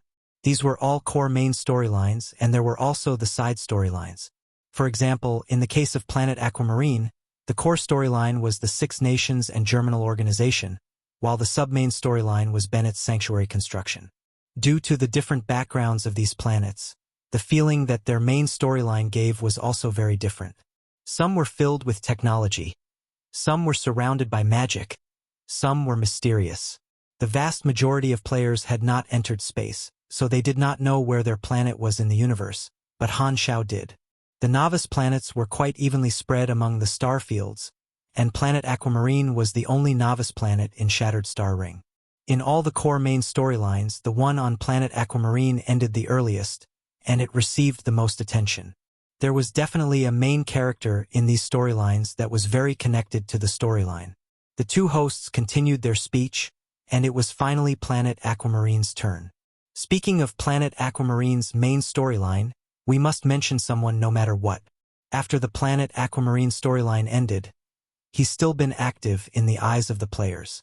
He was the first to take players into space. I'm sure our regular viewers are familiar with his name. The comments rampaged. Maybe they did not know the storyline of other planets, but almost everyone knew Han Xiao. These fans had a common topic instantly. It's Black Star. Is that Black Phantom, Han Xiao, destroyer of the Germinal Organization, Sanctuary owner, interstellar explorer, prophet, Black Star mercenary group captain, supporter of materialism, manipulator of loot boxes? Black Star. You kids are talking behind my back again. 30-second True Men group requests to battle. Ah, I want the Dragon Emperor. I want Erosia. I'm going to lick them to my last breath. Go away. Screen-licking monsters. It was the Planet Aquamarine players' turn to be active. The density of the comments increased to another level. The Chinese players had leveled up the useful ability to spam comments to the max level. The male host continued to read the script and explained Han Xiao's background briefly. Original name Han Xiao. Member of the Alamera family, almost killed during an accident but was captured by the Germinal Organization. The Germinal Organization made him into a test subject but failed the brainwashing. He disguised himself for a very long time, and in the end, he found the opportunity and escaped from the Germinal Organization's control. From then on, he acted against the Germinal Organization. He once joined Star Dragon but left later and became a contract killer for the Darknet. Codename Black Phantom. The Germinal Organization chased after him for many years but only saw his shadow. He awakened some kind of foresight ability that allows him to obtain benefits as well as avoid danger. After a period of hiding, he started his revenge. He alone directed the Six Nations expedition against the Germinal Organization. In this war, he infiltrated the Germinal Organization headquarters and stole all their confidential intel, bringing the Six Nations victory. He became a hero of Planet Aquamarine, but his journey did not end there. One day, he foresaw that a disaster is going to break out in Planet Aquamarine. So, he summoned a spaceship in some way and led the warriors that he had carefully selected and handpicked into the galaxy, looking for a solution. As before, most of our data comes from the chronicles provided by players. The players searched for a lot of intel during the exploration times. Han Xiao's history had already been made public. In the things that had happened on Planet Aquamarine, Han Xiao was like a puppeteer behind doors, and many things were connected to him. In the chronicles, Han Xiao's name was mentioned countless times. This had led the new players to know what happened in the storyline before, continuing to increase Han Xiao's reputation. The chronicles of version 1.0 were enormous, but Han Xiao was still a bright star among all the storylines. After the hosts finished talking about Planet Aquamarine, the summary of the version 1.0 storyline had come to an end. The hosts started the next topic, which was the main theme of this episode, analyzing the new version. According to the intel we have made a few deductions. First, in the new version, the players will definitely connect with the galaxy and be able to leave their original planet, starting to explore the universe. Second, other than the current 13 novice planets, the new version will add more birth planets. Due to what we have mentioned, the new birth planets should be planets that allow the players to enter the galaxy directly. Therefore, we have made a daring guess that the difference between the new and the old novice planets is that players in the old planets will only be able to enter the galaxy after going through the new storyline, while players in the new planets can enter the galaxy directly. The price is that these players have to start with a new account, while the old planet players can continue to use their high-level account. Hence, old or new, they have their advantages. Third, although the new storyline of the planets is unknown, there will definitely be someone that will lead the players to the new storyline. The clues of the new storyline are definitely hidden in some characters. We suggest looking for clues from NPCs in order to guess who will lead the next version storyline. What role will the main character of version 1.0 play in the new version? The clues are limited in most planets, except for one, Planet Aquamarine. Before Black Star left, he left behind a frozen mission. The Last Bastion. The mission introduction is as follows. Someday in the future, a calamity will strike this world, and Sanctuary 3 will become the last remaining bastion for humanity. Protect this dwindling flame from the encroaching darkness. Only then will there be hope to overcome this calamity. The mission requirement is to protect Sanctuary 3 and make sure its destruction rate is not above 50%. So, we have reason to believe that this mission is a hint to what will happen to Planet Aquamarine in version 2.0. There will be an unknown calamity, and the entire planet will be affected. Black Star will definitely play a role in this disaster. The reason that Han Xiao had left the Frozen mission was exactly to give the players direction for imagination so that he could increase his fame. In his previous life, every time there was a version upgrade, there would definitely be a wave of speculation over the new versions. This was within his expectations. In Planet Aquamarine, Sanctuary 3, with the tall, metal walls and tight air defenses, the current sanctuary was fully complete like a huge fortress standing on a desolate land. Han Xiao had been gone for more than a year, and the current manager of the sanctuary was Huang Yu. He had constructed the sanctuary as planned and had already taken in more than 3 million refugees.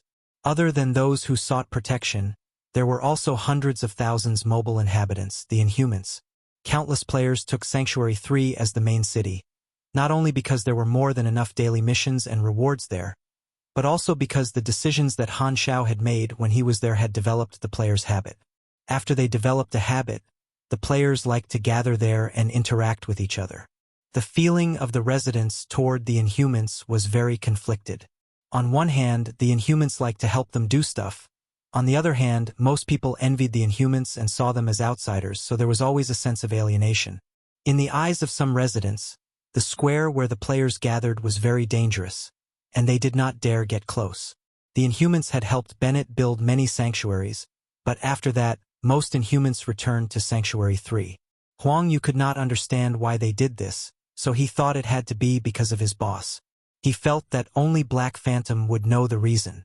However, over the past few days, a huge number of Inhumans had migrated to the sanctuary from all areas without any warning.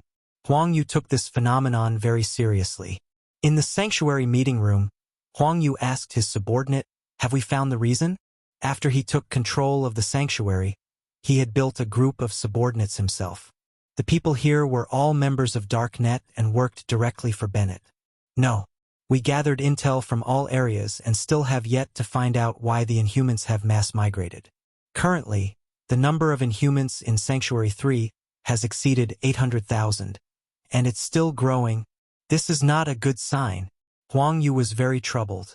Although most Inhumans are peaceful, there are destructive ones as well. We have already been attacked a few times in the past year. If these Inhumans have an ulterior motive, the damage that 800,000 supers can cause is unimaginable. If not handled properly, the Sanctuary 3 that took 2 years to build might be gone within a night. Of course, there was no way for him to know that the reason that the players had gathered in Sanctuary 3 was because of the speculation that Galaxy Times made from the mission that Han Xiao had left behind. Sanctuary 3 would very likely be a key area in the upcoming main storyline, and there was a very high chance for it to be a safe area. Therefore, most players had decided to go to the sanctuary before the update. This way, not only could they get into the main storyline as soon as the new version arrived, but they would be safer than those in other places. "We have to prepare measures for this kind of hidden threat," Huang Yu said. But the order that Black Phantom left was not to use any hostile strategy against the Inhumans and not try to control their freedom, except for those who cause trouble. "We're going against his words by doing this." Huang Yu shook his head. "I know, but we cannot not guard against the Inhuman because of that. Black Phantom has been gone for more than a year. If he was here, I would not worry about anything at all, but he's not. Therefore, we need to be flexible." "Then what do you plan to do?" Freebnovel.cm. "Split them," Huang Yu said with a deep voice. "Forbid some Inhumans from entering the sanctuary main city and chase them to the 2 guard cities nearby. Alamera and Black Pine are both fine. This way, even if a riot breaks out, it won't happen in the most important place." They exchanged looks. "That's my decision. Report this to the rulers of the 2 guard cities, and tell them to gather an army just in case. We'll start to split the Inhumans in 3 days, Huang Yu said firmly. Suddenly, he felt very sleepy and yawned uncontrollably. In the dark conference room of a certain Darkstar mothership that was in stealth mode, the display screens were giving off a dim light. These people were the superiors of Darkstar. Every screen was showing a blurry outline of a person and no face. It was very mysterious. Even for Ghidorah, who had been an enemy of Darkstar for many years, they only knew a few of the superiors. Darkstar was like a mysterious fog, always hidden in the darkness. The middle screen was Darkstar's leader. It was blurry as well, and the voice also went through a mechanical voice changer. What stage have the mutation sources that we planted developed to? Based on the time the larval stage has passed. All mutation sources will enter the pupa stage, and the impacts have already been done. In an estimated time of around 1 year, the mutation source will enter the eruption stage. However, the time predicted is not too accurate. After all, we cannot control the thoughts of the mutation sources. Maintain the observation, Darkstar's leader said. Ghidorah has obtained a mutation source, and we don't know how much headway they have made in their research. The plan needs to be improved. We can't wait for the mutation sources to grow on their own. After the symptoms break out, we need to take action. The details will be discussed again. Anner, how's Ember? The last question was directed at Anner, one of the greatest supers in Darkstar, Ember's teacher. A voice came out of the screen that represented Anner. I made him focus on training his power, and it's going quite well. His strength has increased visibly. There's more than a 20% chance that he can enter Calamity grade. Rogue died in battle, and Vivira is imprisoned in Rainbow Prison, so we have an imminent need to add high-grade combat power. Esper currently has the highest chance to reach grade A, and his Esper power is very strong. Tell him I have high hopes for him. Meeting dismissed. The screens turned black one after another. The dark room returned to dead silence. Chapter 441, Version 1.0 Update 3. Chapter 441, Version 1.0 Update 3. Translator. Atlas Studios Editor. Atlas Studios. In unknown chaos, the first beam of light pierced through the everlasting fog of darkness. The sense called vision awoke the obscure consciousness. Through the eyes of its body, vibrant colors shattered the world made of black and white. Everything was fresh and interesting. Then more information came. The noise, the cold air, and the pungent metal. It insatiably wanted to feel more things, but it could only see through the eyes of this body. It tried to turn its head, but its body did not move as its mind commanded. Could only feel but not control. It anxiously wanted to move but could not. It started crying silently like a baby, but no one could hear it. An unknown amount of time had passed since it awoke. Through this body, it saw countless upright creatures come and go, carrying out activities that it could not understand. I want more. After some time, the number of visions started to slowly increase. Water fell onto the leaf and slowly rolled down it. It stared at the droplet, wondering why it did not tickle. Roots dug into the soil, and the fertilizer brought a sense of satisfaction, like the feeling the upright creatures felt when consuming food. Its nose sniffed, and its hypersensitive sense of smell drew out the prey's escape route. More and more senses brought a raging stream of data. It greedily accepted everything. Then, a new sense was born. It felt microorganisms like a running stream. To its surprise, it discovered that this was the first thing that it could control like an obedient army. Is this the sense that belongs to me? No, it's not. I am all. All is me. In Sanctuary 3, ever since an officer breathed in some leaked paralyzing gas and ended up lying in bed for 17 days and 3 hours, Emerald Grass Alchemy Room was deemed a forbidden area. Compared to when Han Xiao left, the size of the alchemy room was many times larger with more precise devices. Rows of colorful liquid drugs were placed on the shelves. On the table were transparent glass drawers with different plants inside, all original materials used to make drugs. Emerald Grass wore a white coat, anti-corrosion gloves, and a pair of glasses, humming and blending some kind of plant drug. Her power to control plants allowed her to feel the plants, and thus accurately control the dose of drugs. Sweeping aside her hair, she reached out, opened a drawer and tore off a petal. As she was going to throw it into the device and use it as the raw material, her movements suddenly stopped. Her power sensed something peeking, but it disappeared after a very short instant, almost like an illusion. Emerald Grass furrowed her brows slightly and looked toward the source of that feeling. but it was the plant that she had taken the petal from. Strange, emerald grass mumbled. She pondered and reached out to touch the plant again. The instant her fingers touched the plant, a shiver passed through her esper power sense like an electric current and stabbed her heart deeply. Quickly pulling her hand away, Emerald Grass took a few steps back and looked at the plant with shock and suspicion. It's not an illusion. There's a very real sense of peaking when I touched it. If not for her power to observe the tiniest changes in plants, she would not have felt the change. Disbelief flashed through her eyes. This plant, is it consciously sensing me? Emerald Grass suddenly thought of something. Her expression changed, and she hastily touched every plant in the room. Most plants did not change, but a quarter of the plants gave her the same feeling. In the enormous alchemy room with not a single other person, she felt like she was surrounded by countless eyes peeking at her silently. A shiver went down her spine uncontrollably. These immobile plants seemed to have grown eyes, looking at and observing her. Something's wrong.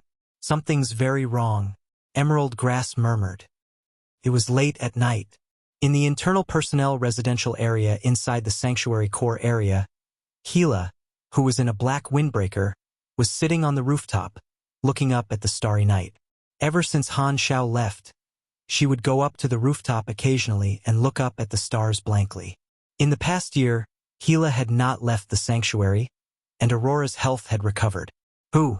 A 4-meter-tall gigantic white bear growled softly.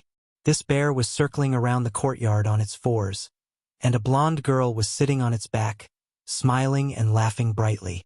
Her voice was young, energetic, and full of life. Aurora's power was recovering slowly, and she was gradually growing taller. She was not skinny and tiny like before anymore. Her skin became whiter and smoother with a tint of healthy redness. Bear Cub, who followed her around, was growing quickly, too. Its fur was smooth, soft, and slightly reflective. On its forehead, chest, arms, and thighs, there were scales that looked like ice crystals. It looked tough and muscular, and its tiny eyes looked both cute and fearsome. Gila looked down, furrowed her brows, and said, "Don't run too fast and be careful not to fall. Are you looking at the moon again, sis?" Aurora looked up. "The moon isn't what I'm looking at. I know, you must be thinking of Uncle Black Phantom." Aurora smiled and said, "I miss him, too." "Who says I'm missing him?"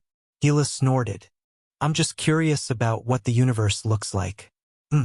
I only occasionally guess what he's doing in space. That guy left a strange disaster prophecy and left us afraid while he's having fun in space.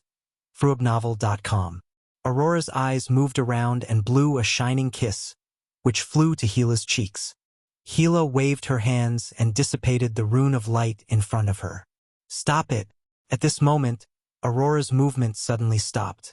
Her smile froze on her face, and her body started to shiver uncontrollably.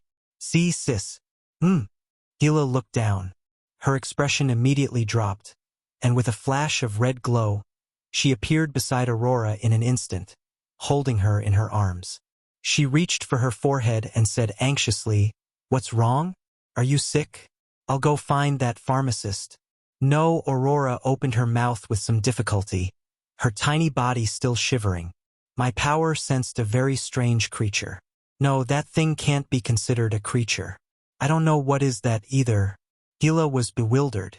Aurora's power could sense signs of life. She had never seen Aurora get so horrified just because she sensed a certain life form. "What did you sense?" Aurora closed her eyes, her lips pale. "It's very tiny, but very huge too. It's spreading." When her eyes reopened, they were filled with horror. "It's everywhere." In the Black Star Stronghold Hall, all the players of the mercenary group were gathered together. "It's about time." King Admiral looked at the interface. "The version update will start in an hour. Let's log off here. It's safer here." Hao Tian nodded. We will experience a time skip because of the update. There will be unknown changes, so it's best to stay in the stronghold," Frenzied Sword said earnestly. As one of the players from the closed beta, he knew that there would be a time skip after the update. The original characters and factions would act alone and go through various changes. When the public beta started, He had even been separated from Han Xiao because of this. No one knew what the duration of the time skip in this version update would be, nor did they know what Black Star would become. Frenzied Sword only hoped not to be separated from Han Xiao again. He had only narrowly found Han Xiao on planet Aquamarine, but if they scattered in space, he would probably end up playing the game as if it was a single-player game. Therefore, staying in the Black Star stronghold was the safest choice. Throughout the whole of version 1.0, it was the benefits that Black Star had provided that led them to be this strong. Even the players with a different class from Han Xiao became stronger because of Han Xiao's equipment, not to mention those high-reward missions. All the players wanted to continue following Black Star in the next version. Not only them but the planet Aquamarine players as well. Every time they watched Bunhitdog's videos, they lamented over not being able to be a member of the mercenary group. The fun and adventures came second.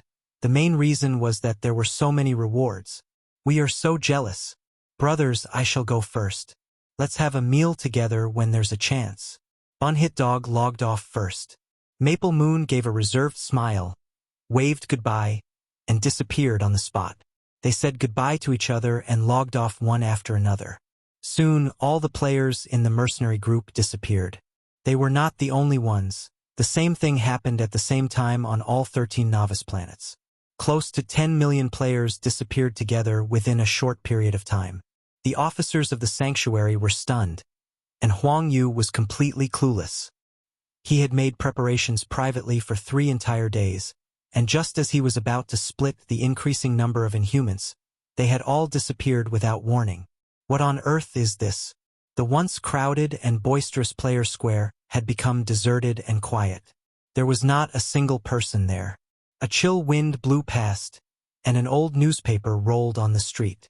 The residents from a distance walked into the streets one after another and looked over in shock and bewilderment. Many people thought of the same thing. The Inhumans disappeared the same sudden way that they had appeared, like they had never existed before. But the marks and changes left by the Inhumans were real and could not be ignored. These were the signs that they had existed. Far away, in Ubarely Hub, the great mechanic Han was punishing Sylvia in the machinery modification room as he suddenly moved his eyebrows. He opened the interface, and a new notification entered his sight. Version 1.0 update activated. Saving data. Saving completed. Player forums closed. Update duration. Unknown. Please wait patiently. Han Xiao tried to enter the forums, but the link had become gray, and he could not enter it anymore, just like when the closed beta ended. Han Xiao closed the books, shook his head, sighed. Sipping on a cup of tea, he calmed his thoughts. It's finally here. Tough Days. Chapter 442, Radical Promotion Idea. Chapter 442, Radical Promotion Idea. Translator. Atlas Studios Editor. Atlas Studios. Han Xiao counted his assets. He had 1.5 billion experience and about 900,000 anas. In the next year without players, he would have no choice but to do missions if he wanted experience, and the speed of obtaining rewards had drastically decreased. When the players were there, it was like he was dining at luxurious restaurants every day, but now he would have to eat buns and vegetables. Black Star. Sylvia finally finished reading an entire paragraph of machinery theories that she memorized, but she saw Han Xiao had no reaction to it and looked like he was dozing, so she called him. I'm listening. Han Xiao raised his eyes. He contemplated for a while, then put down the book and said, We will leave Ubarely Hub in 2 days, and you'll come with us. I will help you to awaken your energy tomorrow. That's it for today, you can go back. After Sylvia left, Han Xiao locked the machinery modification room door, took out a pen and paper, and wrote down some of his thoughts. Now that the players have disappeared, the force at my command is only the officers around me and the Sunil warriors. They're only mortal, so I have to act carefully. This year is the preparation stage for version 2.0. In order to have the upper hand, I have many jobs I need to complete. First and foremost is my promotion mission. The stronger I am, the safer it is, and the easier it will be to act. I must find a relatively weaker opponent in Grade A. Even so, the risk is still very high. But so are the benefits. Once I complete my level 100 promotion, I will have the chance for a race evolution again, and my combat ability will increase tremendously. Han Xiao tapped the table with his pen, furrowed his brow, and contemplated. He searched for a suitable choice in his memories. Names of characters flashed past one after another but were all quickly eliminated. Some were too strong, some were too far away, and some suitable ones had yet to appear. In his mind, the best target would, of course, be Ember, whom he had fought before. He could counter that guy's Esper ability, but Ember had yet to reach grade A and seemed to have died under the bombardment from the fleet. Thus, he could only eliminate this choice as well. Sigh. There are no suitable targets. What should I do? Han Xiao scratched his head in frustration. The difficulty mainly came from the strength difference between him and a grade A super. Plus, having anyone above his grade interfere and help was restricted. This meant he could not ask the Dragon Emperor for help. In order to kill a grade A with a group of grade BS, it would be many times more difficult than when Sylvia tried to assassinate him. The resistance and health of grade A supers meant that many schemes would not work on them. Furthermore, none of those who could reach grade A would be not cautious and alert. It was impossible for them to fall into traps easily. With his level, if he wanted to kill them directly, he could only use extremely powerful weapons or traps with significantly high technology, such as a destroyer-level battleship quantum annihilation cannon, the Forbidden Doomsday Electric Ring spell scroll, or something of the same level. However, he did not have any way to buy those. Furthermore, his officers were not players. If they knew that they were going to go against a grade A super, they would definitely have issues with it and might not be willing to take the risk to do something so meaningless, unless they had incomparable hatred toward the target. If he chose a grade A Darkstar member, then Herluz would not oppose it. Although Han Xiao knew the abilities of Darkstar's grade A supers, such as Wind Demon, Anner, Psychic Explosion, Vivira, and Mountain Hammer Rogue, he did not have the confidence to mess with any of them. Furthermore, Darkstar's forces were strong, stealthy, and swift, so it was impractical to choose one of them. He could wait till version 2.0 started and command the players to fight the opponent. However, wasting a year of not becoming stronger would place him in a very dangerous situation when facing Darkstar in version 2.0. Secondly, even if 1,000 of those grade C players fought against one grade A, they would still be wiped out in an instant. Sure, they could revive, but they would not be of any use. Not to mention grade A, even the great mechanic Han could beat a group of players himself. Han Xiao was very troubled by his level 100 promotion mission, as he did not know what he could do. It's so damn difficult. If he could revive like the players, he might still have had a chance and would not have been so frustrated. However, he only had one chance, and once he failed, it would be his end. These various factors caused this promotion to be almost impossible to complete. Then there's no choice but to take a shortcut. Han Xiao held his forehead and sighed. The chance to complete the promotion mission through regular means was almost negligible. Luckily, he had the radical method. Mission completion card. Its effect was to grant the mission reward of a mission and deem the mission as completed with the lowest rating. This was indeed suitable for promotion missions with no mission rating. As long as it was completed, he could be promoted. To the players, the effect of the mission completion card was very ordinary. They usually used it on extremely difficult missions. However, the lowest rating reward would not be a lot anyway, so they might as well try the mission themselves and see if they could get a higher rating. Therefore, despite this item being very rare, it was not scarce. The mission completion card had once appeared in the random reward after Han Xiao completed the Germinal Organization main storyline, but he had chosen the other choice, which was Esper Ability Potential Enhancing Fluid. Although he needed the mission completion card, the Esper Ability Potential Enhancing Fluid had undoubtedly been the right choice back then. There are 3 methods to obtain mission completion cards. First, it might appear as a random reward, and random rewards are only given when a difficult mission is completed with a high rating. Second, reward from specific missions. Third, cash in and buy from the store, limited to 5 per month. The third method was eliminated straight away without a doubt, and the second method would not work as well, as these specific missions were in other star fields. It was way too far. Thus, he could only use the first method. The pro is that I can avoid the risk of fighting a grade A super. The con is that there's too much uncertainty. Han Xiao shook his head. Adventures are for the youngsters. Old people like me should do it the stable way. freewebnovel.com The next day, Sylvia came as promised. Han Xiao agreed to help her awaken energy today, so she had hardly slept the previous night. She was looking forward to it, nervous and anxious. Sit. Han Xiao pointed at the chair beside him. The chair had bondage straps on its armrests, back and legs. It looked like an electric chair. What is this? Sylvia swallowed her saliva uncontrollably and forced a smile. I remember being told that awakening mechanical force only needs simple training. The mage class could generate magic power through mediation. Although the mechanic class was focused on external objects, there were also similar methods to awaken their exclusive mechanical force. You're talking about the regular way. It's too slow. I've said before, you already have super genes, and you're talented in mechanic class. I have a much quicker way. Han Xiao's tone was very calm. If someone was confirmed to have the potential for the mechanic class, there was a method to quickly awaken the mechanical force, have another mechanic stimulate their body. This way, the speed of awakening would be much quicker. This was what he had found by searching through the mechanic class articles. Of course, if the target did not have the potential, it was not much different from electrocution.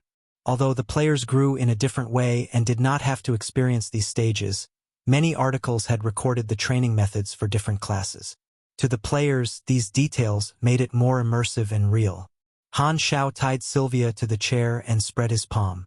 Dense electric snakes appeared on his hand and formed a lump of light with shifting shape, flashing terrifying electric light. He glanced at Sylvia, whose body was stiff and face was filled with terror. Relax. Don't be nervous. Sylvia struggled continuously in terror and yelled, Don't come here. Before she finished talking, Han Xiao's hand grabbed onto Sylvia's forehead. The electric light surged into her body and coursed through her, flickering. Buzz! Sylvia's entire body was trembling like a fish being electrocuted. Her body was penetrated by electric currents from head to toe. Her muscles were retracting, and she was numb from the pain. Felt like her body was not hers anymore. This should be enough, or she might be electrocuted. Han Xiao counted the time, pulled his hands away, and stepped back. Sylvia slumped against the chair with her head dangling from her neck. White smoke floated from all over her body, and she had yet to recover from the pain. She wanted to speak, but her entire body was numb, and her tongue could not move. A special sense was born in her body. It was very weak, but it was there. Sylvia struggled to focus and tried to control it. A tiny and almost unnoticeable electric current flashed under her skin. I activated your super gene. You now have the magnetic type energy. Keep training and you will grow. I will teach you the ways to train energy in a few days. Go back and memorize another machinery theory book first. Sylvia finally stood up. She looked down and her face twitched. In the end, she could not hold it back and cried out loud as she ran out of the room. Coincidentally, her Luz happened to be at the door and almost bumped into her. Surprised, he said, What did you do to her? Wait a minute. What's the smell in this room? The next moment, her Luz's expression became strange. With shock and suspicion, he looked at Han Xiao from head to toe, again and again, looking like he wanted to say something but did not. I know what you want to say. Shut up. Han Xiao rolled his eyes. Get to business, what do you want? By the way, all your subordinates disappeared and still have yet to return after one day, her Luz said. Players logged on and off regularly. Han Xiao had given a perfunctory explanation, saying that it was the side effect of their immortal body. The other officers were used to it, but they had never seen all the players disappearing together and not appearing after an entire day, so her Luz came to ask Han Xiao about it. Han Xiao contemplated and found an excuse to get it over with. Roughly, he meant that the price of being immortal was that they had to sleep every once in a certain period, and when they stayed active for too long, they would have to take a very long sleep. They would not appear again for a very long time. Her Luz had doubts but had no choice but to convince himself to believe it. They won't be around for the time being, so I'm preparing to stop the mercenary group's business. Not including your Sunils. I'm talking about us. Then what are we going to do? Han Xiao pointed at his own eyes and mysteriously said, It saw some things again. Remember my promise to you? I can feel it, the time is near. Her Luz's eyes turned bright. I need to make some preparations. We will go to the Terralam star cluster next, Han Xiao said. That's the closest star cluster to the wormhole cluster at the middle of Shattered Star Ring and the area with the largest scavenger forces.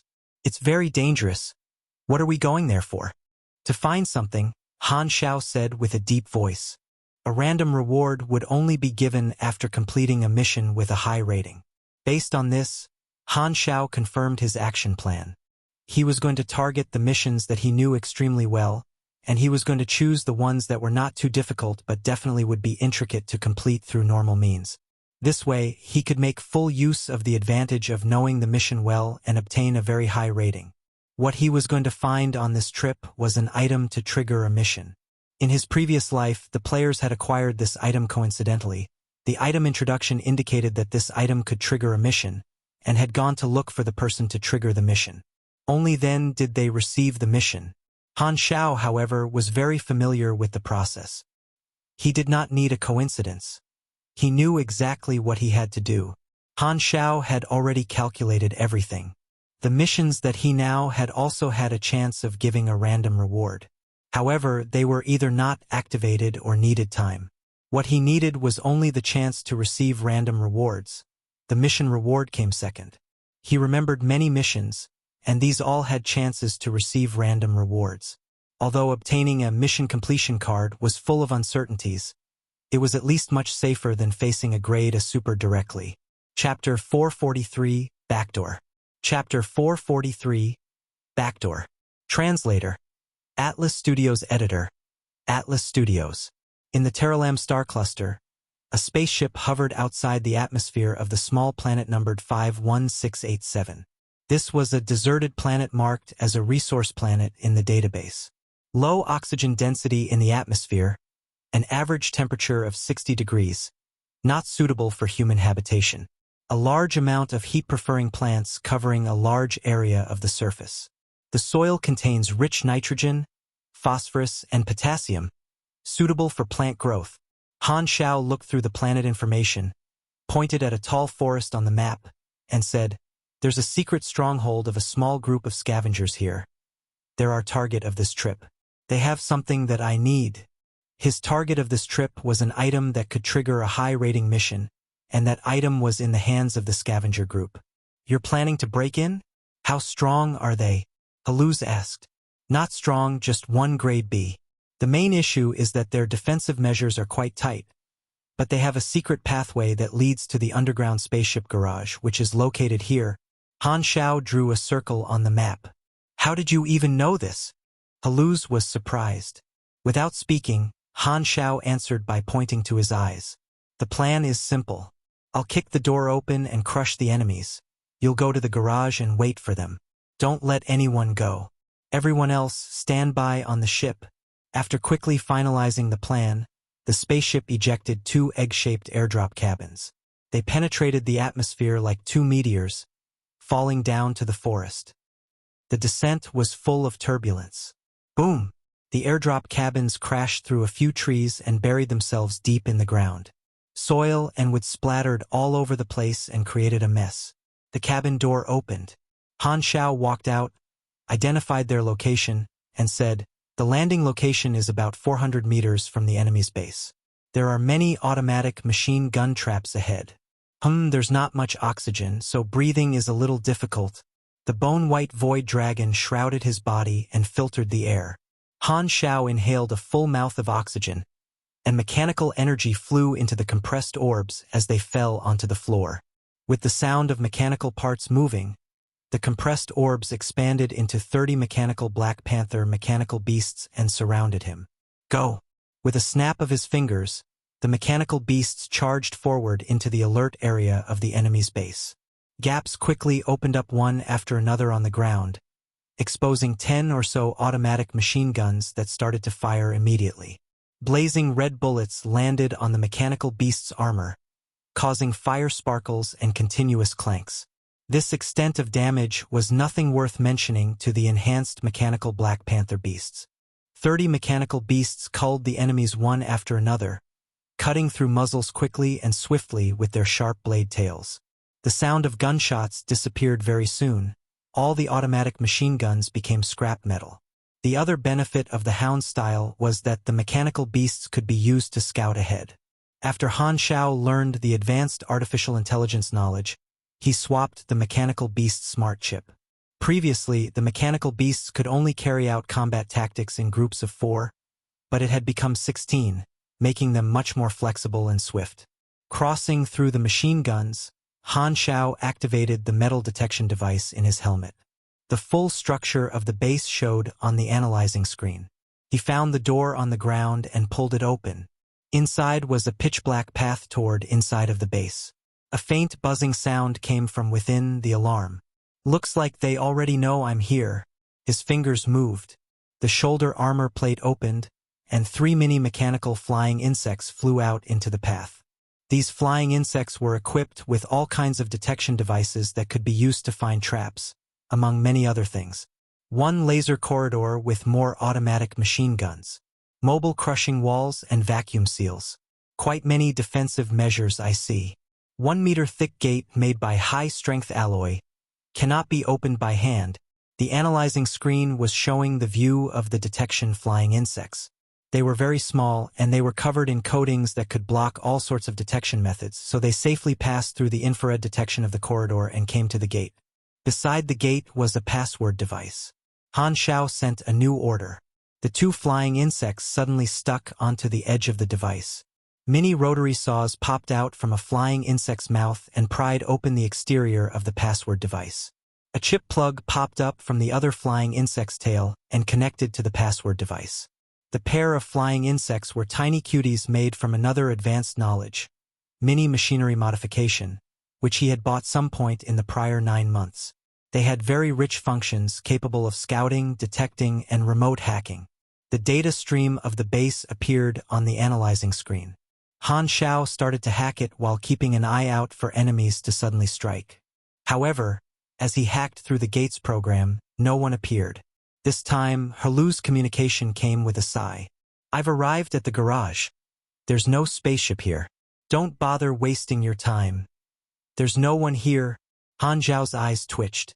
The player in his previous life had needed to break into the scavenger base to get the mission item, but luckily for him, none of the enemies were even home. No wonder no one had appeared despite him having already arrived at their gate. We really came at a good time. Han Xiao was speechless. It turned out that he was fighting with the air all along. He quickly stood up and walked into the base casually. He had already shut down all the defensive measures. After he entered the stronghold, there was indeed no one inside. Although the base was not huge, it had everything it needed. Han Xiao spent some time and completely hacked the system firewall, took over control of the base, and went straight to the warehouse.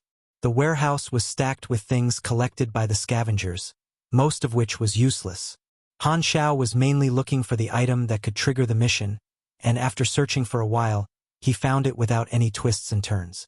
It was a beautiful and detailed mini statue that looked like it was made by some kind of brown wood, yet it was as strong as high-strength alloys. It was the statue of a very strange creature. If it had to be described, it kind of looked like a distorted mantis. As Han Xiao picked it up, a low and unclear voice suddenly appeared in his mind. You have received Mysterious Statue. Item Introduction. This is a statue that you have never seen before. You don't know what it represents or what meaning it has, but when you touch it, you hear a soft, faint voice speaking to you in your mind. Yet, when you focus on that voice, it disappears. Remarks.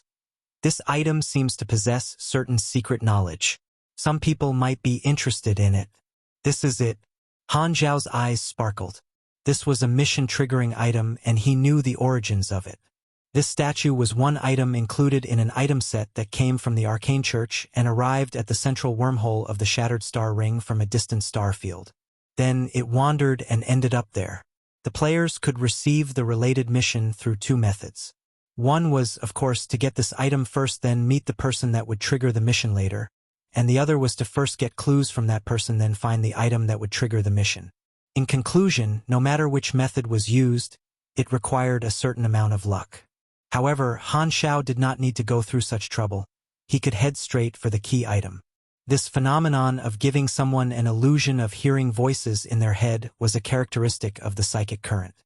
The psychic current was very unique and could occur through various means, such as the thoughts of many creatures being enchanted onto on target.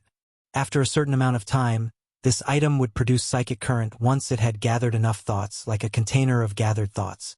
The most well-known example would be sacrifices and prayers, and this statue was made from exactly that. "I've got the item," Han Xiao said. "That's quick. Shall we leave now?" Aluz asked.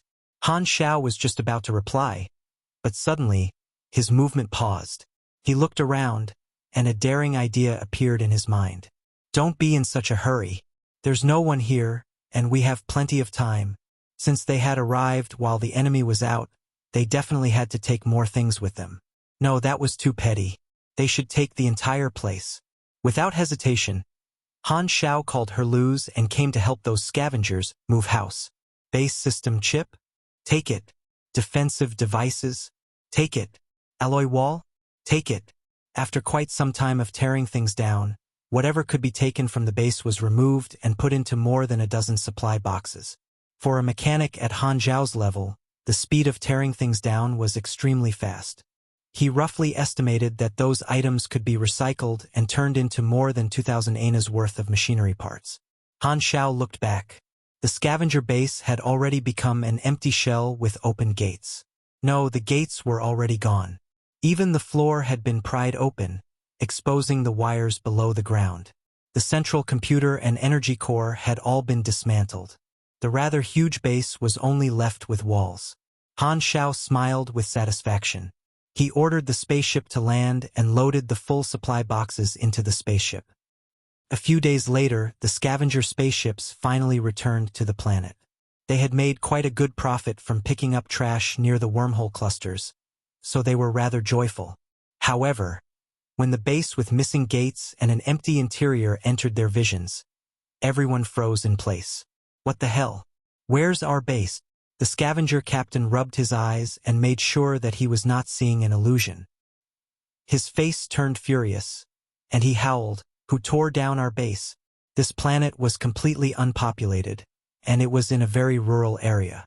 They had spent quite a lot of resources to build a secret base there and never exposed its position. How could anyone know where their base was? In the Terralam star cluster, they were just a small group of scavengers. Who would bother to go against them? It had to be a petty thief that got lucky. "Search! Search for the petty thief who did this!" The captain yelled furiously and regretfully. If he had been in the base, he could have prevented it from happening. They barely gathered the intel fee and contacted the information seller. After searching, they found out that there was only one spaceship that visited this planet during that period. After uncovering the identity of the passengers of that spaceship, the rage of those scavengers immediately disappeared. In fact, they were dumbfounded. "Blah, Black Star." The scavenger captain was stuttering. What were galactic mercenaries of that level doing here? They exchanged looks and were immediately discouraged. Now, they suddenly felt glad they had not been in the base when it happened. If they had faced Black Star, they certainly would have died. Suddenly, the scavengers felt that losing a base was not so unacceptable. As the scavengers were feeling glad, Han Xiao and the others passed through the Star Cluster Teleportation Stargate and came to the Rain Star system of the Colton Star Cluster. The person that could trigger the mission was there. Temporarily, the ruling civilization of Rain Star System, the New Phylan Alliance, had invited a galactic celebrity that was very popular in Shattered Star Ring to tour the place. The entertainment industry in the galaxy was very developed as well. There were singers, actors, and many other industries that brought entertainment to various civilizations. The different entertainment shows could be watched from the paid channel in the Galactic Communicator. Although Han Xiao did not watch it much, many galactic residents spent their days watching television. After all, with how developed some civilizations were, most people did not have to work, unless they wanted higher positions or better quality of life. The person to trigger this mission was rather special. It was indeed the galactic celebrity that had been invited. Chapter 444, Chunxing and Statue Mission 1. Chapter 444, Chunxing and Statue Mission 1. Translator, Atlas Studios Editor, Atlas Studios. This celebrity had a huge number of fans in various star clusters in the Shattered Star Ring. He was a singer, and because of how developed the transmission technology was, his influence was not limited by physical distance. This performance was for the traditional yearly celebration of the New Phylan Alliance being reunited, and this singer was the most famous one among all the invited guests. The venue of the performance was a vacation spaceship called Wine and Celebration. Those who could watch it live were all either wealthy or had a very high position in the New Phylan Alliance. If Han Xiao wanted to come into contact with the target, it had to be at the venue, but the problem was, how were they going to get the ticket for the show? Are you going to the Union Day celebration? When Sylvia heard about the destination of their spaceship, she rolled her eyes and said, "Stop dreaming. Every year, those that can enter the venue to watch it live are all very important people, such as leaders of political parties, higher-ups in the army, high-level government officials, businessmen that pay tons of taxes every year, and so on. With so many important people gathered in one place, the security is extremely tight. Don't even think about sneaking in. You might be mistaken for an assassin." Han Xiao glanced at her and said, "Have you finished memorizing the books I gave you?" Sylvia's tone instantly turned soft, and she murmured, "Isn't there one more day before the test? By the way, you're a New Phylan citizen. Don't you want to watch it live at the scene?" Sylvia curled her lips and said with a yearning tone, "Who doesn't want to? But us ordinary people can only watch on television." The Union Day was a memorial for the day that the nations of the New Phylan Alliance reunited after their split. It was very meaningful to the New Phylan people, similar to National Day in China. Sylvia wanted to go every year, and in fact, Langley's position had been high enough to get her into the venue. Unfortunately, he was a traitor and a spy. Now that she had become a mercenary, she would never have the chance to attend it again, so she could only bury this tiny dream of hers. Mercenaries were powerful and strong indeed, but they did not have a high position in society. After all, for the most part, the lives of galactic citizens were peaceful. Only when they faced problems that could only be solved with violence would they think of the professionals in this field. Other than that, they would not want to have any contact with such dangerous mercenaries. Furthermore, most mercenaries were free citizens of the universe that did not have a nationality. Although Han Xiao had worked with the New Phylan Alliance before, this small of relationship was only enough for him to request to see prisoners at most. It was far from enough to attend such a huge celebration. Freewub novel. Calm. Of course, nothing was absolute. With the backing of Floating Dragon Island, if Han Xiao could drag aims there, he did not believe that the New Phylan Alliance would not invite the Dragon Emperor in. In fact, not only would they be invited, they would definitely be sitting in the top VIP seats beside the Alliance leader. What? You don't give me the Dragon Emperor face? Well then, have you ever seen a brick the size of a planet? When one's strength reached a certain level, there would be no need to even showcase it. Just showing up would be enough. Han Xiao rubbed his chin, pondered, and said, "Since you want to go to the venue, I'll bring you along then. It's not much trouble anyway." Sylvia was dazed. She asked uncertainly, "Do you really have the ticket?" "Impossible. There's no need for a ticket." Han Xiao waved his hands and said, "Someone will invite me in." "As if I believe you." Sylvia was obviously doubtful.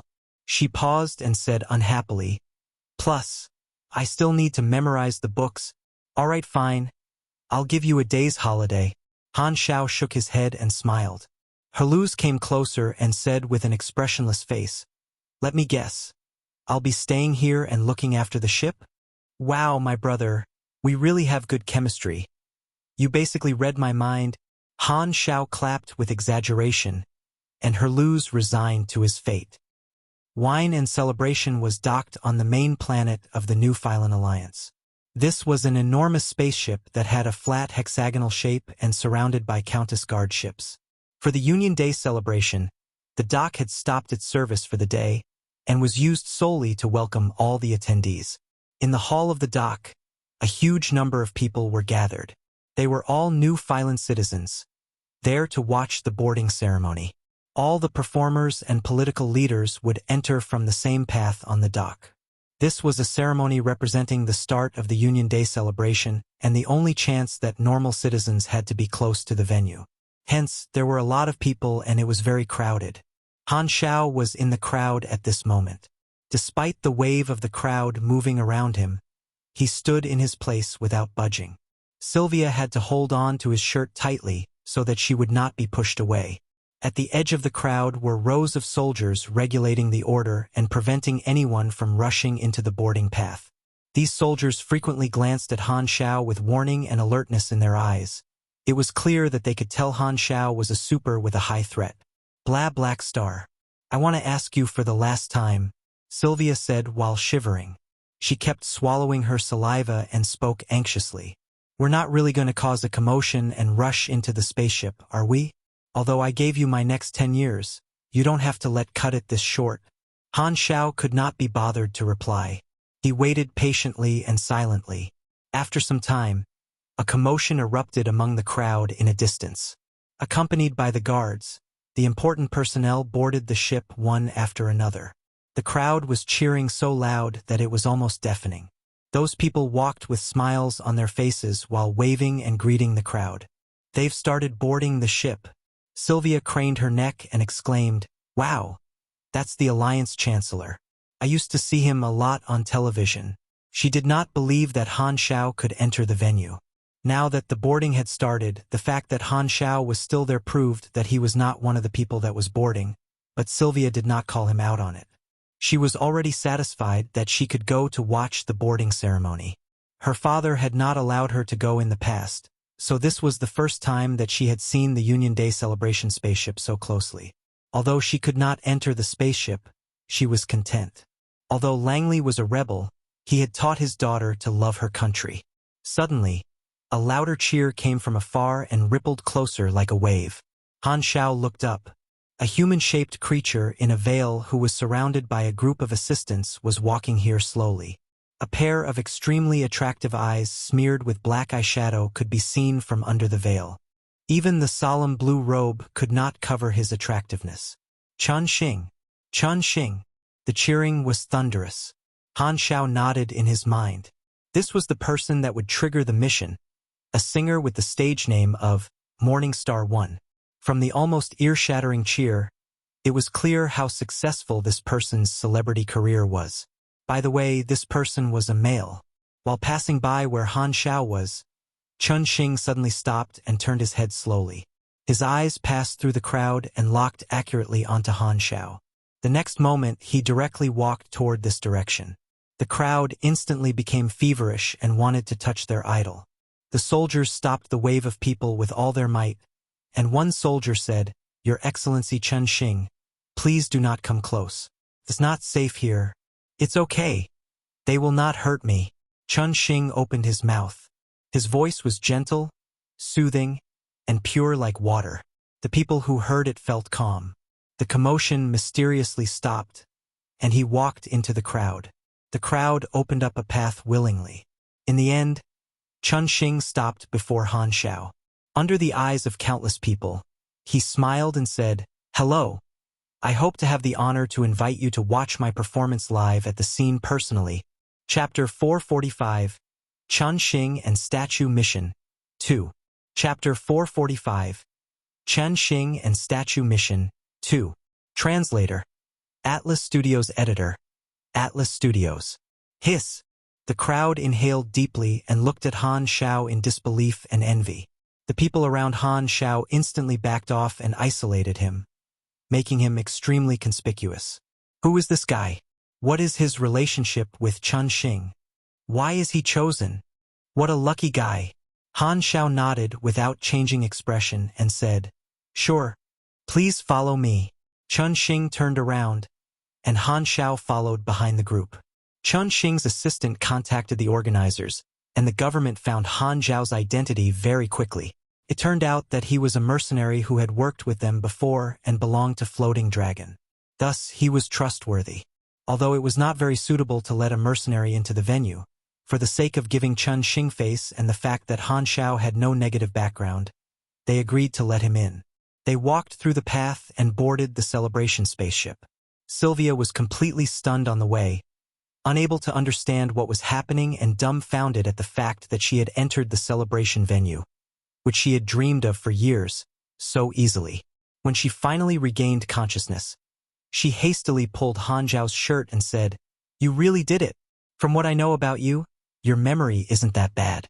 Maybe I should give you more books to train it." Han Xiao stared at Chun Xing's back. I thought you were lying." Sylvia did not know what to say. It had happened exactly as Han Xiao had said. They were invited onto the ship. However, she never would have thought that the person inviting them would be Chun Xing, and it looked like it was a last-minute decision. She suppressed her excitement and asked with anticipation, "How did you do it?" "No crowd can cover up my attractiveness." Han Xiao gave a perfunctory response. The real reason, of course, was the mysterious statue that Han Xiao had with him. Chun Xing had a special sense toward the psychic current of the statue. As long as it was within a certain distance, he would definitely notice it. Hence, Han Xiao had known that Chun Xing would invite him onto the ship. After everyone boarded, the various large cities on the main planet lit fireworks as wine and celebration took off and circled around the main planet. The spaceship was covered in streams of colorful lights, and the people on the surface could see the enormous spaceship when they looked up. Han Xiao was arranged to be in the VIP room of Chun Xing's team. Chun Xing did not speak to him immediately but went to prepare for the show. He told his assistant that if Han Xiao asked why he was invited, tell him that he would meet him privately after the celebration. However, the assistant waited and waited, yet Han Xiao did not express any curiosity. He closed his eyes and rested from the moment that he entered the room like he was completely uninterested in knowing why he had been invited. After waiting for a long time without receiving any response, the assistant had no choice but to speak first. "Your Excellency, Chun Xing wanted to talk to you after the celebration ends. Please wait patiently and enjoy the show." Han Xiao gave a very short reply. He knew Chun Xing extremely well, so he had no intention of asking anything. After some time, the audience was all seated. The roof suddenly opened, showing the universe full of stars. A thick energy shield blocked the vacuum. This was the center of the spaceship, and it was an enormous outdoor stage. The VIP rooms shook slightly as they slowly rose and hovered in midair, slanting toward the stage at 45 degrees. One side of the wall was a transparent screen looking down at the entire stage. The VIP rooms had gravitational stabilizers equipped, so although the rooms were slanted, the people inside were sitting firmly in their chairs. There were more than 200 VIP rooms like this, and they were like balloons floating above the stage. With the magnificent and beautiful light starting to shine from the stage, an enormous performance commenced. At the same time, the countless citizens of New Phylan were watching this scene from their devices. It was a celebration shared by hundreds of billions of people. Sylvia was completely astounded by such a magnificent view. This was her first time being at the scene and attending the celebration in person. She had begged her father many times, but she had always been rejected. Yet, Han Xiao had done what her father did not do, fulfilled her dream.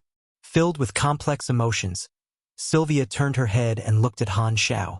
This person was her enemy, her savior, her creditor, and her teacher. Noticing her sight, Han Xiao said calmly, "What? Nothing, T." Sylvia curled her lips. "Old man 1, what kind of term is that? Are your eyes not working properly?" Han Xiao looked at her with confusion. The celebration performance continued. Han Xiao was not a New Phylan citizen, so he was not very interested in the ceremonies. But the performance was indeed exciting. When it came to the last and most anticipated performance, the performer was indeed Chun Xing. All eyes were on Chun Xing. On the enormous stage where he stood was the only place that had light. Everywhere else was dark. Yet, just by standing there, he made people feel he had occupied the entire stage. The whole place was silent. The first note flew out from under Chun Xing's veil, ethereal, elegant, and pure, like the voice from heaven. Her voice seemed to have created a wave of time, bringing the audience back to the ancient times, looking up at the first dawn between darkness and night, watching the first star glowing in a dim yet firm light. Before the performance, the whole audience had turned off their translators, not allowing them to stand in the way of enjoying such a pure voice. Even though they could not understand what the lyrics meant, The immensity of the voice captured every one of their hearts. The audience felt like countless images flashed past before their eyes, the origin and the end of a star, and the endless cycle of life. Along with his singing, the light on the stage started to expand. When he reached his highest note, the light also spread over the entire stage. The audiences felt a shiver from the depths of their soul that flew into their mind. What a beautiful voice! Sylvia was completely immersed in the song. Han Xiao's eyes sparkled. A voice that included such strong psychic power was indeed very influential.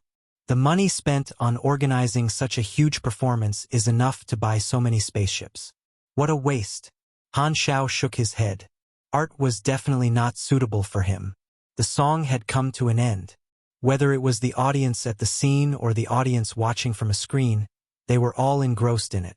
Chun Xing lowered his head slightly and left the stage. The overwhelming applause only came after he left. Han Xiao stood up, stretched his neck, and looked at the assistant. "Bring me to see him." In the private room, Han Xiao and Sylvia were waiting on the guest seats.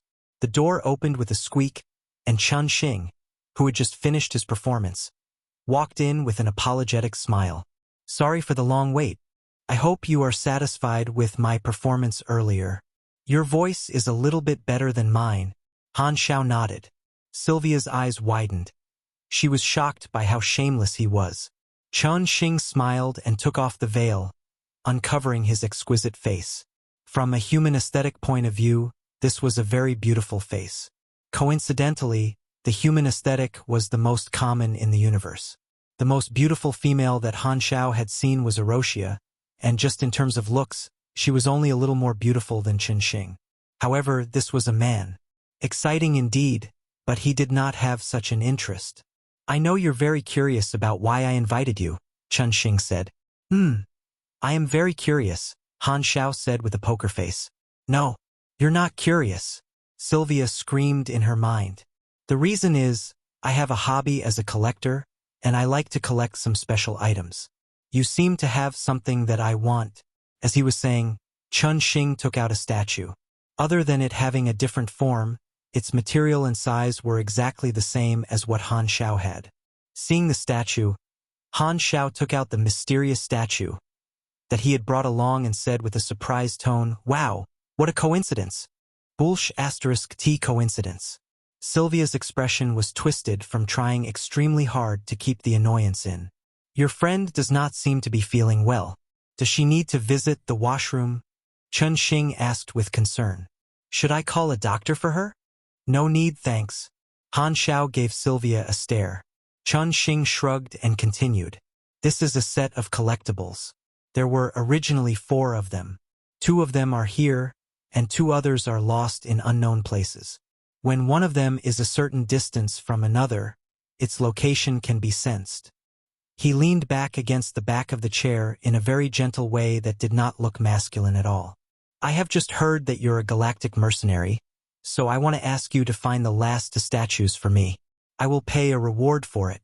How about 100,000 anas?" "On 100, Sylvia could hardly breathe. "That's way too generous." Han Xiao was not surprised, however. It was very normal for a celebrity to be wealthy. Furthermore, one of the reasons that this mission was popular in the previous life was that the difficulty of the mission did not fit its reward. "Sure. Any requests?" Han Xiao gave a faint smile. "Request." Chun Xing tapped his lips and said, "The sooner, the better, of course. You have triggered C-ranked mission, statues search. Mission introduction. A singer named Chun Xing is collecting a special set of statues. He hopes that you can find the other statues. Mission requirements. Find the other 2, mysterious statue. Freebnovel.cm. Remarks. When you have 2 statues, if there is another statue within a certain distance, you will notice. Reward. Basic reward of 100,000 anas and 1,100,000 experience. After the mission is completed, grading will be given based on the time taken to complete it. The shorter it takes, the higher the rating. A bonus reward will be given. Got the mission? Han Xiao narrowed his eyes. This was the mission that he wanted to trigger, It was one of the most suitable missions for him to get a high rating after he searched through his memories. Finding an item was not difficult but very time-consuming.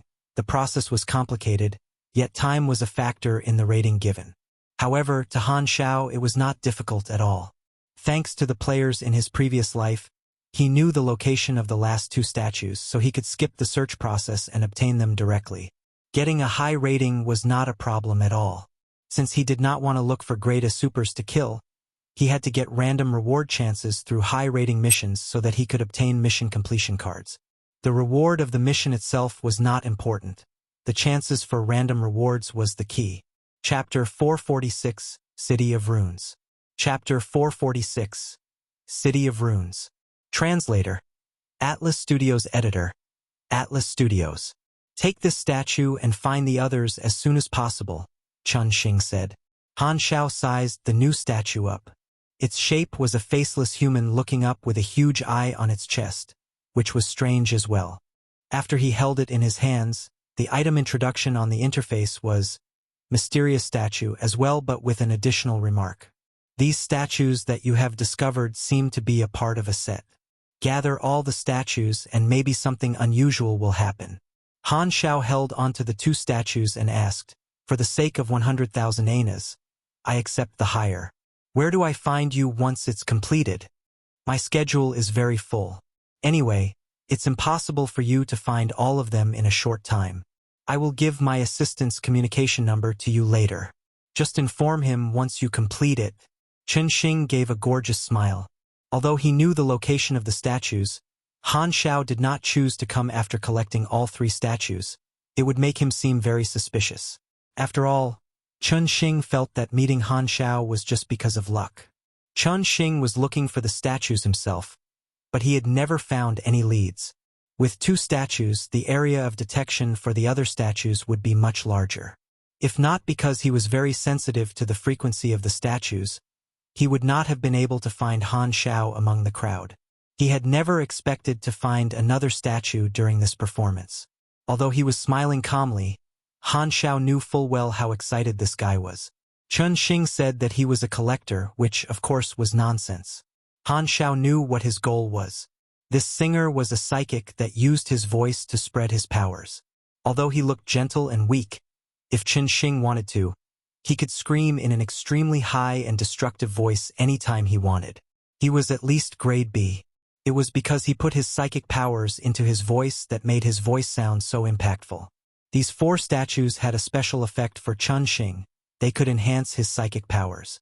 The 4 statues had originally been a set of totems for receiving prayers from believers night and day. They came from the Arcane Church. Unlike the practical Crimson Empire and the Federation of Light that believed in freedom, the Arcane Church was a very religious and mysterious civilization.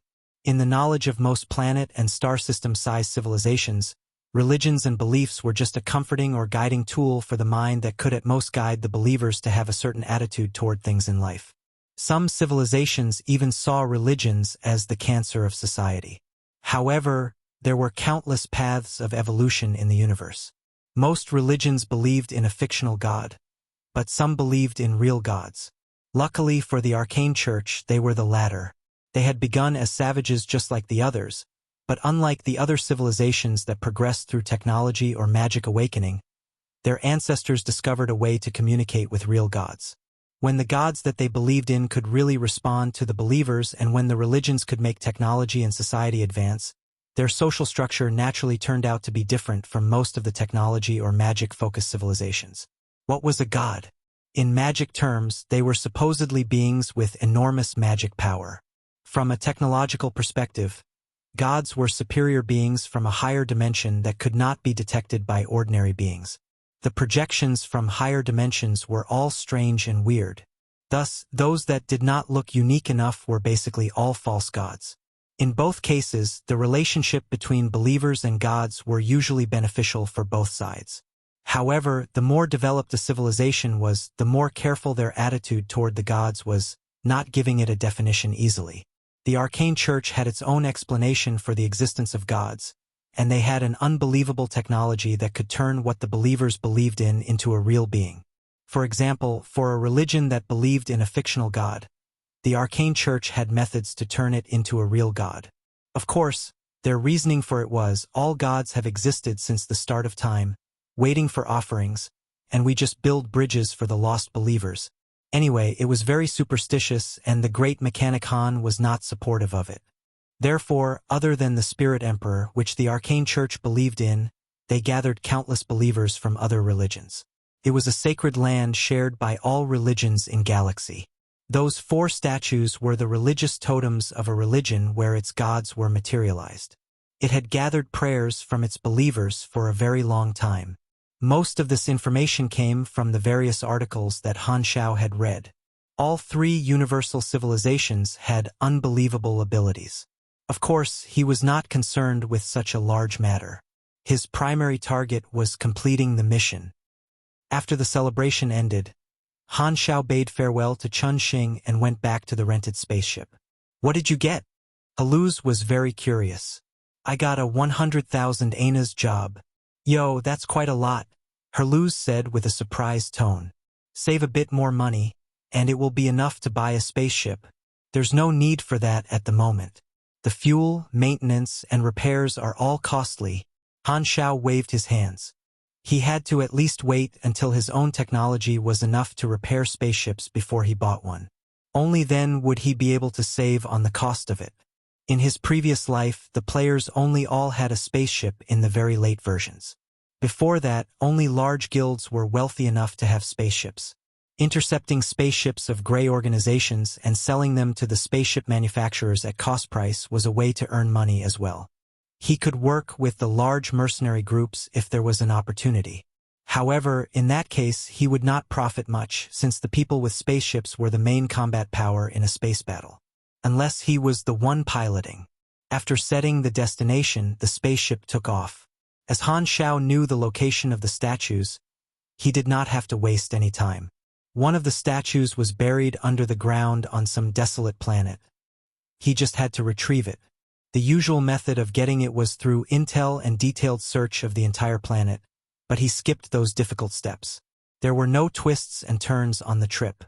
Han Xiao landed on the planet, headed straight to the location, and dug out the 3rd mysterious statue. Other than the time spent on locating the exact spot, he did not waste a single second. According to the player's experience, he had saved at least 20 days. However, the last statue had an owner. For this mission, they passed through many areas, returned to the Terralam star cluster, and entered the East River star system, Star Zone 4. Planet Secret Blue. There is a civilization on the planet. Due to unknown reasons, the galactic civilization that found this planet did not contact the local civilization, nor did they expose their existence. This means that Planet Secret Blue does not know that they once had a guest from outer space, and they also don't know what the universe is like. Hence, they are complete natives. However, the geographical, astronomical location of this planet is special. It's located on the path of the objects spat out by a wormhole cluster. Therefore, a lot of space trash has been landing on their planet. Han Xiao opened up the star map and introduced their destination to the others. The objects from outer space allowed them to derive technology beyond their level, but due to the difference in technological level, the knowledge that they gained from it was limited. At the same time, this trash made them certain about the existence of other civilizations in the universe, but that's all they know. What's worth mentioning is that this space trash from different civilizations showed Planet Secret Blue different systems. Hence, since the early stages of development, they have been researching on magic, technology, runes, crystals, and so on. Focusing on too many things at once might not be a good thing for a developing civilization. In conclusion, their technology standard has yet to reach the level that allows them to carry out interstellar travel. Han Xiao tapped the screen. The last statue is one such space trash that landed on this planet. It was seen as a product of a new technology by a certain local organization. That organization has since kept it under tight security. "Boss, what are you planning to do?" one of the Volgas asked. "Land directly and make the request. If they don't accept, we will beat them up until they do." Han Xiao's tone was very decisive. Haluz was stunned. "Is that a good way to do it? How about we communicate with them and give them some information about the universe in exchange for the statue?" Han Xiao shook his head. In his previous life, the players had thought this way as well. Due to the difference in technology, Planet Secret Blue was divided into various organizations that fought each other. After choosing to negotiate, the organization that had the statue took themselves highly and made over-the-top requests. First, they asked for a ton of information about the universe, which the players agreed to. Then they asked for many advanced knowledges and technology, which the players agreed to. In the end, they even made the outrageous request of making the outer space guests conquer other local organizations for them. The players finally could not take it anymore. After beating them up, they finally gave up the statue. This proved that the prior negotiations were completely meaningless. Facing people with such a mindset, if they did not show how big their fists were, they would think too highly of themselves. Of course, if they could really satisfy that organization's requests, they would get the statue in the end too and even trigger more missions. However, to Han Xiao, violence was obviously the most convenient method. Therefore, Han Xiao did not want to waste time and chose to directly airdrop and make the request. Located in the northwest of Planet Secret Blue, the City of Runes was a city based upon, as its name implied, rune technology. It was located in the middle of a forest. Its buildings had engravings of runes that shone in blue and white lights. The theme of the buildings was mostly tall, thin, light, and triangular. There were tall, square towers standing a certain distance from each other engraved with energy-absorbing runes. Those towers were the energy cores of the city. There was no wall at the edge of the city, and the buildings gradually became shorter the further they were from the center, extending all the way into the forest. Many years ago, some space trash had landed there, and on it were the secrets of the rune technology. The pioneers had derived some technology from it and slowly built that city. It was now one of the largest forces on Planet Secret Blue. It was late at night. In the forest more than 40 miles away from the City of Runes, dozens of people constructed a temporary camp. The bonfire rune emitted a stable red light, giving out warmth. The people sat around it. They were wearing leather clothes and armor engraved in runes. The border of the camp was covered in green beast-repelling runes, stopping the beasts and insects crawling in the night from getting close. "Captain, how much can these goods sell for on the black market in the City of Runes?" A young man rubbed his hands together in anticipation. The captain was a short and skinny man that looked somewhat like a mouse. He chuckled and said, "Someone is secretly purchasing space trash in the City of Runes. These goods we gathered would at least make us 8,000 feces." This was a smuggler group that sold space trash. Every once in a while, the trash from wormholes would land at different locations on the planet. Such trash had research value, and every organization was collecting them. However, they would definitely miss some of it. Hence, the space trash black market was born to purchase these objects from outer space. The smugglers were groups of people that searched for space trash and sold them on the black market. At this time, they suddenly heard the sound of something breaking the sound barrier. The sound got louder and louder, cutting through the silence of the night like a sharp knife. They stood up and looked over hastily. A burning meteor appeared in the night sky and was heading toward them.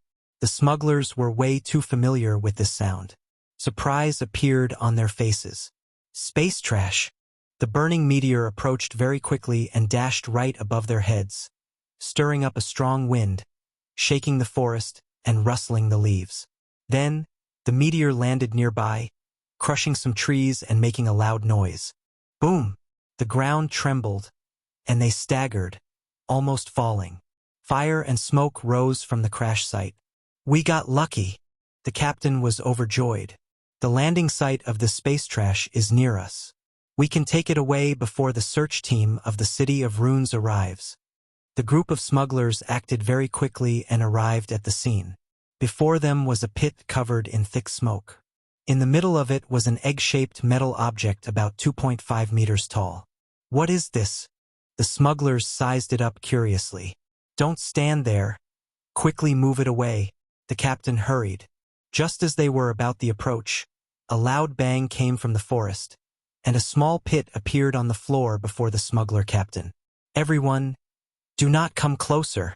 A deep voice came from the other side of the forest. Another group of people appeared in the forest. They were wearing metal armor, equipped with grenades and rifles. One of them was wearing infrared sniper goggles, and the muzzle of the sniper in his hands was still smoking. The sound earlier had indeed been the sound of a sniper shot. Troops of Iron Fire Castle.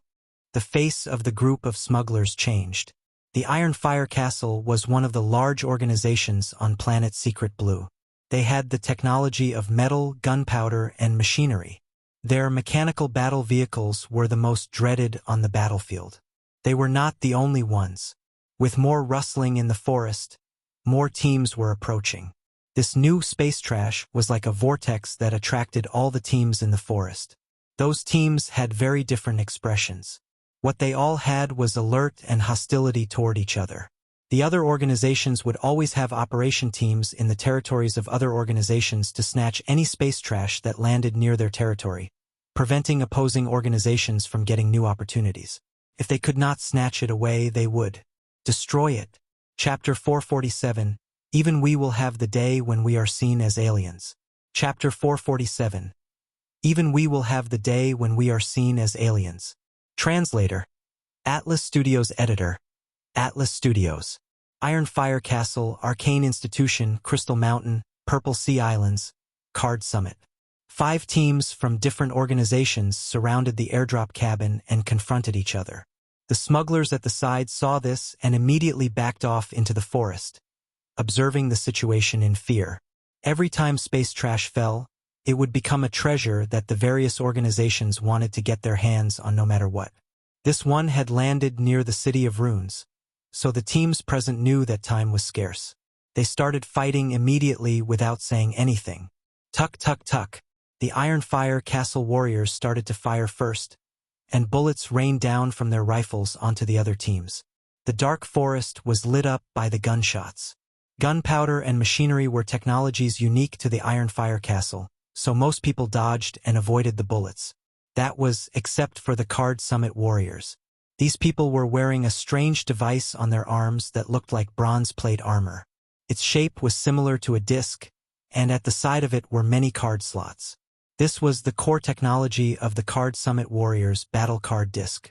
These people took out a shining card from the middle of the disc and placed it into the card slot. Then something happened. A light, blue energy shield gathered before the disc, and bullets hit the shield and caused ripples. The shield stopped all the attacks. Fibnovel.com.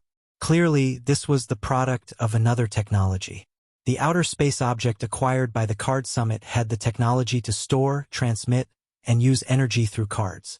Boom, boom, boom. At the same time, the warriors from the other organizations moved as well. It turned into a scrimmage of colorful energy and continuous growls. Grenades blasted through arcane shields, sharp claws pierced metal muzzles, and sparks splashed all over the place. Materialized spears from cards penetrated enhanced bodies, spilling boiling blood. Radiation beams from crystals shattered battle card discs. Broken cards exploded into pieces, and the energy turned into an impact wave and splashed the black soil on the ground. These were all elite warriors from their organizations. Different battle tactics clashed against each other. No matter who got close to the space trash in the middle, they would face attacks from everyone else immediately. They restrained each other, and the situation was in a stalemate. Woo! Suddenly, the sound of a horn came from afar. Their faces changed. That's the warrior horn of the City of Runes. Their search team is going to arrive soon. Iron Fire Castle sniper adjusted his scope and saw a huge group of creatures approaching rapidly. There's not enough time. What we are not able to acquire can't be acquired by the City of Runes. Ready the explosives and destroy it, the Iron Fire Castle captain yelled. His subordinates took out all sorts of grenades and bombs and threw them toward the airdrop cabin. The other organizations did the same and attacked the airdrop cabin, thinking the same thing. Boom! The sound of an explosion trembled the night, and the firelight mixed with the black smoke covered the airdrop cabin up. Continue. Space trash that could land on planets were usually very tough. Even so, they wanted to destroy it as much as they could so the enemy organizations would not be able to research it. Whoosh! Just as these people were preparing for the second round of focus fire, A loud, clear sound of pressurized air expanding was heard. The hatch slowly slid open. They saw the outline of a person in the fog. Then an unfamiliar voice appeared in their language. "Are you guys done?" Wafting away the fog, Han Xiao walked out in large steps. He landed with his body and did not activate the Void Dragon mechanical suit. This awful airdrop cabin had trembled so badly that it had given him a headache. Furthermore, the system had frozen after the clash, so he could not even open the hatch. It was a shame of the airdrop industry. He had needed quite some time to restart the system, and he had heard all the clanking sound from the battle outside. Although the various organizations in Planet Secret Blue had so-called supernatural weapons, their technology standard was very low in his eyes. It had very limited power, so even if he did not wear a mechanical suit, it would be very hard for them to break through his defenses. Han Xiao did not care about the heated battle outside, but these people wanted to destroy the airdrop cabin, which was unacceptable. He had to pay compensation if rented properties were damaged. The moment Han Xiao appeared, the whole scene froze. It was deadly silent. These warriors gazed at Han Xiao like they were frozen, and shocked expressions were fixed on their faces. Even the smugglers who watched from the side opened their mouth widely in disbelief. Alien. Past space trash had all been dead objects. This was the first alive creature, an alien from the boundless universe. Horror, shock, greed, and countless emotions flashed past these warriors' face. Everyone's breath became heavier, and the same thought appeared in their minds. Have to get the alien. He's too valuable. At this time, rapid footsteps appeared from the forest. A large group of City of Runes guards finally arrived at the scene. There were 200 of them wearing their standard guard armor, 100 melee guards and 100 bow guards. The surface of their weapons and armor had engravings of runes that enhanced their attack, defense, and physical capabilities. The warriors of Ironfire Castle and other organizations' face changed. It's the elite guerrilla group of City of Runes. We took too long. Lay down your weapons. The captain of the City of Runes team yelled loudly. He looked at the airdrop cabin, then looked at Han Xiao. With a little bit of thinking, he came to the same shocking conclusion as everyone else. He decisively ordered, "Surround them and evict the enemies. This is the territory of City of Runes. No one can snatch what is ours." The warriors of the other organizations quickly backed off with grave faces. There were too few of them. According to tradition, they had to destroy whatever they could not obtain. However, an alien was too valuable, so many people could not make a decision. Should they really kill the alien? There were no prior examples to this. Maybe they should not do it. The Ironfire Castle captain's eyes were menacing, and murderous intent rose in his heart. He clenched his teeth and ordered, "Never mind all of that. Our duty is to execute orders. Since we can't get that alien, we can't let the City of Runes get him. Fire!" The sniper aimed his gun at Han Xiao's forehead and quickly pulled the trigger. *T. The captain of the City of Runes guard's face changed dramatically. Bang! The sound of a gunshot echoed. They hurriedly looked at the alien. Han Xiao turned his head around. There was a white mark on his forehead still emitting a faint smoke, but the bullet had not even penetrated his skin. On planet Aquamarine, even Grade C supers could face firearms with no problem, not to mention Grade B. Although he was a mechanic, his health and resistance even exceeded pugilists, so such low firearms had no chance of penetrating his defenses. Shock and terror appeared on everyone else's faces. They only then realized that this person in front of them was not a dead object for them to grab if they wanted to, but a mysterious guest from outer space. His threat level was unknown. 0 damage. Han Xiao touched his forehead and raised his eyebrows. He could not even be bothered to wear his mechanical suit. With a stream of mechanical force, dozens of Black Panther mechanical beasts appeared and pounced at the people. Everyone was his attack target, whether they were the warriors from the various organizations or the City of Runes guards. The situation completely changed in an instant.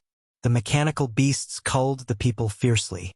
They tried to fight back in a panic, but their weapons only left sparks on the mechanical beast's armor. It was a completely one-sided battle. The mechanical beasts demolished everyone. Whoosh! A few sharp blade tails pierced into the sniper's chest, and blood gushed out from his mouth. Before he could scream, the mechanical beasts around him pulled their tail and tore him to pieces. The pungent smell of blood spread in the air. "These are all machines," the Iron Fire Castle captain screamed in disbelief. The technology that the alien was using had the same root as their technology. The strength of the mechanical beasts astounded their soul. The battle lasted less than 10 minutes before everyone else fell onto the ground. The floor was covered in blood, and the forest was filled with screams of agony. Other than the Iron Fire Castle warriors, Han Xiao did not kill anyone else. After all, he needed someone to spread the word. The smugglers in the forest dodged a bullet. They were horrified, and their legs were shivering. Many of them could not even remain standing. The alien defeated 200 to 300 elite warriors in the blink of an eye. How terrifying. The chaotic situation was suppressed. These local warriors were all defeated. The mechanical beasts returned to Han Xiao, folded into compressed orbs, and rolled into Han Xiao's pockets automatically. This incomprehensible scene shocked the people once again. Han Xiao looked around and coldly said, "Let me introduce myself. I'm a mercenary from space, coming to your planet to look for a wooden statue. According to my senses, that statue is in that city not far away. If you're willing to hand it over, I can give you some information about the universe in exchange. If you reject, I will take it myself. Time is limited, so I hope to hear your response before tomorrow morning." Through the translator, his words became Planet Secret Blue's language. The people were shocked. Seeing that Han Xiao had no intention of slaughtering them, they had no choice but to suppress their confused thoughts, stand up carefully, and back off, stumbling with panic. The warriors from different organizations left in their own groups and did not fight again. They were in a hurry to report the situation. That was the most important matter at the moment. The smugglers also ran away, and Han Xiao did not bother with them. The political structure of this planet is very underdeveloped. One technology creates a city, and a city is equal to a regime. My appearance to them is huge news. As they don't have any contact with the galaxy, there is no systematic super-knowledge here, only the individual power systems or incompletely information. The individual strength level is very weak. The strongest is only grade C, and there are not even as many of them as there are on planet Aquamarine. With his grade B strength, it was more than enough to crush this entire planet. Although grade B was rather common in the universe and not too difficult to kill, it was almost invincible on lower-level planets. The only advantage that Planet Secret Blue had on him was numbers. Han Xiao smiled. Mechanics were most unafraid of being outnumbered. However, Han Xiao did not ignore the possibility of some organizations on Planet Secret Blue having some powerful weapons. After hearing about me, the best result will, of course, be the City of Runes giving up the statue. However, that's unlikely. Han Xiao shook his head. He knew what kind of attitude these people had. Proud and arrogant. They would most likely not compromise. After waiting for an entire day, he would most likely not face smiles the following morning but a siege from their army. However, this was exactly Han Xiao's plan. He planned to give one night to the City of Runes to gather an army so that he could destroy their confidence once and for all, saving a lot of time. Enemies being overconfident was his favorite thing to see. Herluz and the others were still on the spaceship. Him landing alone would make it easier to terrorize the enemies. Although he had 3 statues and could locate the last statue, so sneaking in and stealing it seemed to be more convenient, Han Xiao did not want to go through so much trouble. After all, he would still end up facing them alone. Finally, this time, he did not have to use so much of his brain and could solve the problem with his fists. If I remember correctly, winning against a siege of tens of thousands of people will trigger an achievement ability called One Against the World, Han Xiao suddenly recalled. He looked at the mess around him, walked up to the top of the airdrop cabin, closed his eyes, and started to wait. That night, the intel of an alien landing quickly spread into the organizations of the alive warriors. This was the first alien that had landed there. Alive! The City of Runes was astonished. The whole of Planet Secret Blue trembled. This was definitely going to be a sleepless night. Chapter 448, The Siege. Chapter 448. The Siege. Translator. Atlas Studios Editor. Atlas Studios. Han Xiao's arrival stirred up a storm. Lord of Runes was the ruler of City of Runes. He had gone to sleep early but was awakened by this news.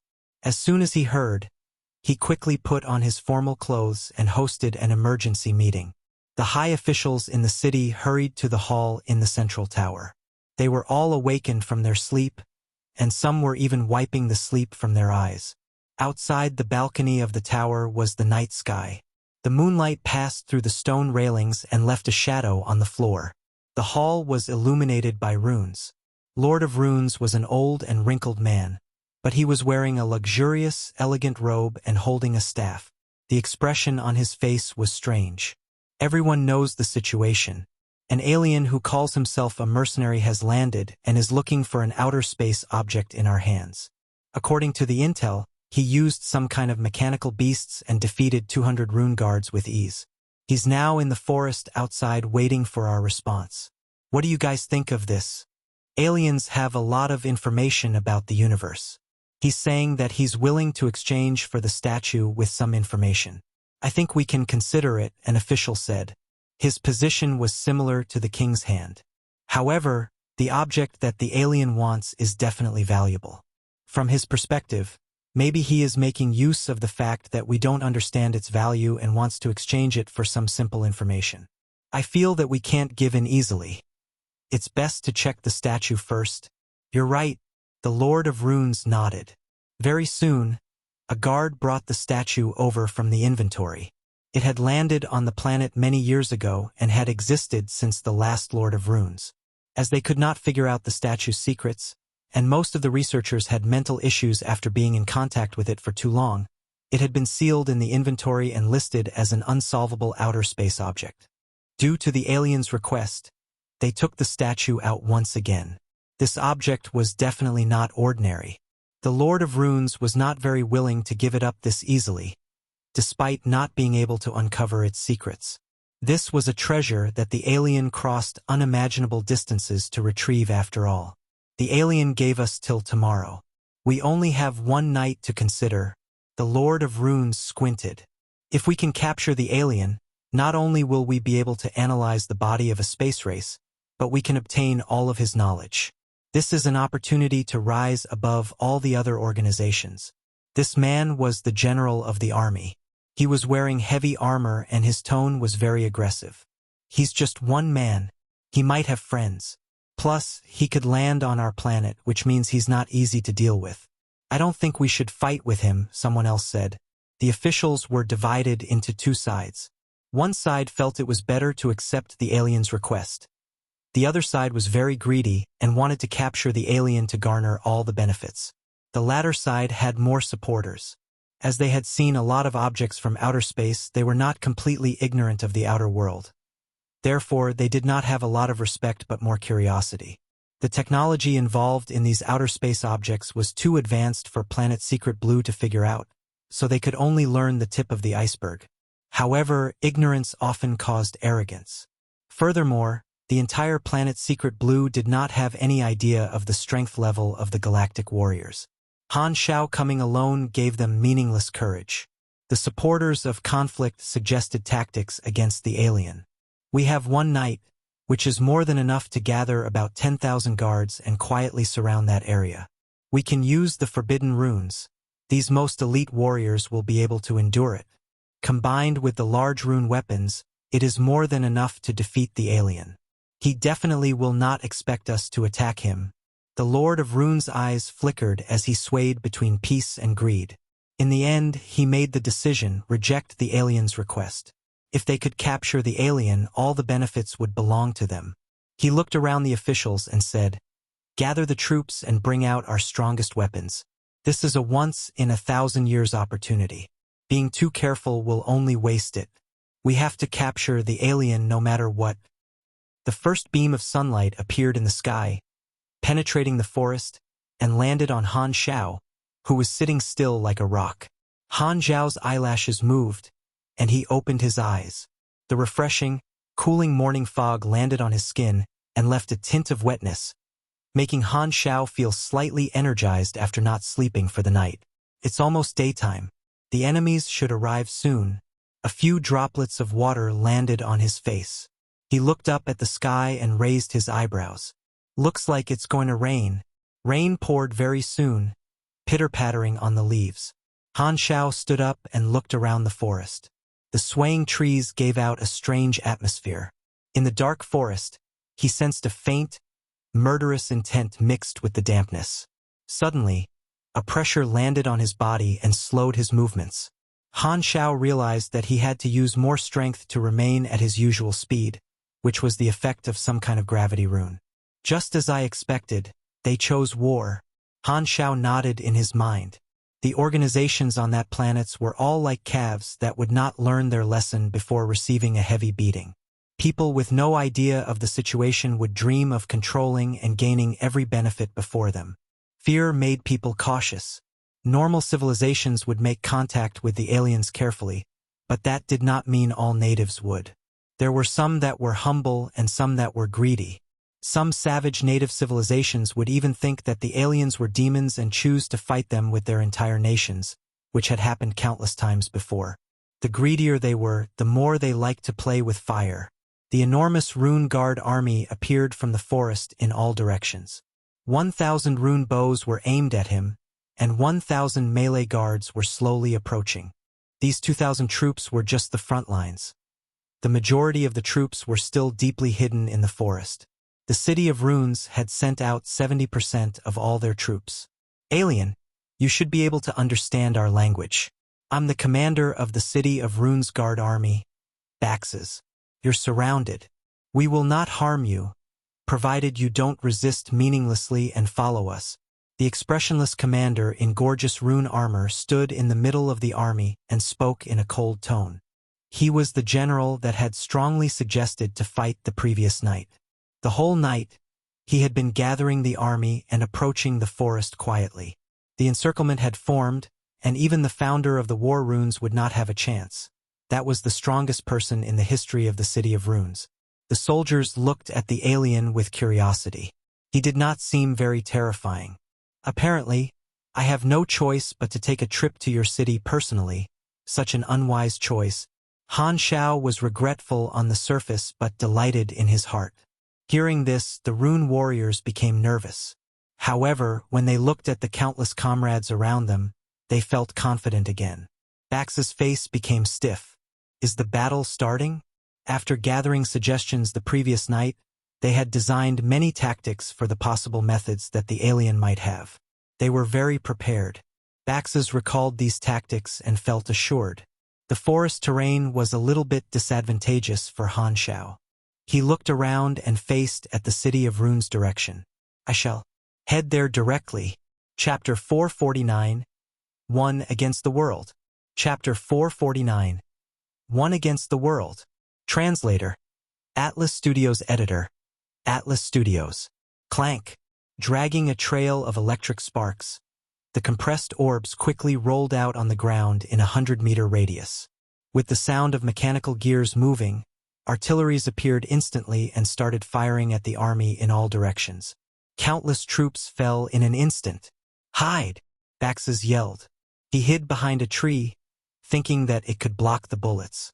However, the next moment, a few high-caliber blazing armor-penetrating bullets blasted this tree into bits and shattered Bax's armor. He spat out blood from his mouth and screamed in agony before falling to the ground. Clenching his teeth, he growled, "Fire!" Pow! 1,000 glowing rune arrows were shot at a single target.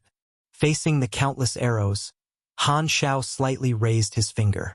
12 sonic spheres flew out and surround him, emitting sonic waves that turned into impact waves, deflecting all the arrows onto the ground. Han Xiao took a step forward and headed toward the City of Runes. The first group of troops was buried by the infinite bullets and cannons. There were both gunpowder artilleries and electromagnetic artilleries. The bullets used by the gunpowder artilleries were all special bullets such as incendiary bullets, penetrating bullets, grenades, gas bombs, and so on.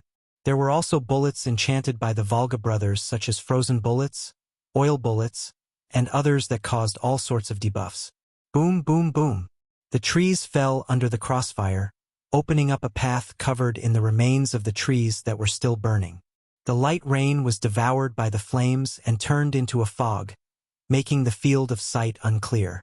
The troops could only see the shadow of a person slowly walking forward in the mist. The direction of the fallen trees showed Han Xiao's location. The large army finally arrived, and tens of thousands of rune guards charged forward under command. However, the area with a 500-meter radius of Han Xiao was almost a death zone, and anyone that got close would have their armor shattered and their body penetrated by bullets, no matter how many there were. No one could remain standing in that area. Heavily injured soldiers filled up the path behind Han Xiao. Their wails were almost louder than the sound of cannons firing. Han Xiao was not bloodthirsty. The level difference between him and these normal soldiers was too huge. They each only gave him 1 experience point anyway, so Han Xiao was too lazy to kill them all. For those who got hit in their vital spots, they were just unlucky. Although killing was not a hobby of his, Han Xiao did not feel pressurized by it at all. Killing some people is normal. Back then, when I infiltrated the Germinal organization. Never mind, a real mind does not mention his past glory days. Finally, those soldiers hesitated and did not dare get too close. It was a completely meaningless sacrifice. They were afraid. This time, 300 special soldiers stepped out of the crowd. They were wearing black armor that had 10 times more complicated rune engravings. All of their eyes were filled with veins like they were enduring enormous pain. They were the strongest warriors of the City of Rune's black armor guards. Their rune armor was the highest level equipment. Only trained ace warriors could use it, yet it would still cause irreversible damage to their body. Only 1 in 50 elite warriors would be selected as a black armor guard. 1 black armor guard could fight 100 enemies. Clank! The black armor guards charged into the rain of bullets. The highest level armor finally stopped the bullets. The City of Rune's army saw hope again. Enduring the pain, the 300 of them unsheathed their rune swords and charged toward Han Xiao fiercely. Han Xiao's face was calm. He snapped his fingers, and tens of mechanical beasts stampeded forward and restrained these elite warriors.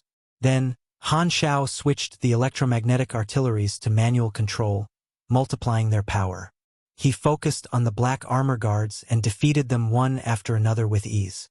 Han Xiao's combat style at the moment was almost invincible when facing a large number of enemies unless they were at the same grade as him. The most important thing was that they were cheap. The ace warriors of City of Runes, the fighters that had high hopes of the army on their shoulders, were defeated without making any impact. Bax's heart sank when he saw this. The power of the alien was beyond their expectations. A deep sense of regret appeared in their hearts, but it was more than too late. They would not know how much they overestimated themselves till they faced such a tragic defeat. Bax's was held onto his pierced legs and yelled, "Activate the rune catapults!" For weapons that looked like huge cannons were dragged out and aimed at Han Xiao from afar. These were the trump card of the City of Runes. The design originated from an almost completely broken weapon from an advanced rune civilization. The City of Runes had yet to gain its full technology, and the replica that they had made only had 1/100th of its power, but it was more than enough to be their strongest weapon. The entire City of Runes only had 10 of them, and they had taken out 4 to use as the trump card against the alien. This was their final resort. They were worried that they might kill the alien due to how strong those weapons were, but they could not be bothered about that anymore.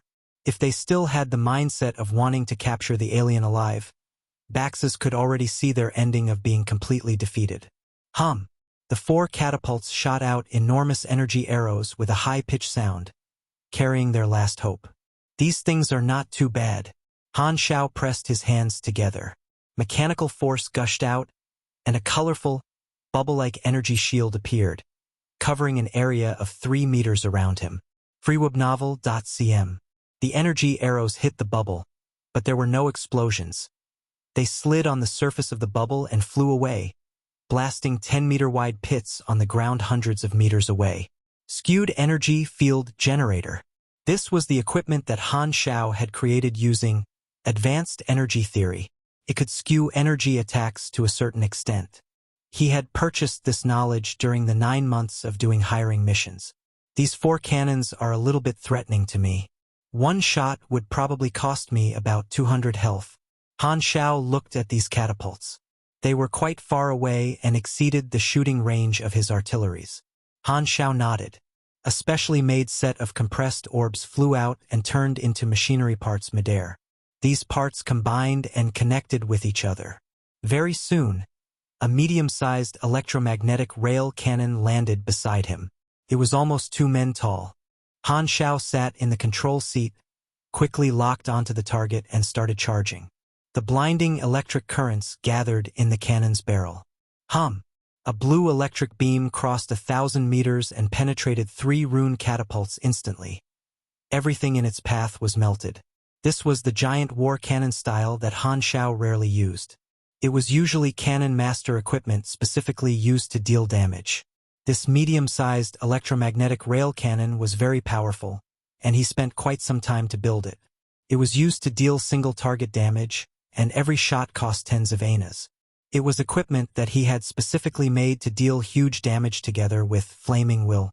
In one hiring mission in the past, the local organizations had to fight against a space monster that had more than 50,000 health. Han Xiao had gotten lucky with flaming will and dealt 5 times the usual damage. At the same time, he had triggered true damage from lethal shot, dealing 14,885 damage in 1 shot. It was still his highest single damage record. What power is this? Bax's lips were pale, and his face was filled with horror. The alien was outrageously powerful. The tactics that they had discussed the night before all became jokes. This shot was the last straw that shattered their hopes. The City of Rune's army finally collapsed. They threw away their armor and escaped in all directions. Some even sat frozen on the ground with a blank mind, even forgetting to run away. You have defeated enemies outnumbering you more than 10,000 to 1 alone. You have received 1 against the world achievement ability. 1 against the world. When in battle, if you're alone, you will receive an 11% increase in all attributes. A rather good achievement ability. Han Xiao nodded. Some abilities could be obtained through hidden challenges. They were called achievement abilities. Most of them had quite good effects. 1 against the world was obviously an ability suited for lone wolves, and it was very useful to players. As long as they had this ability, they would receive free attribute boosts when hunting other players. The only problem was that the method of getting it was not so player-friendly. For the players to face 10,000 enemies alone, it was not as easy as it was for Han Xiao. Seeing the defeated and escaping enemies, Han Xiao collected his weapons and continued walking toward the City of Runes. He believed that this battle was more than enough for the City of Runes to realize the difference in their strength. The Lord of Runes did not sleep that night. He was anxiously waiting for the battle report. Only half an hour had passed after the decided time of starting the battle, and the battle report came from the front lines. The Lord of Runes fell onto the ground and sat there in terror. 1 man against an army of tens of thousands of soldiers. The army was overwhelmingly defeated. The target was completely unharmed. The face of all the officials present changed dramatically. Horror had crept onto their faces. Chapter 450 Golden but Poor. Chapter 450 Golden but Poor. Translator. Atlas Studios Editor. Atlas Studios. The City of Runes was surrounded by forests. Looking down from the high places in the city, the White City was surrounded by a dense green. However, now a conspicuous, empty path appeared in the forest. Smoke rose in the rain, and the residents of the City of Runes could see it clearly from afar. What happened there? The faint sound of explosions kept coming from that direction earlier. Could the Ironfire Castle have launched an attack? I woke up to arrange the goods before sunrise, and do you know what I saw? Groups of rune guards walking into the forest in that exact direction. Seeing the smoke from far away, the City of Runes residents wondered what had happened. The intel regarding an alien appearing had yet to spread. It's him. It must be him. In the crowd, a short and skinny man was terrified. The people around him noticed his reaction and guessed that this person might know something, so they asked him about it. That's an alien. He landed outside the city last night. He speaks our language and made a request to the Lord of Runes. This person was the head of smugglers from the previous night. He poured out everything that he had seen. More and more people gathered around him to listen, and they could not believe it. A battle definitely broke out there. This means that the Lord of Runes did not accept the alien's request. The head of smugglers gulped. The crowd exchanged looks and saw panic in each other's eyes. This time, a commotion broke out in the distance. A rune guard ran back with all his might, his face still covered in the cannon ashes. He kept looking back with terror like there was some kind of monster behind him. Then, more and more defeated soldiers ran back after him. This scene gave the residents a very bad feeling. A middle-aged man realized that his brother who served in the army was running back as well. He hastily caught him and asked him what had happened. The people above rejected the alien's request. They wanted to capture the alien. The army of tens of thousands of soldiers lost to the enemy who was alone. Thousands of us died. But we couldn't even touch him. It's terrifying. Everyone is escaping. You guys should too. He's coming to the city. Fear was still lingering in this guard. He quickly explained the situation and ran away frantically. The people were shocked, panicked, and outraged. They almost wanted to beat up the Lord of Runes. Why did he not accept the alien's request? Why did he have to mess with the alien and bring danger to the entire city? This time, a group of soldiers walked out from the direction of the central tower. They pushed away the residents and cleared a path. The Lord of Runes rushed to the edge of the city together with a group of officials, and the guard behind them was holding a strange sculpture. The alien was going to enter the city very soon, so there was no time to escape. The Lord of Runes had no choice but to take the statue and ask for mercy. According to the intel from the front lines, the alien did not chase the running army and was not hurt. Maybe the alien did not like killing. What he was doing was a total bet. His greed toward the alien had completely vanished, and he only hoped that the alien would leave after taking the statue and forgive them. Seeing this, some residents followed behind. Along the way, more and more people joined in and formed a wave behind the Lord of Runes, wanting to see what happened with their own eyes. Thousands of people came to the village at the edge of the city. They looked in the direction of the forest anxiously. The Lord of Runes kept wiping off his sweat, apprehensive. Ta, ta, ta. The footsteps on leaves and soil came from the forest and gradually got closer. As the distance between them shortened, the residents and the Lord of Runes felt more and more uneasy. Not long after, Han Xiao finally walked out of the forest and came to the edge of the city of runes. As soon as he appeared, countless eyes focused on him with curiosity, fear, worry, and other emotions. Seeing the large crowd and the group of people who clearly were government officials, Han Xiao's eyebrows twitched. His lips curled up as he could guess what their plan was. They had realized that they had messed with someone that they should not have messed with, and now they were offering the statue in exchange for forgiveness and mercy. But isn't it too late to yield? The Lord of Runes took the statue from the hands of the guard, walked forward hastily, observed Han Xiao cautiously, and said with a shivering voice, "This should be what you are looking for." Not knowing what the alien was thinking, the Lord of Runes did not dare say anything else. Although he was a ruler, he had absolutely no confidence in front of someone that could easily destroy an army of tens of thousands of soldiers. Although Planet Secret Blue did not have a proper super system, there were some that had discovered the path of supers. The War Rune Church was the gathering ground of these people in the City of Runes and had a high position. However, even their founder could only barely face 1,000 rune guards, and it had taken him a very long time to defeat them. The efficiency of killing was completely on a different level from the alien before them. After the battle report came, the Lord of Runes had wanted to request the warriors of the War Rune Church to stop the alien but had immediately been rejected. The War Rune Church knew that there was nothing that they could do, so they did not even give the Lord of Runes a chance to speak. Despite them receiving huge funds from him every year, Han Xiao touched the statue. The information on the interface was correct, so this was indeed the last lost statue. When he reached out to take the statue, the Lord of Runes' body shivered visibly. His eyes met with Han Xiao's eyes, and he lowered his head in horror. Glancing through the nervous crowd, Han Xiao said calmly, "Don't worry. We don't kill innocents." Hearing Han Xiao's words, they breathed a sigh of relief. "By the way, who's your ruler?" The residents pointed at the Lord of Runes simultaneously. Before the Lord of Runes could relax, his face turned stiff, and he gave a very forced smile. "You're the one that sent the troops to attack me?" Han Xiao asked. "Why didn't you accept my request?" The Lord of Runes shivered and did not dare to respond. "According to the fair trade rule of the mercenaries, you have attacked me. If you want to settle it, you have to pay compensation." Han Xiao narrowed his eyes. "What do you want to pay in exchange for your life?" The Lord of Runes was covered in cold sweat. He was both furious and anguished. This was the first time that he had been threatened. Who would dare speak to him that way normally? Plus, you killed and injured so many of our men, yet you're the one asking for compensation? We have a lot of outer space objects.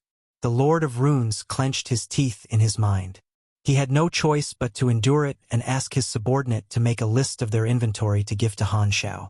Han Xiao scanned through roughly and was a little disappointed. The local currency of Planet Secret Blue was completely meaningless to him, and the only things that were acceptable were the outer space objects. However, the inventory of the City of Runes was really filled with trash. Most of it was trash. A small portion were products from rune civilizations that were close to rubbish and had basically no value. After looking through the list from head to toe, he came to a conclusion. Looking at the list was a complete waste of time as these people were extremely poor. Han Xiao threw the list away and shook his head. "These things can't buy your life. Sorry, I will have to make you pay for your mistake." The Lord of Runes' face changed drastically. We've reached the end of today's episode. Thank you for traversing the boundless landscapes of fantasy with us. If today's story has sparked joy within you, please remember to hit the like button, share our journey with others, and subscribe to Lord of the Stories for an ever-expanding collection of mystical escapades.